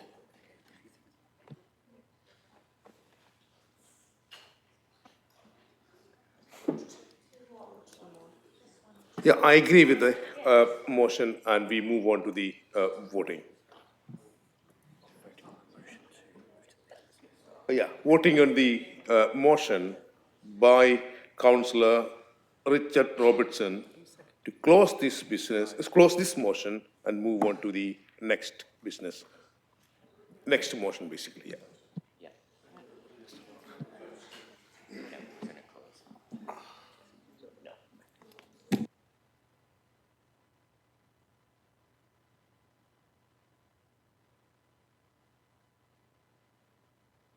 Mr. Mayor, shouldn't at least the closing speeches be allowed by the proposer and seconder? See, I have used my discretion to straight away move on to the motion. Now I don't want to go back. So let us move on voting.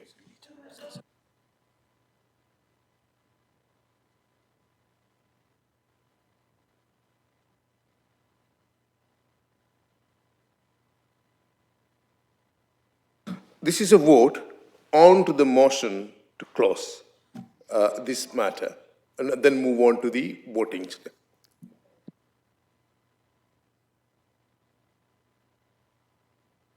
No. If you ask a question one at a time, I can answer. The question, the motion that was put forward by Councillor Richard Robertson to close this business and move on to the next agenda item, that has been duly seconded by Councillor Mike Davey. Then I have decided that we had enough debate on this, and then let's move on to vote as to close the motion or not. And now once we come to a conclusion of that voting, it will move to the next second stage of voting on this motion. Go on.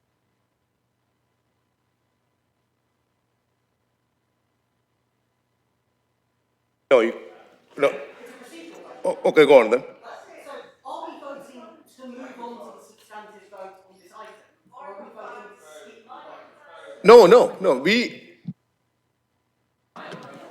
Are we voting to, microphone, are we voting to skip to the vote from this motion, or are we voting to skip to the next item? we are voting on the motion that was put forwarded by Councillor Robertson to close this business. Mr. Mayor, Yes, then we will, yeah. does that mean you have the power to close down every motion, every debate from now on? So Labour can just vote on this? I don't understand. Now, no, fine. It is right. In Constitution, oh, yeah, go on. But given the confusion on this, would it be helpful for the Democratic Services Manager to explain the mechanism for the procedural motion? So, in Constitution, it is clear that a member can move a motion, a close a motion, to proceed to the next business, which means now the motion which we are debating on will cease upon a motion being put forwarded by a councillor. And then I take the decision as to whether we had enough debate on this matter. And if I decided, yes, we had enough debate on this matter, then we will move on to a vote on the motion that was put forwarded by Councillor Richard Robertson. Once that is decided, then we will move on to the original motion. We will go and vote on the original motion. I think I made that very clear. So we will move on to the voting on motion that has been put forwarded by Councillor Richardson. Thank you.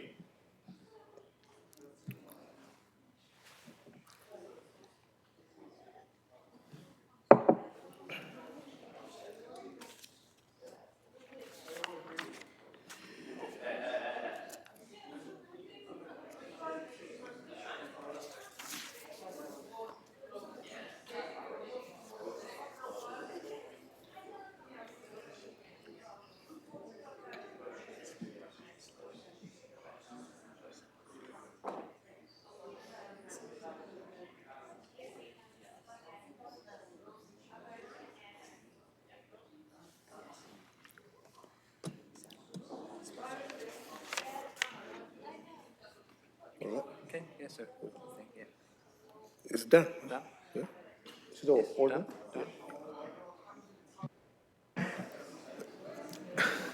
So now we have in support of the closer motion 16 and against 15 and abstention 1. Therefore,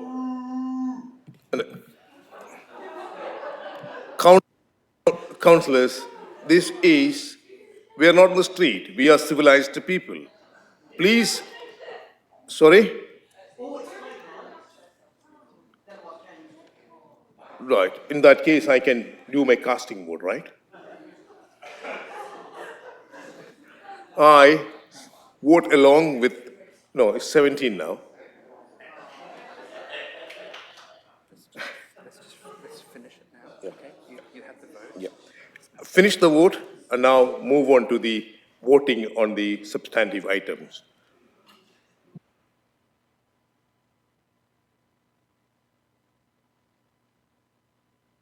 Now we will move on to the amendment, the electronic voting of the amendment. There we start now.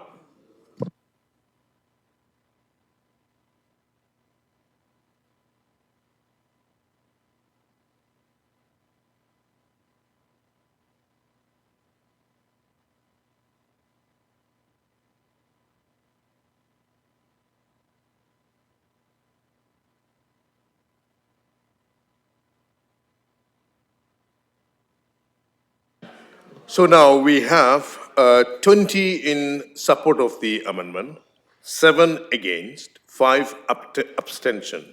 Therefore, the amendment is carried.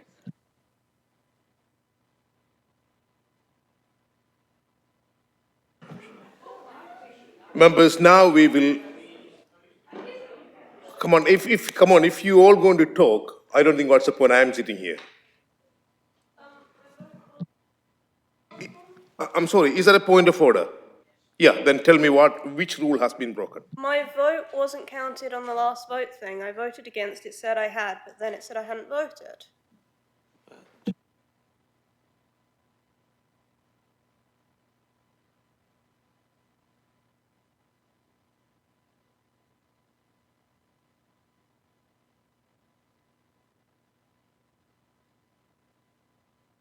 I could help, whilst we must record what's happened to the councillor, it wouldn't make any difference to the result.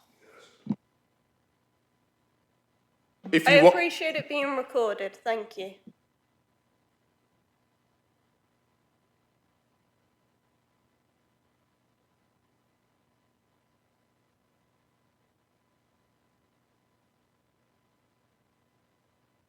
Now, yeah, I think, yeah. So, cancel it, we are redoing it, the amended motion, as a substantive motion.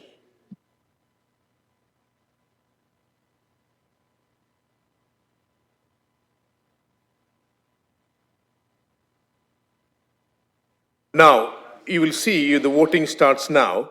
It is as amended, the motion as amended as a substantive motion.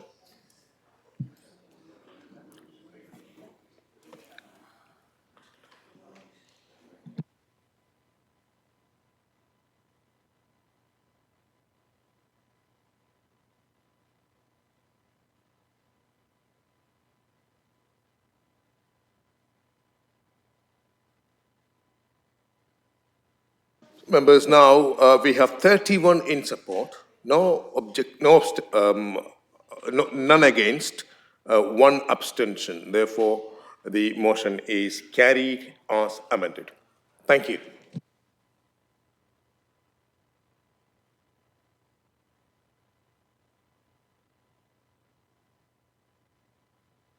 Members, it is now gone 10:30, and I would remind that we'll need, come on.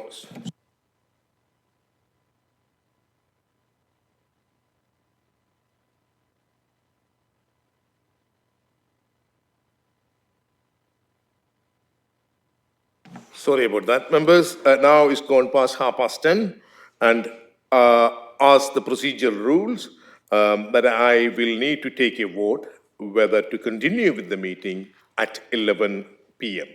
I'll encourage members to get through the remaining business by then. Thank you. Now, agenda item 6F, motion noticed by Councillor Moore.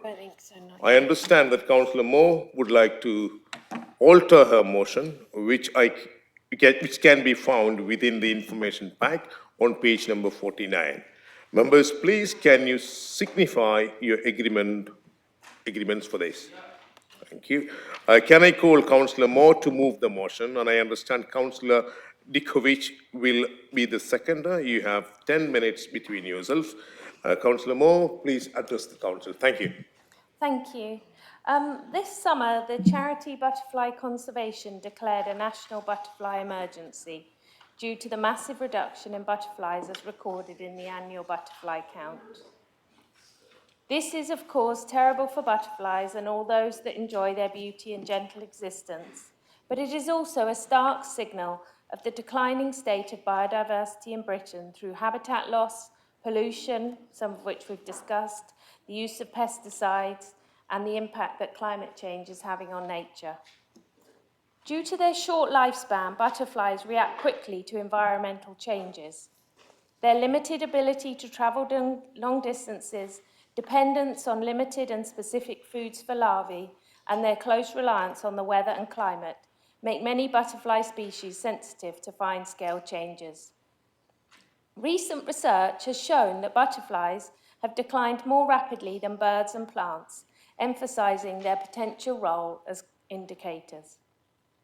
Becoming a butterfly-friendly city will help us to reverse this decline in butterfly numbers as well as moths, although moths do need dark skies at night, which has the potential to be impacted by one of the previous motions this evening. Also, will help bees and other invertebrates, which are all vital to our biodiversity and the food system that we all rely on. The nature emergency is a huge risk to our quality of life, whilst also being exacerbated by the climate crisis and itself exacerbating climate breakdown. However, the good news is that nature provides many answers and solutions for both mitigating and adapting to climate change, and there is lots that we can do as a council and even as individuals. We are already doing some excellent work as a council to provide food and habitats for butterflies on our public open spaces and council land, such as the creation of spaces for wildflowers. A recent study in Poland found that patches of urban wildflowers had the same butterfly diversity as established rural meadows. The aim of this motion is to highlight the issues butterflies are facing, bring together the work that we're already doing and committing to do more, including updating our biodiversity strategy, whilst providing a focus for our communication with residents regarding the management of our open spaces. We commit to aligning our actions with the excellent Cambridge Nature Network and the emerging Cambridgeshire and Peterborough local nature recovery strategy.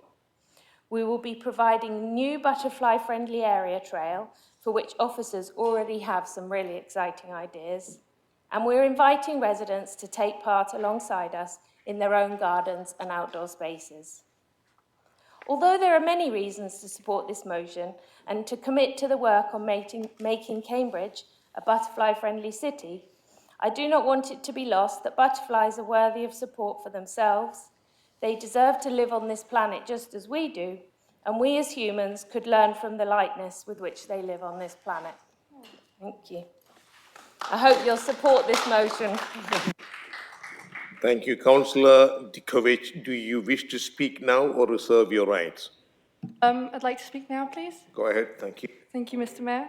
I'm happy to second this motion because it gives us a chance to make a real visible difference for biodiversity here in Cambridge. Butterflies might seem like just another part of nature, but their rapid decline, which is now at 80%, butterfly species in the UK have decreased in abundance and distribution, or both, since 1976, tells us something much bigger. Our environment is in trouble. We've already seen positive steps in Cambridge, like the herbicide-free trial, which happened in Arbury and Newnham, and is expanding across the city.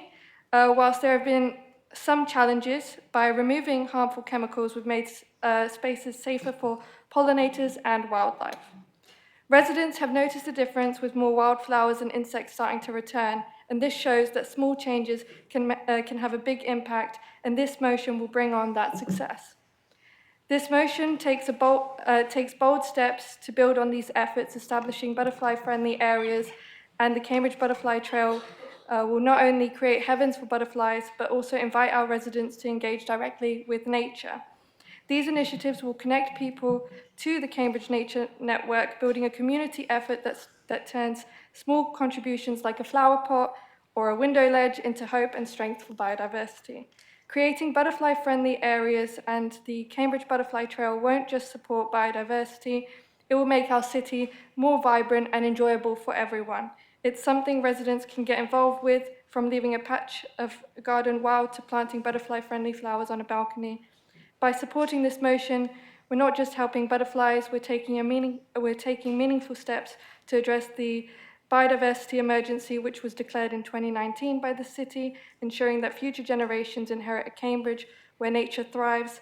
And this is a simple yet effective step we can take as a council to show that we are serious about tackling the biodiversity crisis.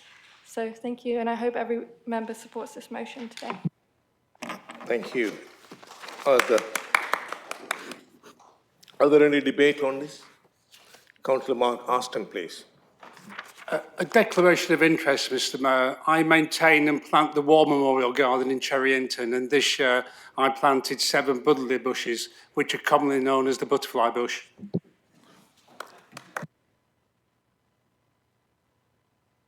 Councillor Hussain, please.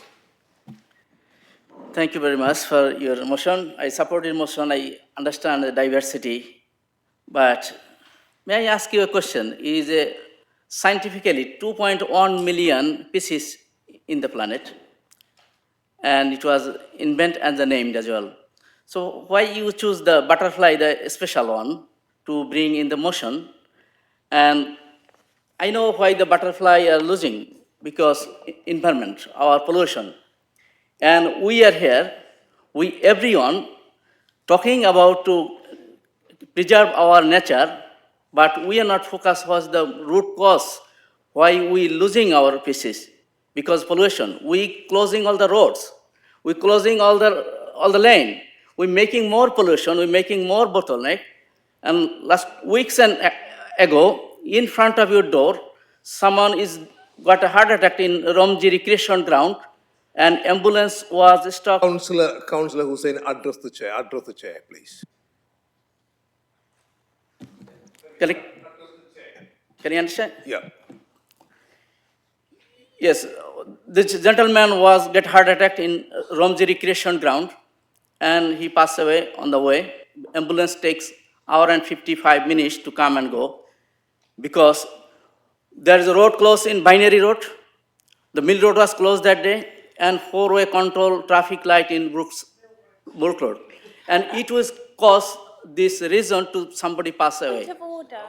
And it is not only a number.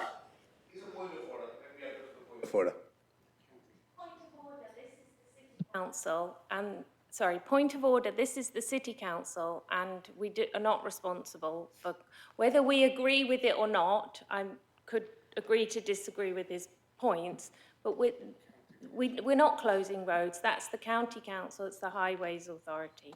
We do not have those powers, even if we wanted to close the roads. Councillor Hussain, continue. Thank you very much for your mentioning this thing, but hour ago. No, wait. Another point of order. What rule has been broken here? Someone's got another mic on. Okay. I think we're a long way away from the motion here. Point of order on relevance. I think we're a long way from the motion. Just hour and a half ago, this house talking about Cambridge South Station. It was in the transport. It was in not city matter. But when Councillor Hussain asking something about the road matters in this chamber, no one supporting. When all the roads closed, people are suffering, and behind the car, children are crying. People waiting hour after hour for the traffic jam, and traffic is not issue. How we maintain the traffic, this is the main issue. But this house, we support diversity, but we're not supporting our human who are real people in our society. They are suffer in this road close, line close, and they propose in congestion charge or any other side. They want to create the motorist, punish them every single steps. And Labour and Lib Dem both are voted to close the Mill Road. Thank you very much for make the city more chaotic. Thank you, Councillor Hussain. Any other speakers? Councillor Bennett, please. I just want to say that Greens welcome this motion and are looking forward to voting for it.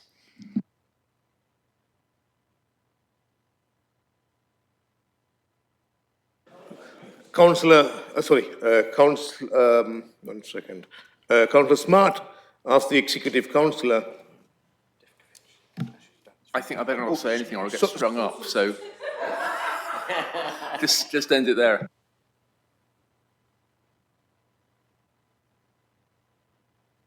Councillor Nestor, do you want to speak? No, I just wanted to make a point of order before that we're talking about butterfly, not cars. I'm sorry, I not, yeah. Now, what did Martin say? He's going to speak.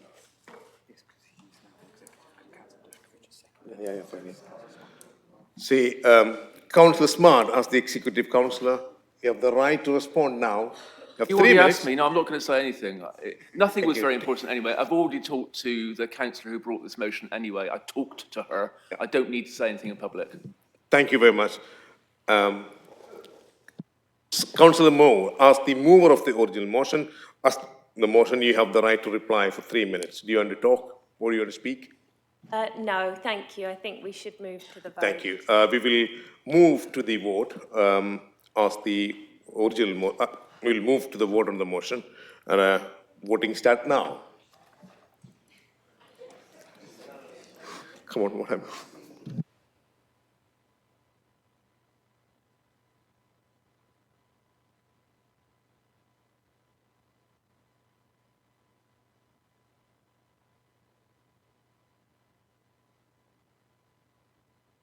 Members, 33 in support. No abstention, no objection. Therefore, the motion is carried. Thank you. Now, agenda item 6G, motion on notice from Councillor Galsberg. I call on Councillor Galsberg to move the motion, and I understand Councillor Tong will be your seconder, and you have 10 minutes between yourselves. Councillor Galsberg, please address the council. Okay, you'll all be very glad to know that I don't intend to say very much at all about this motion. But it is very important because every day I think we're all seeing the disaster that's unfolding in Gaza, now also in the West Bank and Lebanon. So I'm sure that we do all share a sense of despair at the appalling events and the suffering that's happening there. Since we passed our last motion on Israel and Palestine in May, thousands more people have been killed in Gaza, most of them women and children. The total is now more than 44,000 people, with many more thousands injured. Nearly all the population of 2.3 million people have been displaced, many of them more than once, and their homes and the basic infrastructure, including schools and hospitals, has been destroyed. Last week, the International Criminal Court issued arrest warrants for Netanyahu and the former Israeli Defence Minister for war crimes that were committed in Gaza. The British government has said that it will abide by the judgment of the court. Israel is breaching international law in Gaza, and it should now issue an immediate embargo on arms sales there. And I'm very glad to see that we're agreeing on that. I'm not under any illusions that our motion and displaying a scrap of fabric is going to make any difference at all to this terrible situation. But it would at least show the people in our city who are most impacted by this that we want to support them. And when there's so little that it's possible for us to do at all, I think we must do whatever we can. Thank you. Thank you very much. Councillor Tong, do you wish to speak now or you want to reserve your rights? I'd like to reserve my right, please. Thank you. How many minutes, yes? You have 8 minutes to talk. Councillor Bick has given a notice of amendment, which is on page number 51 of the information pack. Councillor Davey will second the amendment. You have 10 minutes between yourselves. Councillor Bick, please address the council. Thank you.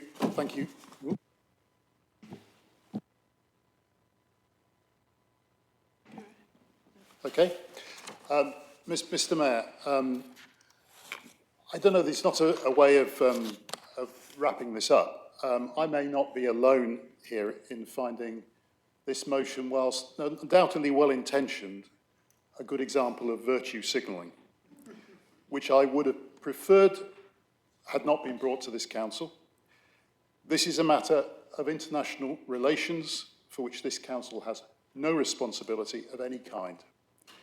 We have been elected to act as stewards for the well-being of our area, run its local services and stand up for its local interests in relation to other bodies.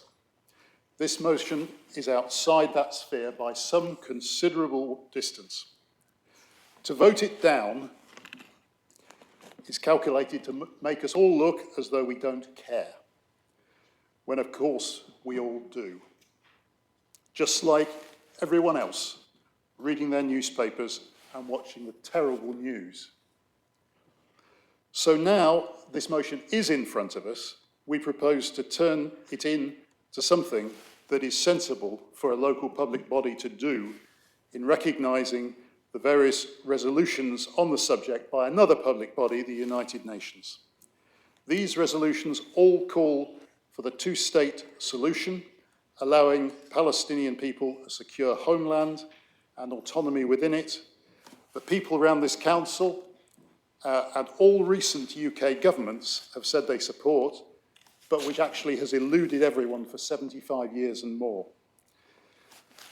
But it's not, in our view, appropriate to endorse the two-state solution and then propose to fly only one of the two states' flags. Whatever subtext justification might exist, that is certain to be misinterpreted in a divisive way. This council is not the body to manage that outfall. If a flag is to be flown, it should be the United Nations flag. Now, Mr. Mayor, speaking as an individual now, I will readily say that the conflict that has been going on for the past year has gone way beyond any rights to self-defence. I find the wholesale killing and maiming of a whole people, the destruction of civilised life, and more appropriation of land, I find them outrageous. This should not be dignified as a religious dispute. It is a political dispute with many people of all faiths, and I mean all faiths round the world, angered by the deeds of an expansionist right-wing government. It needs a political solution, not a military one. A military one is the recruiting agent of the next generation of terrorists. The killing must stop, and the talking and the release of hostages must begin. The ceasefire that's been in our news this week in Lebanon is encouraging, but it's only a small part of the issue. I imagine, Mr. Mayor, my views might be the views of many people in Cambridge, but conceivably not all. I bitterly share the powerlessness that everyone feels on this subject here, but this City Council cannot be the agent of progress. I will support my political party, which I consider represents my views on this, and I will vote for Liberal Democrat members of Parliament who will advance those views in a forum which at least has a role in fashioning our country's foreign policy, where some leverage might be found. So, Mr. Mayor, I beg to move the amendment.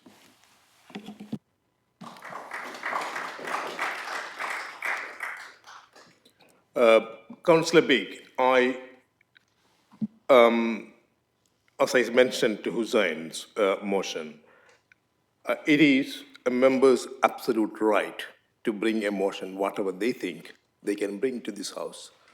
Number two, I am in disagreement with you. We can only bring motions to this chamber, which is related to only Cambridge. And I've been here for some time, where we discussed many issues which are not directly related to Cambridge. I just want to put that on record. Thank you. Councillor Davey, would you like to speak now, or you want to serve your rights? I'd like to speak now, Mr. Mayor, and I'd like to start by thanking Councillor Bick for his comments and to echo and share his personal comments on what's happened in the Middle East and the dignity with which he expressed them. Moving on to the flag, this has now been discussed at full council on at least 3 occasions. And it's important to acknowledge the strength of feeling for this issue. The Labour group, as Councillor Glasberg said, brought forward a motion in May, which we felt took a far more proactive role in considering how we can support this issue and to work to build peace and solidarity within this city. The Council, therefore, has considered this request on multiple occasions now, and the answer tonight is exactly the same as it was before. Previously, we have had discussions with the local Palestine Solidarity Campaign, some of whom are represented here tonight. And we talked with them to build on our work to show solidarity with the people of Palestine without flying the flag. And these discussions, I have to say, have proved positive. When we spoke about this issue at the last full council meeting, we said we would look at our flag policy, which is based on government legislation and has been shared with both opposition council leaders prior to this meeting.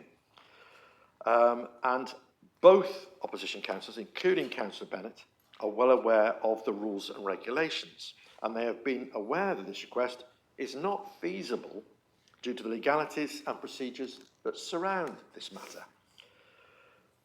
Due to the UK government not recognising Palestine as a state, planning permission would therefore be required to fly the flag. Additionally, a request like this would then need to go to our Civic Affairs Committee as well as full council, and would then require sign-off by the Chief Executive. You have been made aware of this prior to tonight's meeting, as has Councillor Tong, as has Councillor Glassberg. Other councils have been made subject to legal challenge over flying the Palestinian flag, and we have a statutory duty to promote community cohesion. We take this very seriously, and therefore we did not fly the Israeli flag when we were instructed to do so by the then government in October last year. You were also aware of that prior to tonight's meeting. However, as we are suggesting here, we believe, in agreement with Councillor Bick, it is possible for us to fly the UN flag, which we have every year on the 24th of October. Because we have this flag already available, and tomorrow is International Day of Solidarity with the Palestinian people, I can confirm, having spoken to the Chief Executive, we can fly that flag tomorrow and will do so, subject to the announcement, this amendment of this motion. I am concerned that when Councillor Bennett raised this motion with us on the 17th of November, it was noted that it was in response to the International Day of Solidarity with the Palestinian people, which doesn't request authorities or bodies to fly the flag, but calls on UN members to support an annual exhibit of Palestinian rights or cultural event. In our response to Councillor Bennett outlining flying the flag would not be possible, an alternative was offered. It would give some host in the space in the Guildhall to host an educational display. Sadly, this offer was not taken up. And sadly, it may be too late for local groups to arrange something in time for tomorrow. It's a shame that this has clearly been brought as a political point-scoring motion rather than something which could genuinely build upon some of the discussions we've held previously at full council. Whilst this offer of space hasn't been taken up by proposal of the motion, I'd like to make people aware that we have, as members of the group, been supporting Orleans Cafe downstairs to hold an evening of arts and food on Sunday the 1st of December, where all proceeds will be donated to the Palestinian cause. I would encourage people of all sides to go, if possible. I don't disagree that it's important for us to discuss these deeply tragic ongoing conflicts and not to forget the horror that has been unfolding over the past year. And I hope the councillors opposite and residents here in the room understand the reasons why we propose this alternative option, with the full agreement that marking tomorrow's Day of Solidarity is vitally important, and we will fly the UN flag accordingly, again, subject to Council agreeing that today. Thank you, Mr. Mayor. Is there any debate? Councillor Bennett, please. Sorry. Before that, I have to take a vote on whether to proceed at 11 o'clock. Members, would you like to proceed? And yeah. Over to you, Councillor Bennett. Thank you. Thank you, Chair. I hadn't actually intended to speak at this motion, but I do want to put the record straight. I made a personal request of the Chief Executive and the leader because I hoped that we could deal with this issue by agreement and not have to bring it to a vote and a motion. In that request, I made it very clear that... I'm sorry, I can't go on.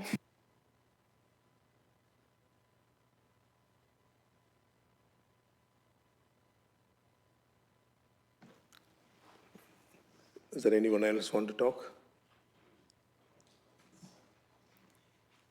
If that's the case, Councillor Davey, as the seconder of the amendment,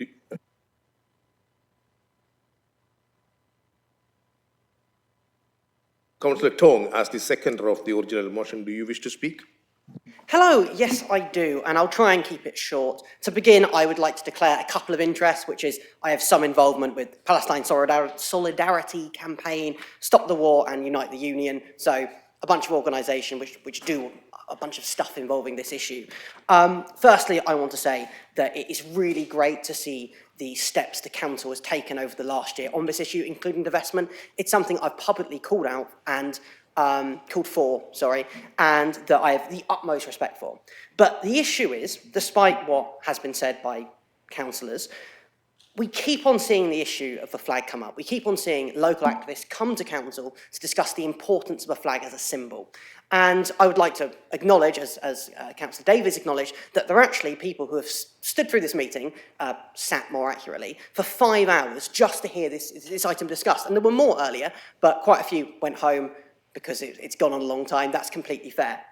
Now, the flag is very important to people because, well, the long and short of it is, Palestine isn't a recognised state, and it's about standing in solidarity with that cause. It's about standing up for local residents, who many of which are Palestinian themselves, and saying, your state deserves to be recognised, your identity deserves to be recognised. And I think calling it virtue signalling is quite disrespectful to that fact. You know, I have a country, I was born here, I've got a nationality, but many people, unfortunately, have had that nationality that they are associated with taken away from them. And as Councillor Glasberg acknowledged at the start, we acknowledge that this isn't in itself going to cause peace in the Middle East. This is about standing by residents who have come to me regularly and said that the council isn't doing enough. And they know what the council's done, but they still think more important steps can be taken.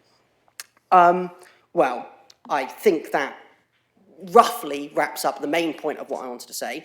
My request tonight is people actually stand by your convictions, because I think quite a few people agree with this. I think it's a generally popular thing in Cambridge, and I think we need to stand by residents. To kind of conclude, I wanted to, hang on, let me find my handily placed bookmark. I want to acknowledge the fact that in Cambridge, we've had people of all religions, all ethnicities, go out campaigning and stand by the fact that Palestinian people in Cambridge need more respect and recognition. And someone that I have a huge amount of admiration for is Nelson Mandela, who lends his name to the council's offices. And we often think about Nelson Mandela, and we often talk about him and say how great he was, but many times we ignore what the man actually said. And something that I found particularly insightful was when he was president. And in December 1997, he said that the temptation in our situation is to speak in muffled tones about an issue such as the right of the people of Palestine to a state of their own.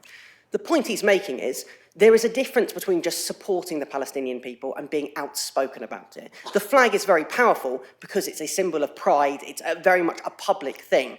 I would absolutely suggest and advocate for something like an exhibition. It's something I'd love to do. However, that can take quite a lot of time, especially to do it to a high quality. The flag is a simple thing we could potentially do today. Not, you know, we can work for an exhibition for next year. I'd love to do that, and I'm sure many activists locally would be thrilled to work on this, but unfortunately, it takes some time.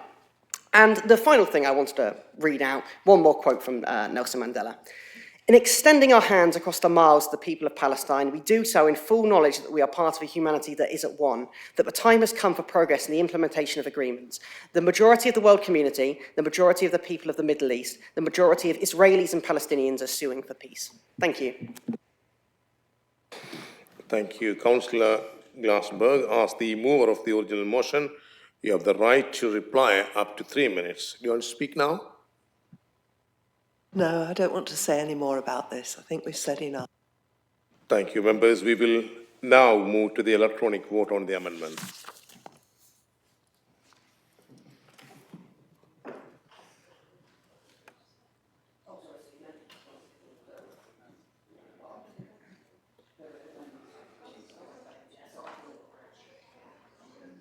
Is she, you know?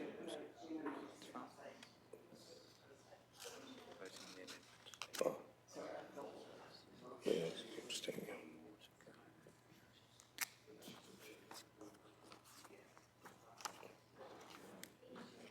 Is it done? 31. I think so. So, members, in support 25 and objection 1 and abstention 5, therefore the amendment is carried. Members, now we will move to the vote on the amended motion as the substantive motion.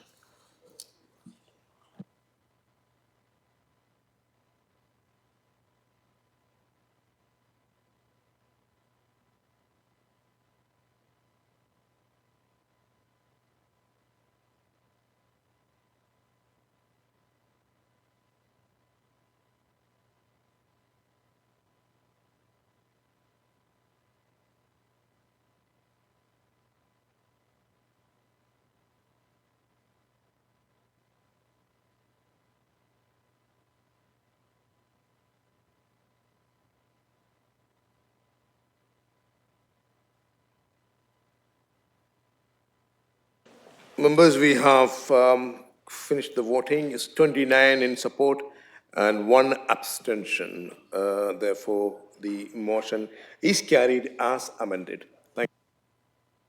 Thank you. And now, agenda item 7, written questions. Members are asked to note the written questions and the answers contained within the information packed on 53 to 72. Agenda item 8, future of the local government, public engagement. Does Councillor Davy wish to propose this report? Sorry, could you repeat the question, Mr. Mayor? I was distracted.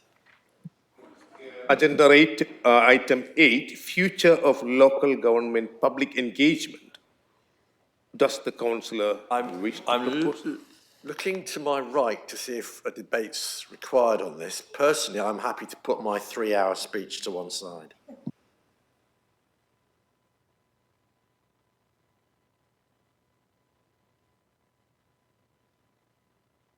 Does it require a vote, Mr. Mayor?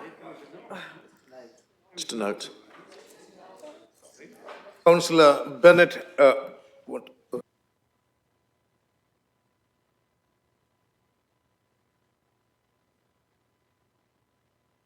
Councillor Bennett, do you want to speak? No, I was just saying that we're quite happy not to speak as well. We just want to go to vote. Okay. Does it need a seconder? Can I indicate that Councillor Griffin has been good enough to second the recommendations? Yep. I second the motion.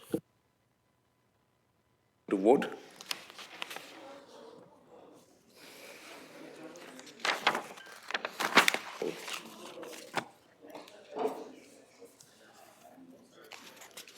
So, have I not done it? Oh, yeah. So only 20 people voted. People have gone. Let's just take that behind us. Should I? Yeah.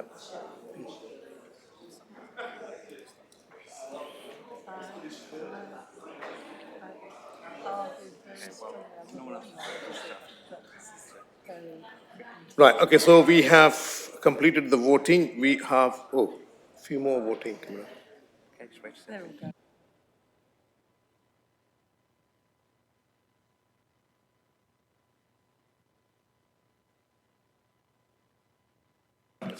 Yep, we have completed the voting. It's 29 in support, no abstention, none against.